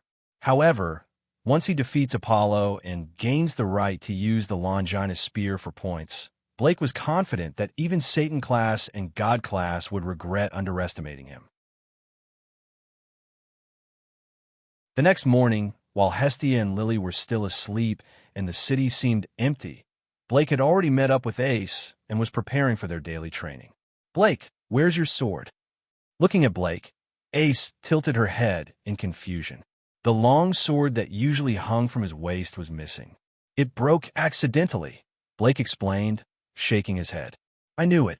I'll get you a sword. Blake, your sword's quality is too poor. Ace's golden eyes flickered, seemingly thoughtful. No need. I still have my own sword. Blake's golden eyes sparkled with intensity. As soon as he finished speaking, a burst of golden light appeared in his hand. Then, when the light faded, a sword was revealed in his grip, its hilt adorned with gold and blue patterns, with strange characters etched into the center of the blade. It was the sword that Blake treasured, the sword of promised victory, Excalibur. This sword, the moment Blake revealed it, Ace was immediately drawn to it. Her golden eyes fixated on the blade, her expression showing rare shock. Although it was the first time Blake had drawn it, Ace felt an inexplicable sense of awe. Compared to this sword, her desperate, a sword forged by a master craftsman, seemed like an ordinary weapon, with an obvious difference in quality. This is the sword of promised victory, also known as Excalibur. Ace, this is my first time using it as well. Let's see how it goes. Blake admired the Excalibur in his hand, his crystal blue eyes showing rare battle intent as he spoke to Ace. Without further words, Ace took a serious stance and drew her own sword with a metallic sound. At that moment, Blake suddenly charged forward, swinging Excalibur through the air in a dazzling arc aimed at Ace. Clang! Ace's golden eyes widened slightly at the strike and quickly blocked with her sword, causing sparks to fly. The force of the blow pushed her back several steps. So heavy, the power and speed are much stronger than yesterday. More importantly, this sword, Ace stared at Blake seriously, especially focusing on the sword in his hand, silently analyzing. Although she hadn't been fully focused, the fact that Blake could push back a level 5 like her meant that his strength had grown considerably since yesterday. Be careful, Ace. While Ace was analyzing, Blake flashed a satisfied smile. Excalibur felt even more manageable than he had imagined. More importantly, compared to an ordinary longsword, he could clearly sense the sword's spirit for the first time. It seemed that Excalibur had fully accepted him, allowing him to unleash its full power, and even more. Just as Ace was about to unleash her full power and rush at him, dozens of sword keys suddenly appeared around Blake and shot toward Ace, forcing her to dodge. Every time the sword key struck the city wall, it left a small crater. The speed of these sword key was much greater than when he used an ordinary longsword. Clearly, under Excalibur's enhancement, the power and speed of his 10,000 swords returning to one were much stronger than before. Swirl. As the sword key continued to increase, forming a dense sword net, Ace was pushed into a corner. Magic fluctuations surged from her body as she recited an incantation. In an instant, a pale green wind vortex formed around Ace, greatly enhancing her attack, defense, speed, and short-distance flight abilities. This was her magic, Aerial, which enveloped her body with wind to increase her physical attributes and grant her the ability to fly short distances. In the next moment, Ace flew into the sky, dodging all the sword key. Using the power of Aerial, she charged directly at Blake from midair. Her sword was surrounded by swirling green wind as she slashed at him. Clearly shocked by Blake's strength, Ace was no longer holding back and had begun to fight seriously. Faced with Ace's attack, Blake raised an eyebrow and activated his own unique magic, Sword Spirit. He then raised Excalibur, meeting Ace's desperate in midair. Clang! With a deafening metallic crash, countless sparks and shockwaves erupted where the two swords met, sending the pale green wind vortex swirling around them. The ground beneath Blake began to sink, with cracks spreading out. Feeling that the situation couldn't continue like this, Ace widened her golden pupils and quickly flipped in the air, breaking free from the deadlock. She then gripped Desperate tightly and horizontally slashed at Blake. Blake's reaction was equally swift. He lowered Excalibur just enough to easily deflect Ace's attack. Then, with a forceful push, he sent Ace, who was unable to find leverage in the low air, flying backward. As Ace used Aerial to stabilize her body while retreating, Blake once again swung Excalibur. In an instant, a sharp slash shot toward Ace. Clang! Although Ace blocked with desperate, she was still knocked back and crashed into the wall. However, thanks to the wind's power, the impact was lessened, and she wasn't seriously injured. All right, that's enough. Just as Blake was about to end the training, Ace, to his surprise, gripped desperate and waved it in his direction. In an instant, 3 small sword keys shot toward him, easily blocking the 3-sword key. Blake looked at Ace with admiration. Those sword keys were the early form of one sword to rule all. Although Ace needed desperate to execute them, she had clearly learned the technique. Though she couldn't yet form dozens of sword keys without a sword like he could, her progress was impressive. After all, she had only learned it in less than 2 days. Beep!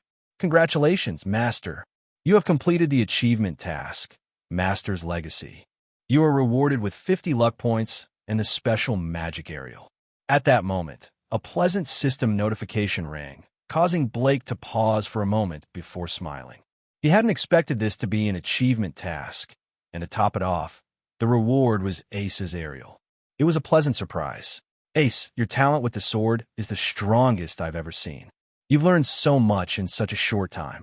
After receiving the system notification, Blake cheerfully walked over to Ace, who was sitting against the city wall, and extended his hand to her. This level is still not enough. I'm still far behind you, Blake. Ace's golden eyes flickered for a moment before she spoke calmly, taking his hand. Don't rush. Take it slow. With your talent, it won't be long before you can form 1,000-sword key at once. Blake gently pulled Ace up, holding her soft hand seriously. Ace paused for a moment, then nodded in understanding. Blake, your attributes have clearly strengthened a lot compared to yesterday. Even though you're still level 1, you seem to be on par with me now. I even used magic. Ace seemed to have remembered something and looked at Blake with anticipation. She couldn't understand how he could be so strong. After all, level 1 and level 5 were worlds apart, at least 100 times different. And she was at the pinnacle of level 5. Ace couldn't fathom how Blake could be so powerful.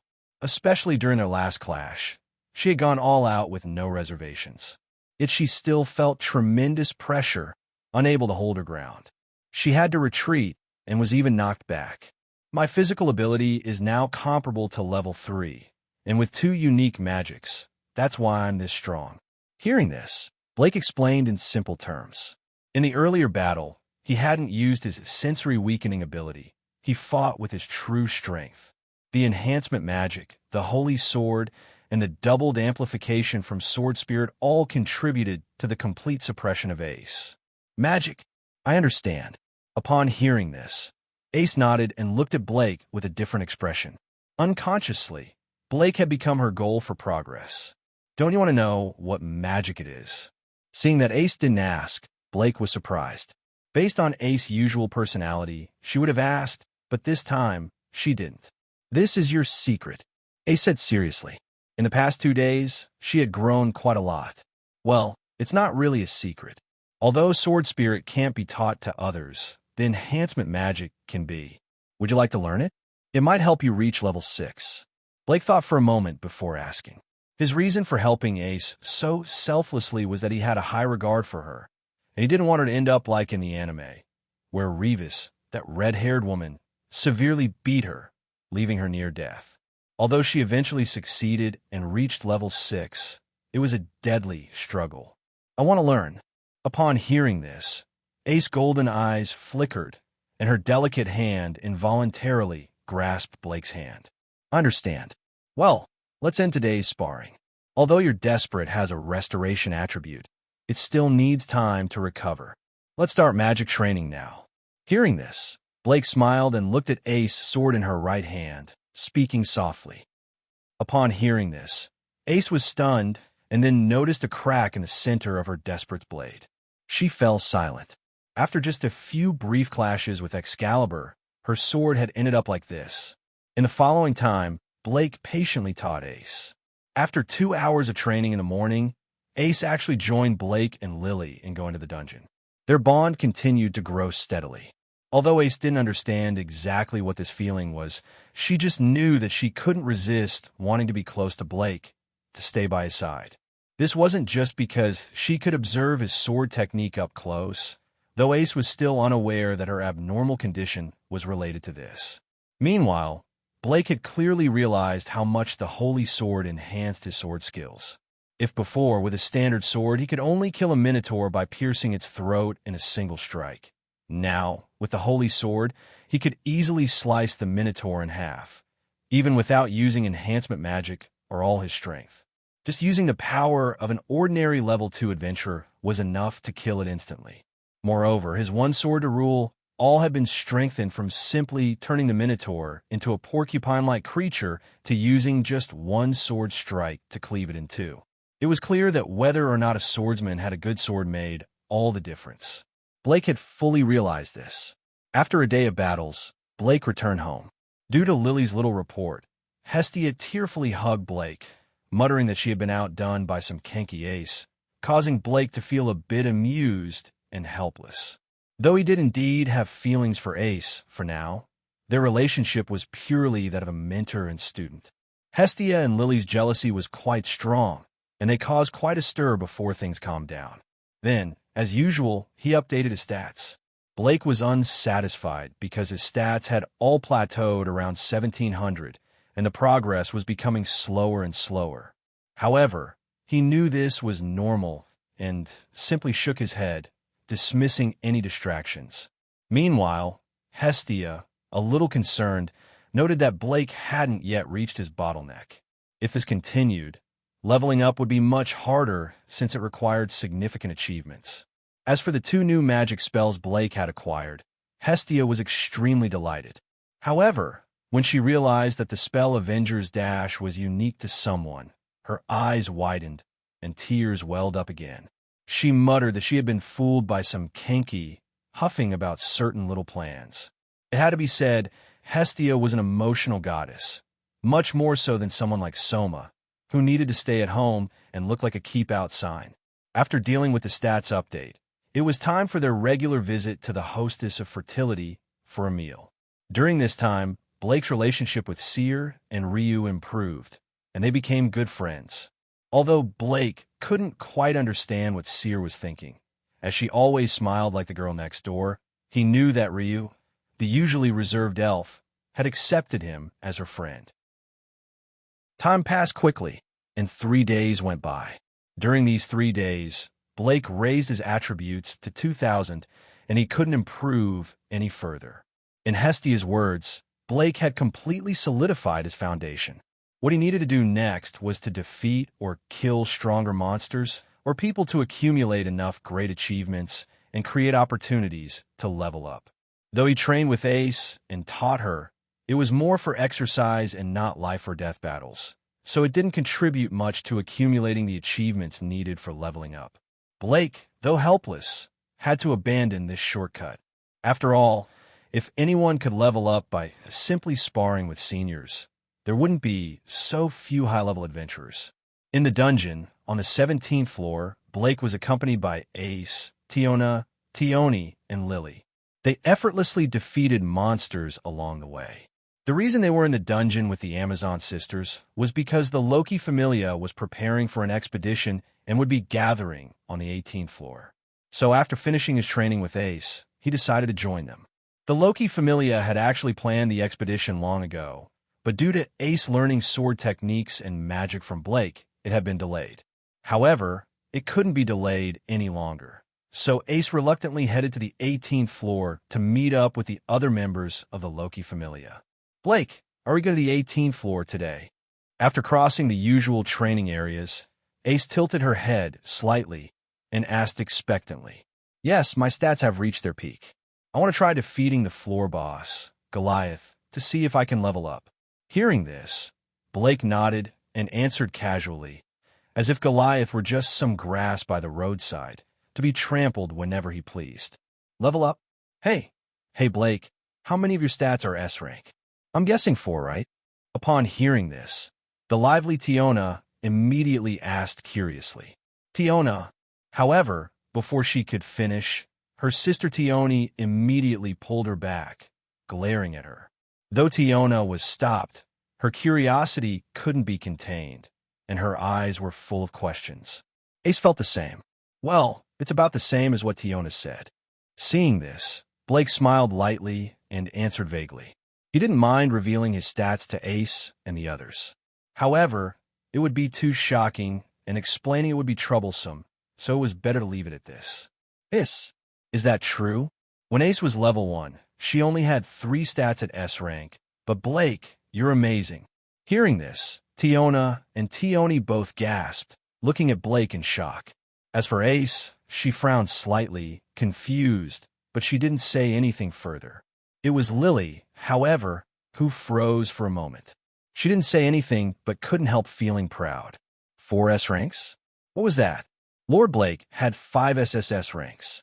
The happy conversation made time fly by, and before they knew it, they reached a cave-like entrance. We're here. While they were chatting, Tioni suddenly spoke. Hearing this, Blake raised his head and looked ahead.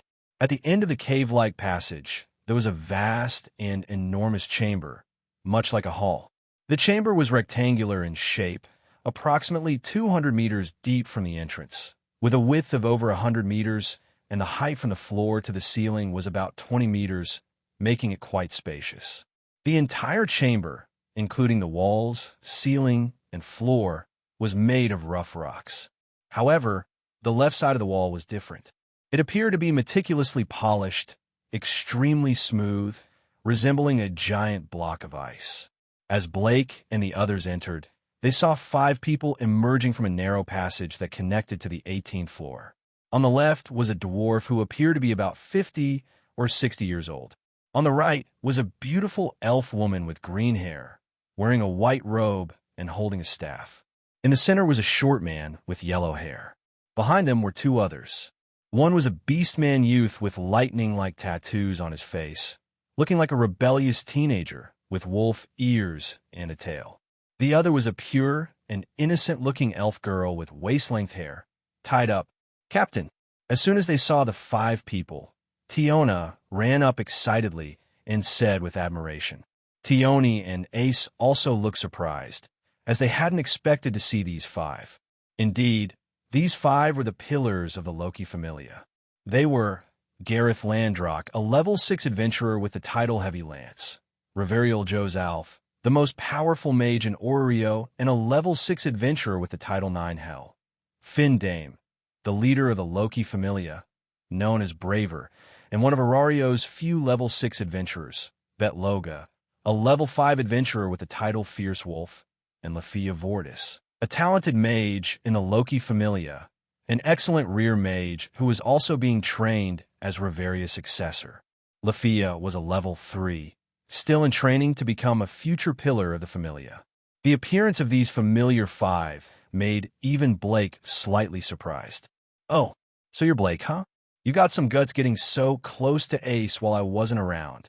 Get away from Ace, do you hear me? As Blake was thinking about the information related to these people, Bet suddenly, to everyone's astonishment, dashed past Finn and the others and confronted Blake, saying angrily. Blake frowned when he saw the beast man, Bet. It was obvious that Bet had feelings for Ace, so it was natural for him to be unfriendly. However, Blake didn't expect Bet to be so reckless in public. The next moment, Blake couldn't help but chuckle. Who are you? This question made Bet's breath catch, and the atmosphere shifted awkwardly. Don't know me? Bet glared at Blake, shouting angrily. Although he had been in the dungeon for some time, Bet had heard some news from other adventurers. The sword princess he admired was hanging out with a level 1 adventurer, which he couldn't accept. Even though this level 1 adventurer was said to be incredibly strong, Bet still saw him as just a beginner. That Ace, whom Bet adored, was associating with this man, and some even said she was his apprentice. This made Bet, already hot-tempered, unable to control his anger. He almost rushed to the surface to find Blake and settle the score. Of course, if it weren't for Finn from the Loki Familia holding him back, Bet would have already stormed to the surface. Now, when he finally saw his rival, Bet couldn't contain his anger. But to his surprise, Blake acted as if he didn't know him at all. This made Bet feel extremely frustrated. Then, who exactly are you? Blake asked calmly, still indifferent. You bastard. Unable to tolerate Blake's attitude anymore, Bet clenched his fists, seemingly ready to attack. Bet, what are you trying to do to my friend? But just as Bet seemed ready to act, Ace and Tiona stepped forward to block Blake, looking at Bet sternly. Hey, little brat, are you just going to hide behind the women? So what? You want me to accept your provocation and fight you? Sorry, I'm not interested in dealing with a horny wolf like you. Blake said casually, his expression unchanged. Bet, if you want to fight, fight with me. However, under Bet's astonished gaze, Ace seemed to have triggered a deep anger, her expression cold as she drew her sword. Bet, Ace, enough already. Seeing this unexpected development, Finn could no longer stand by. With the authority of a leader, he sternly ordered them to stop, causing both Ace and Bet to freeze in place. Originally, he wanted to test whether the rumors about Blake were true, but now it seemed like the members of the Loki Familia were about to fight each other. It appeared that Ace's bond with this young man, Blake, was deeper than he had imagined. Kid, you're lucky this time. But next time, be careful when you're alone. I'll definitely prove that I'm stronger than you, and that a loser like you doesn't deserve Ace. Bet unwillingly spat those words and prepared to let Blake go. Upon hearing Bet's words, Lafia, who had been staring at Blake with a strange expression, suddenly seemed to realize something and lowered her head, showing a dejected look. For Lafia, Ace was her hero, someone she had always admired. However, her own weakness had always been painful, and now that Bet had pointed it out so blatantly again, how could she not be hurt? Weakness, huh? You know, things like love have nothing to do with strength. Blake casually walked past Ace and Tiona, stepping forward to face Bet, his crystal blue eyes exuding an undeniable force. However, since you want to challenge me, I'll fulfill your request. At Blake's words, Lafia froze, and her gaze toward him changed, no longer filled with admiration or hostility. Finn and the others were slightly startled. Yeah, that's what you said. As for Bet, although he was angry that Blake had turned the situation into him being the one issuing the challenge, it didn't matter much. What he truly wanted was to teach Blake a lesson. Blake, do you really want to fight? Ace asked, looking conflicted. Both sides were people she knew well, and seeing them fight worried her. Lord Blake. Lily also expressed her concern. It wasn't that she doubted his strength, but rather, Bet was a well-known, fierce wolf of the Loki Familia. And even if Blake won, there could still be serious consequences since they were all from Loki Familia. Tiona, on the other hand, was full of excitement, cheering for Blake to teach Bet a lesson. This, of course, made Finn and the others who had walked over facepalm helplessly. Hello, I am Finn, the leader of the Loki Familia. This is Riveria, Gareth, Lafia, and Bet. After showing concern about Tiona's excitement, Finn introduced his group to Blake. Understand, I am Blake, leader of the Hestia Familia. This is Lily. Blake smiled slightly as he introduced himself, and Lily in return, since Finn had shown him courtesy. Seeing that their leader had arrived, Bet could only remain silent, waiting for Finn to finish these formalities before the fight could begin. Blake, I've heard some rumors about you from the 18th floor. You're the first person in history to do something like that. Finn complimented with a smile. Not much. By the way, Finn, your title of Braver is well known to me. So are Ninehell and Heavy Tank from Riveria and Gareth. Ace has mentioned them to me many times. Blake responded calmly, without any arrogance, despite Finn's compliment. This made Finn, Riveria, and the others look at him with more favorable eyes. We trust Ace is in your care, Blake. Although it might be a bit rude, I ask that you keep the duel restrained. Bet's just a bit hot-tempered and doesn't mean much harm. Finn bowed slightly, speaking gently. Unlike Bet, who didn't believe in Blake's strength, Finn wouldn't make that mistake. Generally, who would dare treat a god with disrespect? Moreover, it wasn't just one person saying it. A whole group of adventurers had confirmed the rumors. And Ace herself had sought his guidance, meaning his strength couldn't be lacking.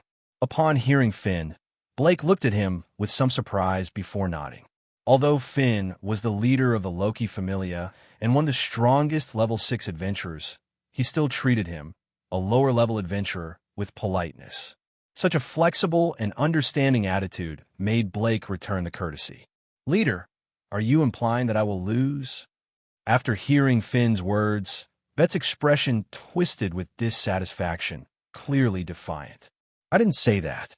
However, this is just a friendly duel, so don't get twisted.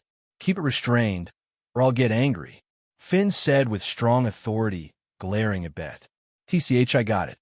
Bet's demeanor immediately softened under Finn's glare, showing that he did, in fact, respect Finn. "Also, I brought recovery potions, so don't worry," Finn added with a light laugh, which made Bet look even more dissatisfied, clenching his fists unconsciously. "Well then, let's not waste any more time. Let's start. Ace, Tiona, Lily, please step back a bit," Blake said with a light smile. At this, Ace and Lily could only reluctantly step back. Though the situation had turned into a duel, at least it was still just a friendly spar. Finn and the others stepped aside, clearing the area. Without saying much, Bet coldly stepped back 5 meters and watched Blake, awaiting the fight to begin. "Where's your weapon? I don't want people saying I won because of an advantage in weaponry." Bet glared intently at Blake, drawing 2 short swords from his knee guards, growling. "If I bring out my holy sword, I'll just cut you in half, and that wouldn't be good." Blake responded calmly.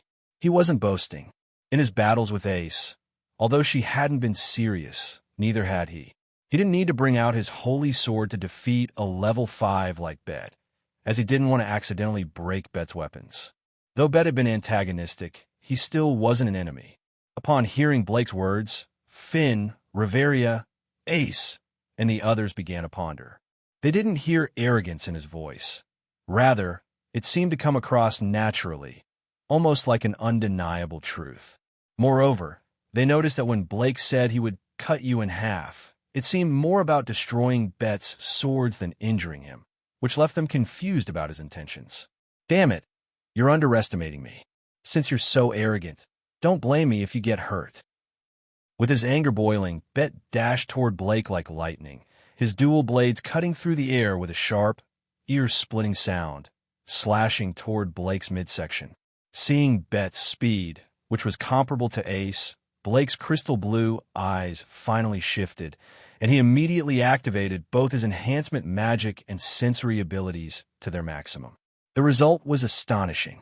For instance, Bet, whose speed was usually incredibly fast and whose swords gleamed with a cold light, seemed to move as slowly as a turtle in Blake's eyes, clear as day.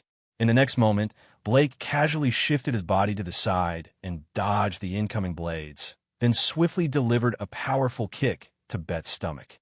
Bang!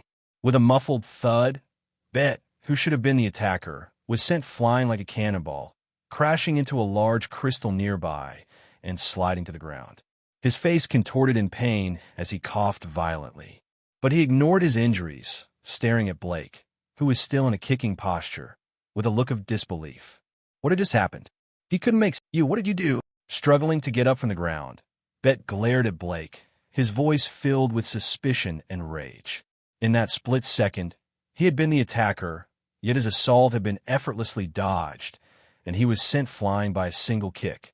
The most baffling part was that he hadn't even seen Blake move or strike at all. It was as if he had teleported. It wasn't just Bet, Ace, Tiona, and Tioni, who were watching from behind, also couldn't follow Blake's movements. Blake, this person, only the level 6 adventurers, Finn, Riveria, and Gareth, managed to catch a glimpse of what Blake had done, but even they barely saw more than a blur, their eyes struggling to keep up. Riveria, Finn slightly turned to look at Riveria, as if seeking her opinion. He's terrifyingly fast. Bet's about to lose. After a brief silence, Riveria turned her shocked gaze back to Blake. This level of strength was far more astonishing than the rumors had suggested. They couldn't comprehend how Blake had managed such a feat. It wasn't unusual for a level 1 adventurer to defeat a level 2 opponent through superior tactics. But for someone at level 1 to move faster than even level 6 adventurers was utterly beyond their understanding. It shattered the very logic of the adventurer hierarchy. Damn it! Seeing Blake still looking as relaxed as ever, Bet grew even more enraged. Although this brief exchange had made him realize that Blake was far stronger than he had imagined, being so easily overpowered in front of Ace filled him with intense frustration. His pride wouldn't allow it. Blake, right? This time I'm going all out. Don't blame me if you end up dead. After shouting these words, Bet suddenly pulled out a dagger-like weapon from his leg armor, radiating with magical energy. Bet's actually planning to use a magic sword. Seeing this, Finn furrowed his brow, displeased. This wasn't supposed to be a real battle, after all. Don't worry, Blake will be fine. Just as Finn was about to step in and stop the fight, Ace suddenly spoke, her golden eyes shimmering with certainty. Having trained with Blake for a week, Ace was confident in his abilities. This level of attack was nothing to worry about. Everyone was stunned and looked at Ace in surprise before turning their gazes back to the silver-haired boy, who remained unreadable. This is my magic, Hattie. It absorbs magic and converts the power of the magic sword into enhanced flame attributes, which in turn strengthen my body. As if realizing that using a magic sword might be seen as unfair, Bet's angered expression turned serious as he explained his magic. However, he didn't mention its final effect. It could also absorb damage. Good magic. Let's settle this with one final strike. Blake gave Bet a surprised glance before responding with a light chuckle. He held no grudge against Bet, so he wouldn't treat him as an enemy.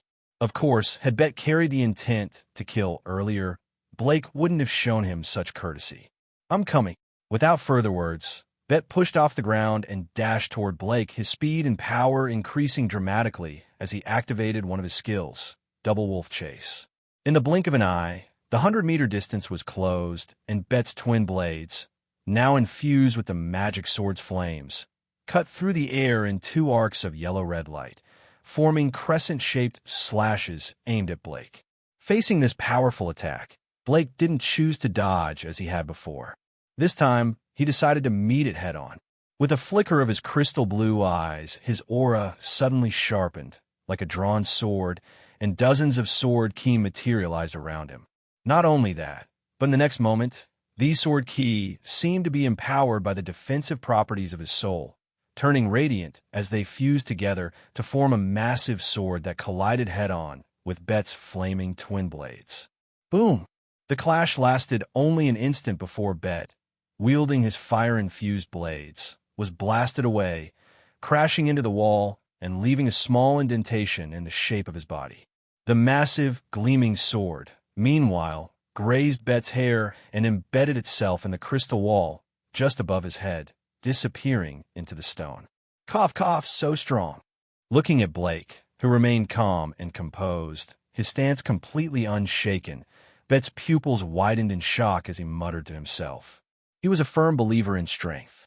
He despised the weak, but he would never deny the strength of another once he had witnessed it firsthand.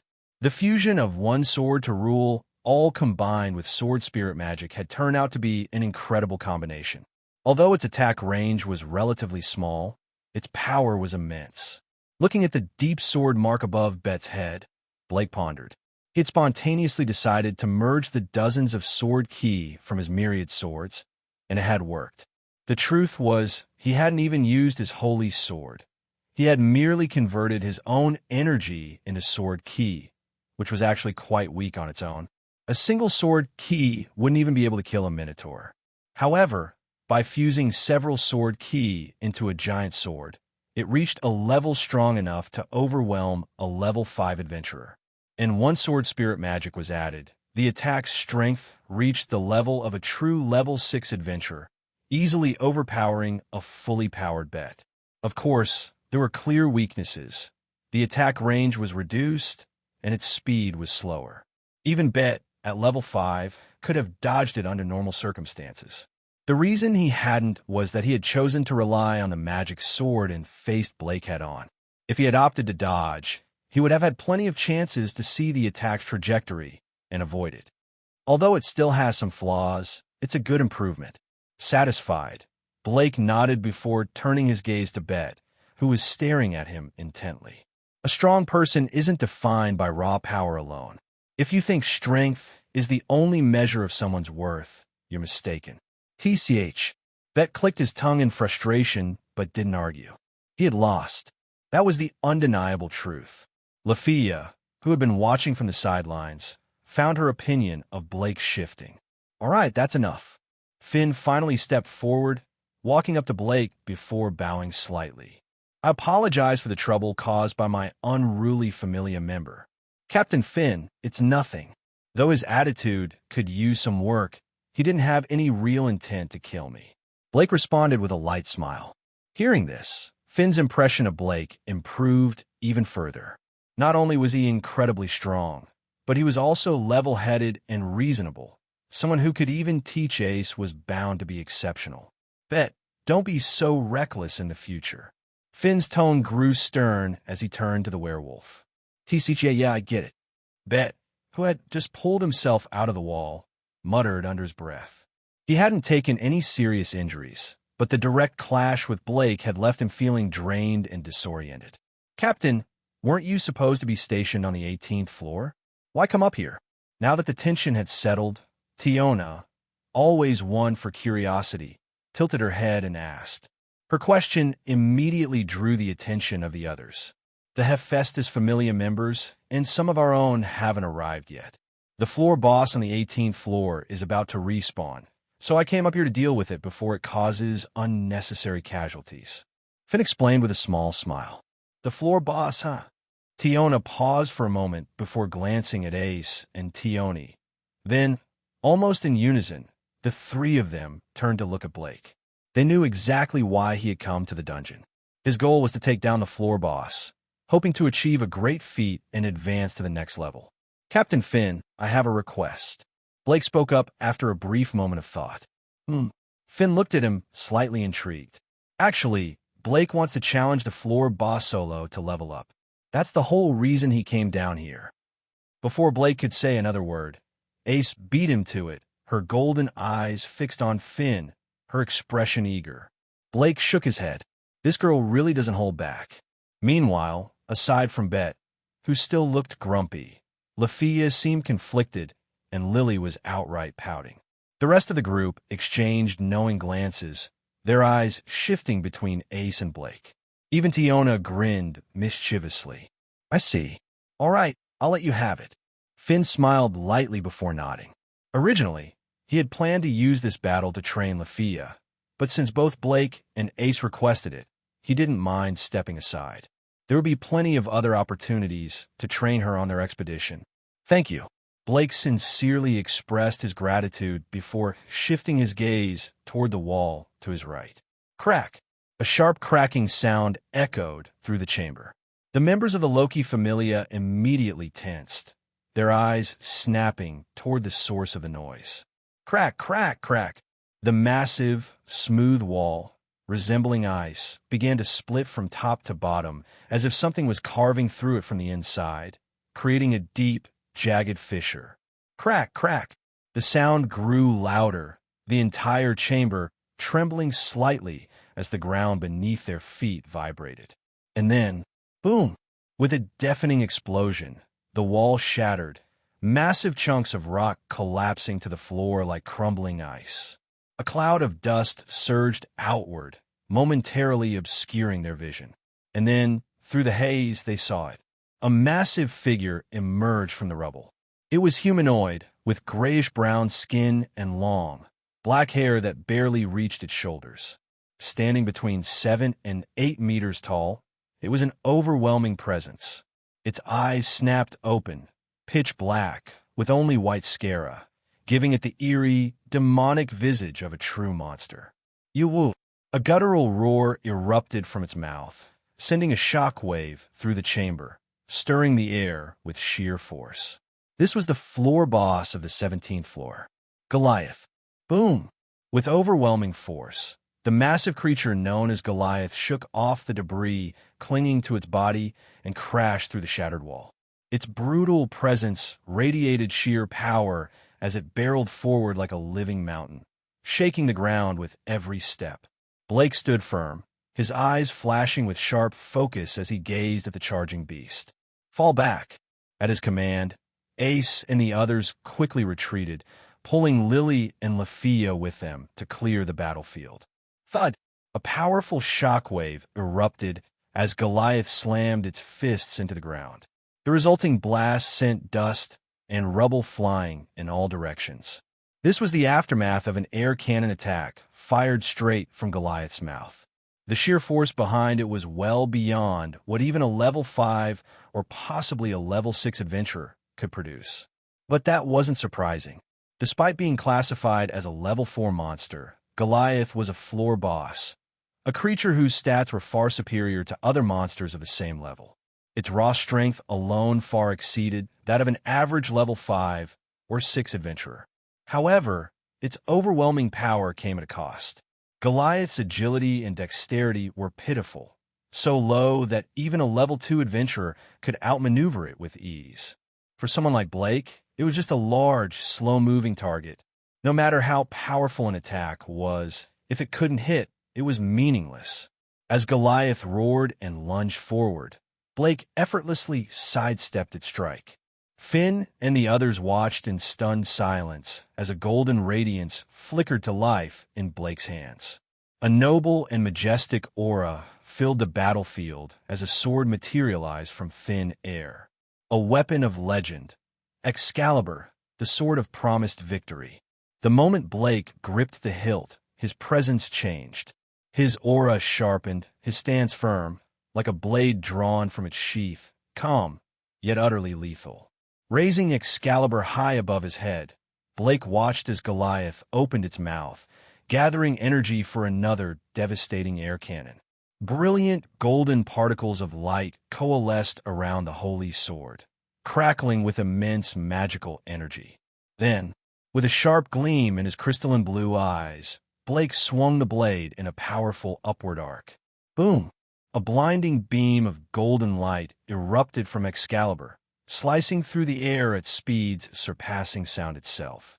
The moment it collided with Goliath's incoming air cannon, the attack was obliterated instantly.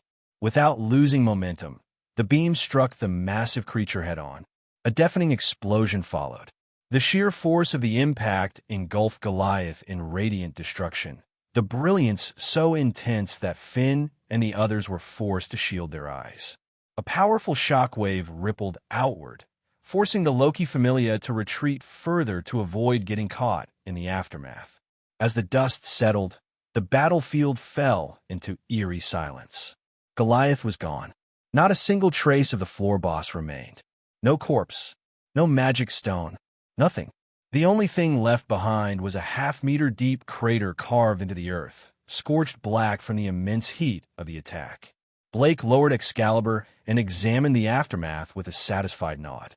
I held back, but even so, the power of the holy sword is on another level.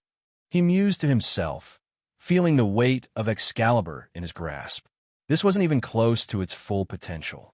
If he had unleashed its true might, the entire dungeon floor could have been annihilated, possibly even bringing down the ceiling and burying them all.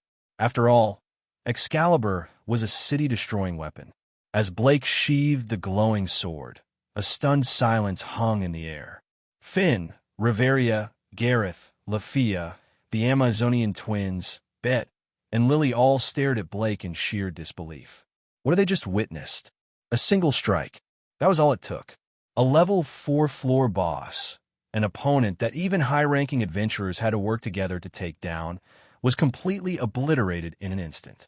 Even Ace, who already had a high opinion of Blake, was left speechless. She had never seen him use such an overwhelming attack before. They all knew that while Goliath's official level was 4, its physical durability was comparable to a level 6. It was a beast of pure endurance, requiring prolonged battles and heavy attacks to take down. But Blake had erased it with one swing. If that attack had been aimed at them instead of Goliath. Finn, Riveria, and Gareth exchanged uneasy glances. They were all level 6 adventurers, some of the strongest in Oreo. But at this moment, they couldn't shake the feeling that if they had been the target of that attack, they wouldn't have survived. Did I overdo it? Blake finally spoke, noticing the way everyone was still frozen in shock. He had only wanted to test Excalibur's capabilities, but judging by their reactions, he may have caused more of a scene than intended. But then again, considering what Excalibur was, their reaction made sense. "I may have underestimated you," Finn admitted, offering a wry smile. He had believed Blake to be strong, but this level of power was beyond anything he had expected.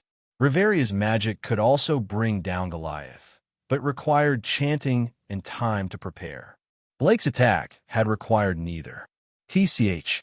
Bet clicked his tongue in frustration, but the last of his defiance faded. He finally understood why Blake hadn't needed a weapon before, because when he used one, it was a weapon beyond anything they had ever seen. "Captain Finn, you're thinking too much," Blake said with a light smile, his tone casual.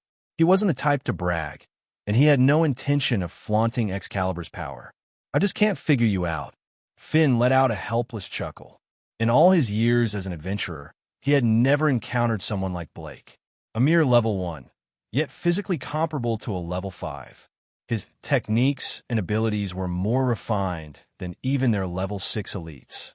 Such an anomaly had never existed in Aurario's history. Was this what it was like to meet a hero of legend? As Finn pondered this, Ace stood nearby, her golden eyes fixed on Excalibur. She had a strong feeling that the overwhelming power Blake had just displayed was directly tied to that sword.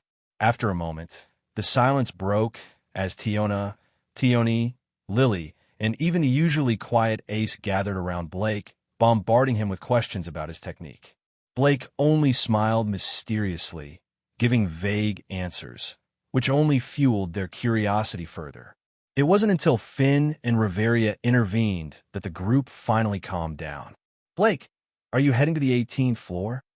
Ace suddenly asked, a trace of anticipation in her voice. At her question, Finn and the others turned their attention back to Blake. They were still incredibly curious about this mysterious adventurer and wouldn't mind spending more time with him. "The 18th floor, huh?" Blake thought for a moment before nodding. "Sure, I don't have anything else to do, so I'll check it out." The moment he agreed, the group visibly brightened. While most of them, Bet simply turned away, uninterested, while Lafia silently glared at Blake. She couldn't help but feel annoyed. Blake was getting so close to Ace, the person she admired most. Noticing the jealousy in Lafia's expression, Blake simply sighed and shook his head. This was going to be an interesting trip. Finally, we can rest. After passing through a slightly slanted cave, Tiona immediately stretched lazily, causing Finn and the others to shake their heads. Walking at the front of the group, Blake looked ahead through the cave-like tunnel. The sight before him made his eyes light up. This was the dungeon. As a maze located underground, there shouldn't have been anything breathtaking about the scenery here. However, the reality was far from that. Warm light, almost identical to sunlight, shone down from above, illuminating the vast grasslands. This place was filled with gentle light and fresh air, completely contrary to the usual underground labyrinths full of monsters. There were thick trees covered in moss, clear rivers that made soothing sounds as they flowed. In the sky, countless crystals grew seamlessly along the ceiling, emitting a gentle light, just like the sun.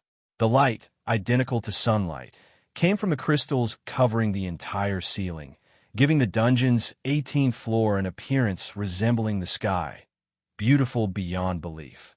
If Blake hadn't seen a similar scene on a screen in his past life, he might not have believed he was in the dungeon. After all, while other floors did have sources of light, every place was filled with monotonous mazes and rock passages or chambers, not to mention the endless monsters that made it all rather exhausting. Compared to those places, this was like heaven. The sky up there adjusts its brightness with time, so this little world experiences morning, afternoon, and night.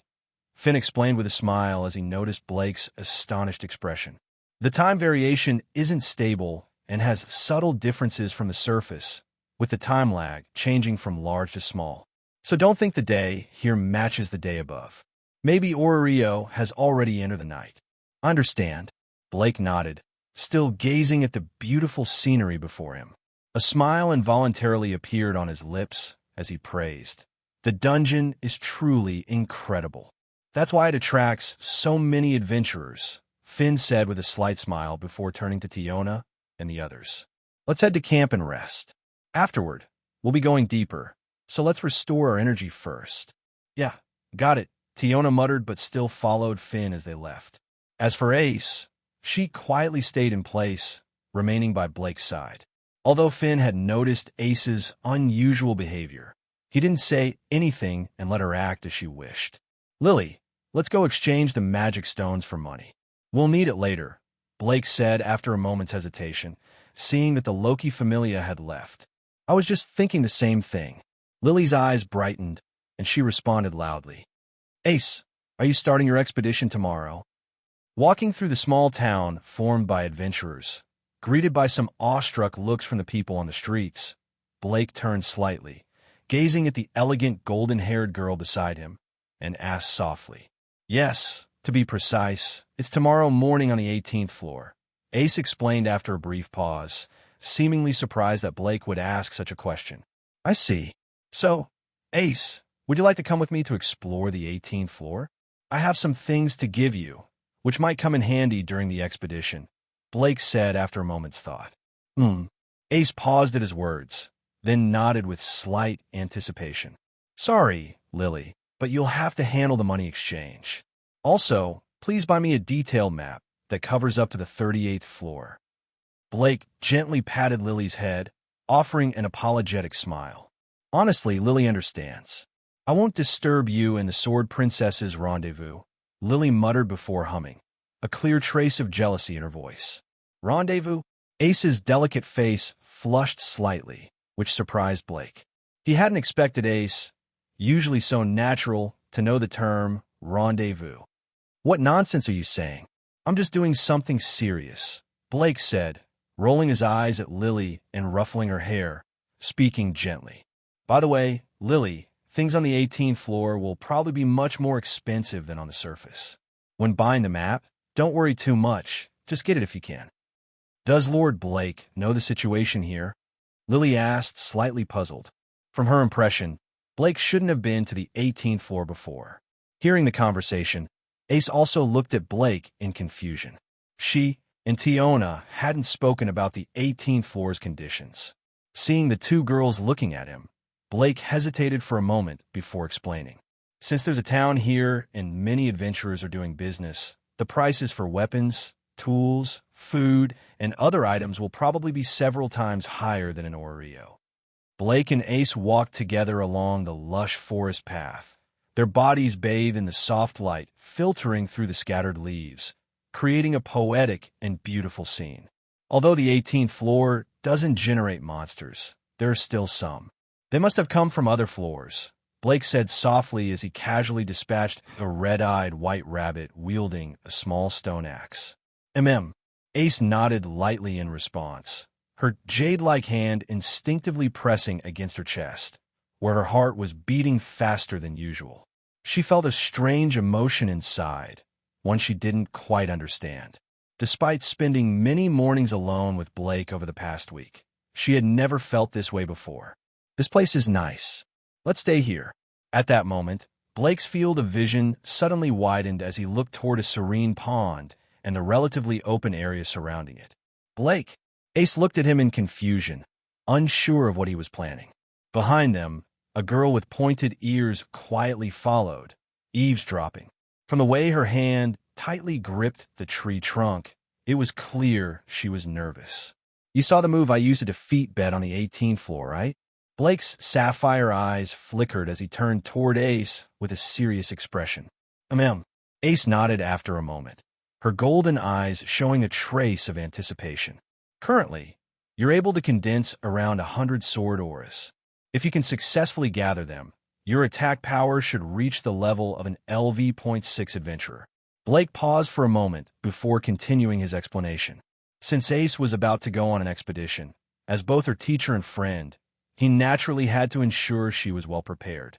As Blake spoke, Ace's gaze wavered, and under his guidance, she began practicing. She used the pond to test her power, occasionally creating large splashes of water. Observing them from behind the tree, the hidden girl let out a sigh of relief and muttered, "What a relief. I thought he was going to do something to Miss Ace, but it turns out he's just training her." The girl was Lafia, an elf from the Loki familia, regarded as the successor to Riveria. With her LV.3 rank, she had managed to enter the first-tier adventurer team alongside Ace and was considered prodigy. Having admired Ace for a long time, Lafia had originally found an excuse to leave Finn and the others, trailing behind to prevent Blake from doing anything inappropriate. Now that she realized they were only training, she clearly relaxed. Her opinion of Blake even improved a little. For the next couple of hours, Blake continued teaching Ace while Lafia silently watched, her gaze never leaving Ace, admiration growing in her eyes. But that was only natural. From Lafia's perspective, using such vast sword auras was incredibly cool. All right, let's take a break. 2 hours later, Blake glanced at Ace, who was panting slightly, her face pale from both physical and magical exertion. He spoke softly, "Rest for a bit." Ace nodded obediently, without any resistance. If this had been in the past, she probably wouldn't have cared much about her physical condition, prioritizing strength above all else. However, over the past week, Blake had gradually changed her mindset. It had only taken 2 hours to merge 10 sword auras. Ace's talent was indeed extraordinary. Blake looked at the golden-haired girl resting on a natural stone, unable to help but sigh in admiration. "Blake, I'm rested. Let's continue." After a moment, Ace spoke firmly. "You've already figured out the method. From now on, you can practice on your own. For today, let's stop here. You'll be going on an expedition tomorrow, so it's better to focus on recovering your energy." Shaking his head, Blake smiled gently at Ace, who looked at him in confusion, before removing the black and white ring from his finger and handing it to her. "Sin and punishment. It's not of much use to me now, so you can borrow it. Ace, I don't want you to get hurt during the expedition." Looking at Ace with a serious expression, Blake's voice was calm yet firm. As he finished speaking, Ace's golden eyes immediately softened, and she felt a warm current flowing through her body. Lafia, who had been peeking from behind the tree roots, was completely stunned. Looking at the ring in Blake's hand, her face turned bright red, and she froze in shock. "I understand now. Blake, thank you." In the next moment, Ace's lips parted, and with intense emotional fluctuation, she spoke softly. Her smooth, jade-like hand reached out, taking the 2 black and white rings that emitted a faint magical energy. "Ace, there's no need for thanks between us." Hearing this, Blake smiled lightly and placed his hand on Ace's golden hair, gently stroking it as he spoke softly. "Blake, please close your eyes." As soon as she spoke, a blush appeared on Ace's delicate face. Her voice was quiet, but it carried an unfamiliar tone. Although her tone remained steady and her expression wasn't much different than usual, this time, Blake sensed something unusual in her demeanor, causing him to pause. Seeing that Blake didn't close his eyes, but was instead looking at her, Ace hesitated for a moment. Then, under Blake's astonished gaze, Ace tiptoed, wrapped her arms around his neck, and pulled his body down slightly, before pressing her soft lips against his. The sudden turn of events caught even the composed Blake off guard. He could only stare in surprise at Ace, who blinked her golden eyes, looking uncertain about what to do next. However, adhering to the principle of not passing up a good opportunity, Blake immediately wrapped his arms around Ace's slender waist, ready to deepen the kiss. At that moment, a high-pitched scream, so loud it hurt the ears, echoed through the forest. Ace-sama, you pervert. Let go of Ace-sama." In the next instant, Lafia, who had been hiding nearby, rushed over with a face full of disbelief, pulling Blake, who was speechless, and the equally bewildered Ace apart. "Really, girl? Although you admire Ace, interrupting our intimate moment is wrong. This is a rare development." Seeing Lafia glaring at him with a defensive look, Blake couldn't help but feel a little annoyed. "Lafia, why are you here?" Ace looked at the elf girl in front of her, who was acting like a protective mother, and asked with some confusion, her face tinged with a faint blush. "I've been secretly watching over Ace-sama, and sure enough, Ace-sama has been taken advantage of by this guy. If I had known it would turn out like this, I would have come out sooner." Lafia glared at the helpless Blake with a look of frustration. Hearing this, Blake could only shake his head helplessly. He had already noticed Lafia spying on them, but since he hadn't done anything wrong, he hadn't said anything. He never expected Ace to suddenly kiss him. It caught him off guard, and it turned out like this. It was me who took the initiative. Before Blake could say anything, Ace directly placed a hand on Lafia's shoulder and said seriously, No, there's no way Ace-sama would kiss a man. He must have coaxed and tempted Ace-sama into it. Upon hearing this, Lafia's eyes immediately wavered, and she defended herself. Lafia, this was a method Tiona gave me to thank Blake. What's wrong with that? Then, Ace revealed the shocking truth. Lafia's body and expression froze. Blake also twitched the corner of his mouth, and in his mind, the lively and passionate figure of Tiona appeared. So was her who was the real culprit. In the original story, Ace wanted to apologize to Belle, but was tricked by Riveria, who used the lap pillow technique. It seems this time it was Tiona. She really was a good wingwoman. Indeed, Ace's personality was very innocent. However, why did this adorable apprentice of his seem so appealing? With that thought, Blake's crystal-clear eyes flickered and glimmered with an inexplicable light. What on earth is Tiona thinking? Really? Lafia, on the other hand, was screaming in frustration, clearly agitated. But given the situation, it was completely understandable. After all, her admiration for Ace meant that Ace's first kiss was taken by a man for such a reason. Lafia, is there something wrong with this? Ace gently pressed Lafia down, tilting her head slightly, and asked with some confusion. Ace-sama, of course it's wrong. Kisses should only be shared with the person you love. Hearing this, Lafia looked distressed.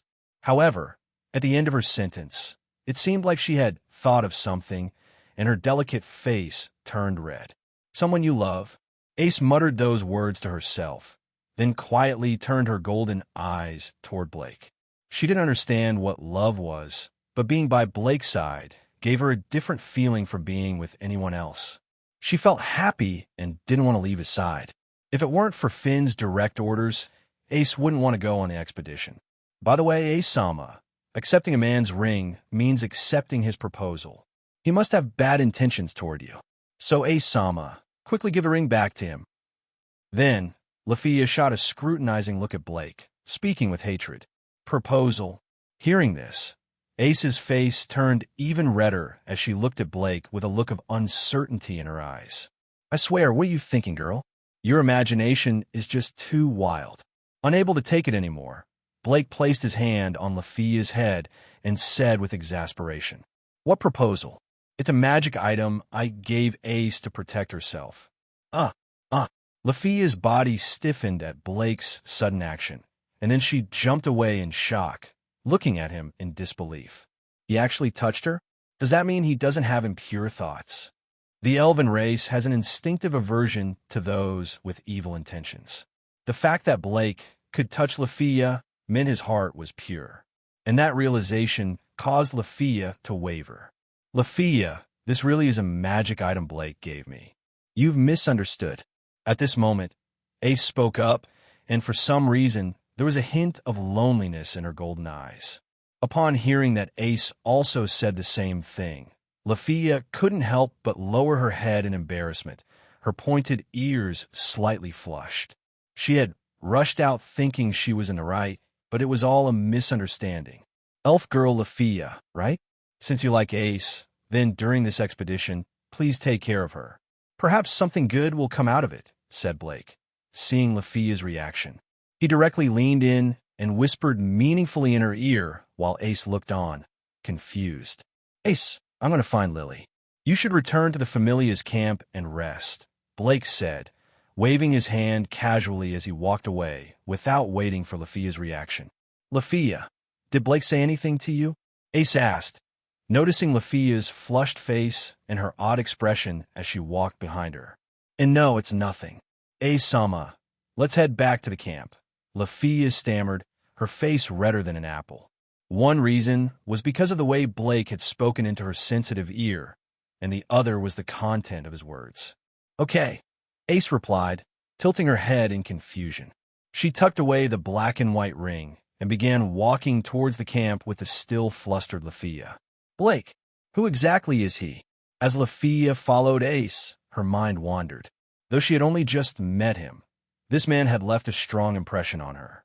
He had entered her heart so quickly from the moment she first heard about him.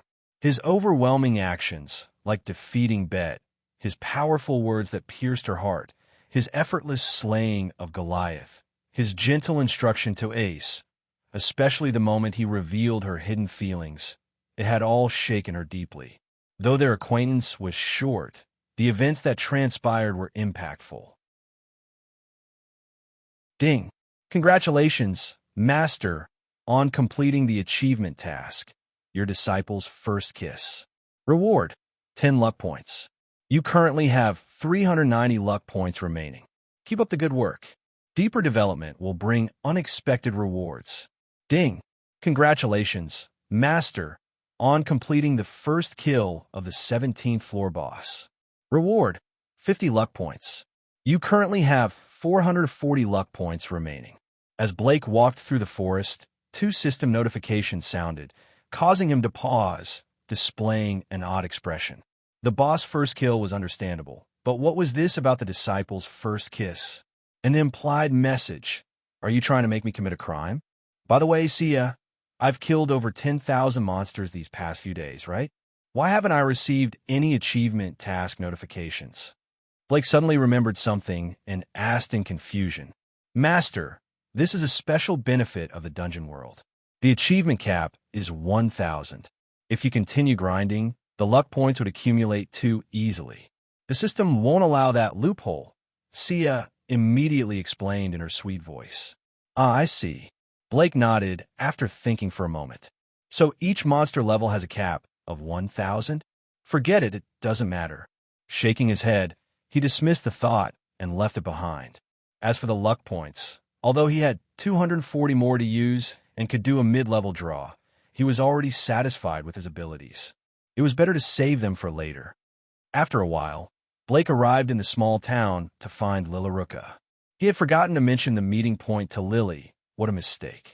Walking down the street, he frowned, thinking, forget it, I'll search for her, and if I can't find her, I'll go to the Loki Familia. Smart Lily should be there waiting for me. Hey, you guys are so unfair. The price you sold to the guy ahead was 50,000 Valis cheaper. At that moment, Blake suddenly heard a familiar voice. He paused and looked over. There, Lily was arguing angrily with a rough-looking adventurer. If you're not buying, you could go somewhere else. But be aware, others may not even have any left, the man said dismissively, waving Lily off. You! Lily felt powerless upon hearing the man's attitude.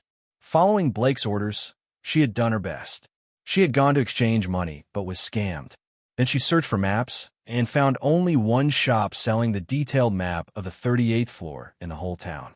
She wanted to buy it, but the seller doubled the price, charging 100,000 Valis for a map that was originally worth 50,000 Valis. How despicable! Seeing the man's smug expression, Lily pressed her lips together in frustration, only managing to take out the money in the end. For her, fulfilling Blake's request was an absolute priority. Lily, what's going on?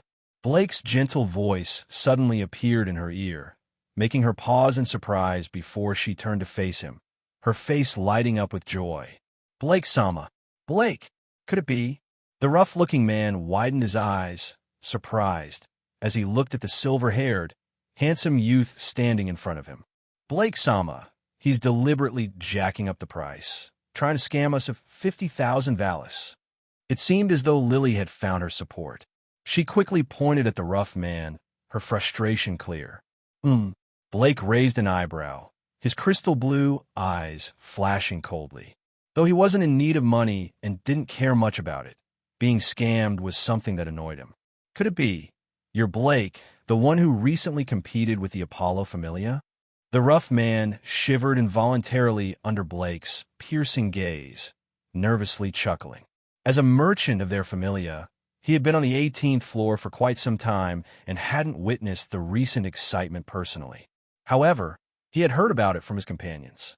The rough-looking man almost wanted to curse in frustration, feeling extremely annoyed. From his perspective, he quickly realized that this was the first time that Lily had come to the 18th floor. People like her were the easiest to deceive, especially since she seemed desperate to obtain the map. So he had some devious thoughts. He never expected to end up scamming such a formidable person. "Well, what's this about?" Looking calmly at the rough man, Blake spoke in a calm tone, making it hard for others to read his emotions. "Cough, cough. I didn't recognize who you were. I didn't realize this young lady was your ally.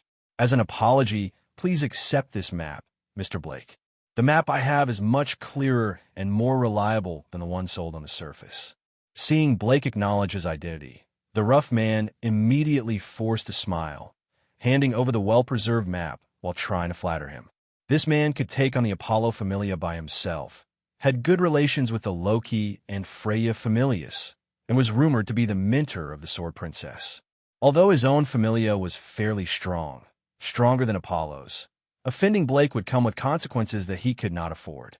When his Familia found out, they would probably sell him out first. Seeing the complete 180-degree change in attitude from the large man, Lily stared, dumbfounded. All it took was knowing Blake-sama's name, and this happened. At that moment, Lily finally realized just how significant Blake's reputation was in Oreo. "Since that's the case, I won't be polite." Blake glanced at him, then calmly took the map, and, without a second word, took Lily's hand and left. If the man's attitude had been off, Blake was prepared to use his luck-stealing ability, but since the man seemed to know how to handle the situation, he let him off this time. Phew, that presence was too overwhelming. The rumors were definitely not exaggerated. Watching Blake's back as he left, the rough man wiped the sweat from his brow, muttering to himself. He felt as if death itself was staring at him when Blake's crystal blue eyes locked onto him. The sun rose and set, and the day passed swiftly. Birds flew slowly toward the trees. The sky gradually darkened. The clouds were painted with a brilliant crimson, casting a golden hue over the bustling labyrinth city, signaling the end of the day. During this time, adventurers who had been in the dungeon returned, and the entrance to Babel Tower became lively again. Because the dungeon had only one entrance, adventurers naturally met up and exited together. Blake and Lily were among them. With the respectful gazes of most adventurers upon them, they walked calmly toward the guild. 11,000 Valis. "Blake, what happened today? Why are there so few magic stones?" At the counter, Ina looked at Blake, confused. "Didn't kill many monsters today, just stayed on the 18th floor for a while." Blake replied with a light smile, meeting Ina's emerald eyes. Today, he had only fought a few monsters and the floor boss, Goliath. Unfortunately, the power of the EX curry stick was so strong that it destroyed all the large magic stones into dust. The rest of the time was spent teaching Ace, and then they bought the map and came back. 18th floor, I see. Ina looked at Blake in surprise, then nodded. Given his strength, he could have gone deeper, but generally, level 1 adventurers were not sold maps for deeper floors, no matter how strong they were. Ina, see you tomorrow. Blake waved with a smile. By the way, Hephaestus-sama asked you to go to her shop. She has something to give you, Ina added as though recalling something. Hephaestus-sama, I see. Thanks, Ina. Lily, let's go. Yes, Blake-sama. Blake paused for a moment, his crystal blue eyes flashing brightly. He quickly took Lily's hand and led her out. It seemed like Frost Whisper had been reinforced after all this time. I forgot to mention, the Familia War game is starting soon. Are you sure it's all right? Ina murmured to herself, watching the two leave the guild with a hint of concern. The war games were diverse, and just having strong individual power wasn't enough to guarantee victory. Arriving at Hephaestus Familia's shop, Blake and Lily were guided to a room filled with items radiating a strong presence. On the sofa in the room, Hephaestus, whom they hadn't seen in days, was reclining and smoking. Finally here, huh? She exhaled a ring of smoke and stood up with a smile. The staff member bowed respectfully and left the room. Hephaestus-sama, has my Frost Whisper been reinforced? Blake asked respectfully. Yes, The result is even better than I expected. Originally, I only wanted to add a durability property, but it turns out the sword's capacity was greater than I thought, so I used some rare materials to reinforce it without changing its structure or the sword spirit. Now, it should be comparable to the Sword Princess's Desperate, Hephaestus exclaimed. She walked over to a rack, took Frost Whisper, and handed it to Blake. Thank you. Blake unsheathed the sword with a sharp sound, admiring the bright blade and feeling the sword spirit's joyful return, which made his expression soften. He gently caressed the blade and sincerely thanked Hephaestus. The sword spirit is more lively now. Indeed, you're a fascinating person. I've never met anyone quite like you who is so loved by a sword, Hephaestus remarked in surprise. Just touching the blade once made the sword's spirit more alive, something even she, the goddess of forging, couldn't do. Loved by a sword? Blake murmured. He didn't deny it, as the sword spirit magic was something only a true sword spirit wielder could recognize. By the way, Blake, I have something for you. Looking at the contemplative Blake and the nervous Lily beside him, Hephaestus shook her head and then rummaged through her sword bag, pulling out a large sword exuding immense magical energy. This is a magic sword? Upon hearing this, Blake snapped out of his thoughts and looked at the long sword in Hephaestus's hand, a hint of confusion in his eyes. The magical aura was unmistakable. It was a magic sword. However, compared to the one used by the Apollo Familia previously, this one was vastly more powerful, an entirely different level. Yes, to be precise, this is a magic sword I forged today. In terms of power, it's probably stronger than Riveria's strongest magic, Niflheim. Of course, the main strength lies not in its power, but in its ability to absorb and amplify other powers several times over. Hephaestus nodded as she explained. After hearing Hephaestus's words, even the normally composed Blake was startled. Riveria's Niflheim was known for its terrifying magic, capable of easily destroying a large forest, potentially reaching the level of an upper-tier monster, capable of obliterating a mountain with a single strike. And this magic sword could release this kind of power instantly, something that even Riveria's magic required long chanting to unleash. It was clear just how terrifying it was, truly in existence beyond normal specifications. Not to mention that its true ability was to amplify and fuse other powers, similar to Blake's sword spirit magic. What made it even better than his sword spirit magic was that using the sword didn't require much of his own power. Of course, the rare materials and forging skills required to create such a sword probably meant that only Hephaestus, the goddess of forging, could do it. I see a miracle in you, sword spirits. If you were to die in some boring war game, it would be such a waste.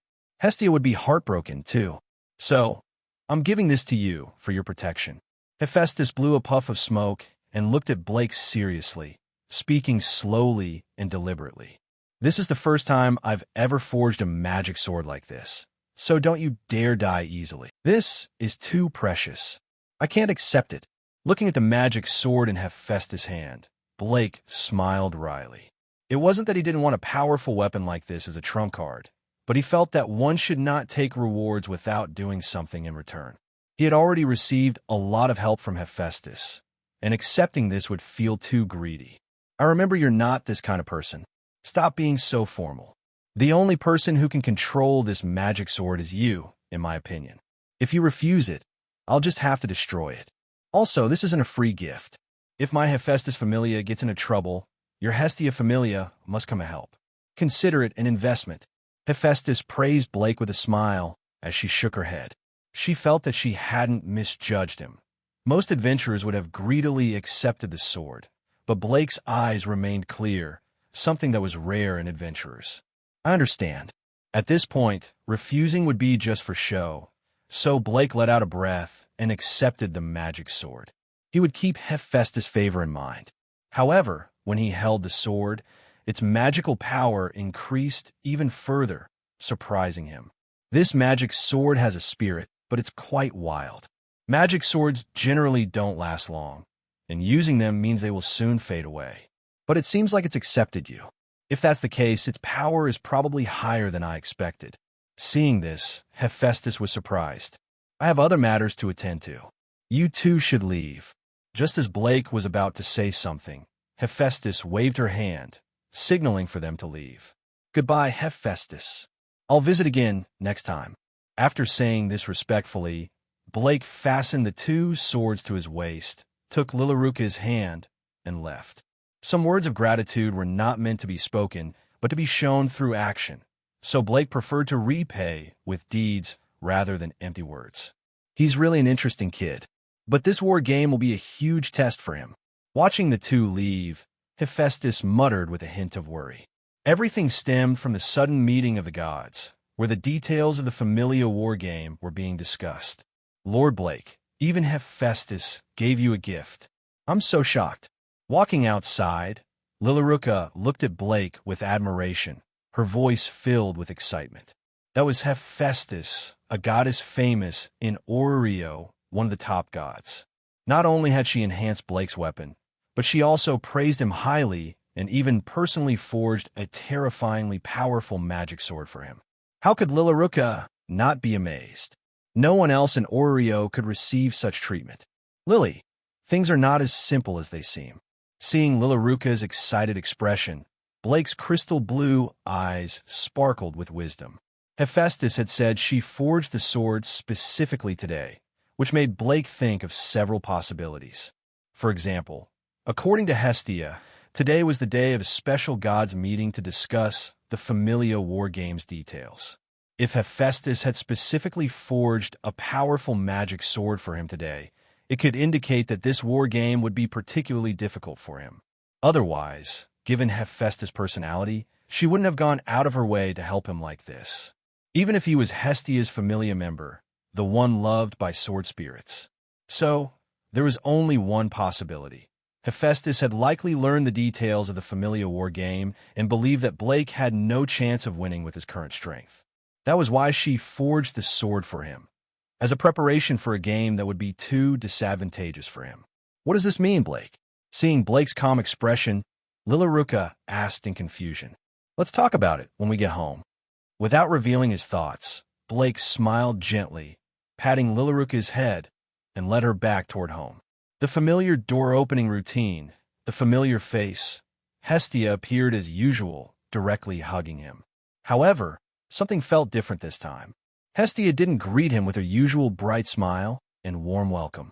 Instead, she silently held him tightly, trembling slightly. Hestia, let's go inside. Though Blake could still feel the familiar softness of her body, he noticed the unusual coldness in her touch. He gently stroked Hestia's head, keeping the embrace as he led the two girls inside, closing the door. Hestia, has the format for the war game been decided? Don't worry about me. I've told you before, I'll return to your side safe and sound, no matter what happens. Sitting in a chair, Blake spoke softly, his tone unchanged, still confident and gentle. Sorry, Blake. Actually, this time, listening to Blake, Hestia finally snapped out of her stupor and gathered herself, her blue eyes filled with guilt as she explained. It turned out that during the gods' meeting, Hestia had fought hard for the simplest and clearest game format, but just as it was about to succeed, Apollo had turned the tables on her.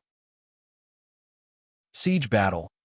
After Hestia revealed the war game decided at the Divine Council, Blake simply stroked his chin and revealed a meaningful smile. This is even better. Better, Hestia said worriedly. It's a siege battle. The opposing side will certainly deploy a significant number of troops, and Apollo's Familia will be the ones defending the city. Do you really think you can conquer a city defended by the elites of Apollo's Familia? Siege battles are typically a last resort war strategy. To conquer an entire city, one must pay a huge price. After all, the attacking side needs plenty of siege weapons, such as catapults, siege towers, and ballistae, as well as a plan to break through the gates and capture the city. Meanwhile, the defending side holds a significant advantage with the city walls as a barrier. A simple rain of arrows can cause significant casualties. In strategy, Attacking a city usually requires at least 3 times the number of soldiers and resources as the defending side to persist long enough to break through. Although there's no gunpowder or cannons in this world, magic is just as powerful, if not more. The attacking side will face unimaginable magical attacks once they reach the base of the city. Each spell could bury them alive. Therefore, a siege battle would be a daunting challenge for Blake. This was Hestia and Lily's concern. No wonder Hephaestus forged that terrifying magic sword for me. So it's as I thought. Blake shook his head and laughed lightly. He had already suspected this before. Now it only confirmed his thoughts. In Blake's view, only a large-scale war game like this would require the use of such a magic sword. Hephaestus' intentions were clear. She wanted to help Blake use the magic sword to break through the thick city walls. And now it was up to Blake's personal skills. It would be a fight to the death. Only survival or destruction awaited. Lily's eyes lit up, and she excitedly said, "Right, the magic sword." She had almost forgotten about the magic sword Blake had just received. Magic sword. Hestia looked at Blake, clearly confused. Goddess Hestia. Actually, Lily quickly explained when she saw Hestia's confused expression, causing Hephaestus to reveal a joyful look. As expected, Hephaestus really does care for me. As long as we can break through the city walls, I'm sure Blake can defeat them all. Upon hearing this, Hestia immediately stood up, hands on her hips, her blue eyes shining with relief and gratitude. The majority of her worry vanished. Although breaking through the city walls would still expose Blake to numerous arrows and magic attacks, the danger was significantly reduced compared to before. She believed Blake could handle it. Magic sword. Watching Hestia and Lily chat happily, Blake couldn't help but smile. For this war game, he didn't plan on using the magic sword. It would be a waste. After all, magic swords are one-time use. He had a better solution. Apollo, you should be feeling lucky it's a siege battle. But a siege battle is exactly the place where Excalibur, the ultimate weapon against cities, can fully display its power. Since I acquired Excalibur, I haven't used its full power. I've let it gather dust most of the time. This is the perfect opportunity to show the world the might of Excalibur. Blake's sapphire-colored eyes gleamed with a dangerous light, and he slowly curled the corners of his lips into a smile. Hestia, I want to update my status. Maybe this time I can level up to level 2, he said, looking at Hestia with a bit of anticipation. Let's finish eating and take a bath first. Hestia quickly nodded and replied with a smile. This made Blake roll his eyes internally, wondering what taking a bath had to do with updating his status. However, he understood Hestia's reasoning. After the bath, Hestia would sit on his back on the bed to update his status, rather than simply doing so on the couch. This was one of Hestia's ways of being affectionate and playful with Blake. After quickly finishing the food Hestia had bought, the three of them took a bath. An hour later, Blake, Hestia, and Lily gathered together in Hestia's bedroom. After telling Blake to lie down, Hestia, now smelling fresh and charming after her bath, jumped onto the bed and expertly sat on Blake's back. All right, I'm starting. Without delay, Hestia took a needle and pricked her hand, dripping her divine blood onto Blake's back to update his status. Blake, congratulations. Your stats have reached 2,000. You've finally filled up the foundation of your vessel and accumulated enough great achievements. You can finally level up. Hestia said with delight. Finally gonna level up? If I couldn't after defeating Bet, a level 5, and one-shotting Goliath, I'd be really worried, Blake sighed in relief. If he couldn't level up after such feats, the conditions for leveling up would be terrifying. Congratulations, Lord Blake. Hello, everyone. As we wrap up this video, I want to share a quick note. I have a Patreon account. If you'd like to support me and enjoy on-demand audiobooks, you can become a Patreon member. Alternatively, you can check out my Google Drive link, which has 500+ novel audiobooks available through my Ko-fi or Patreon shop. I appreciate your support.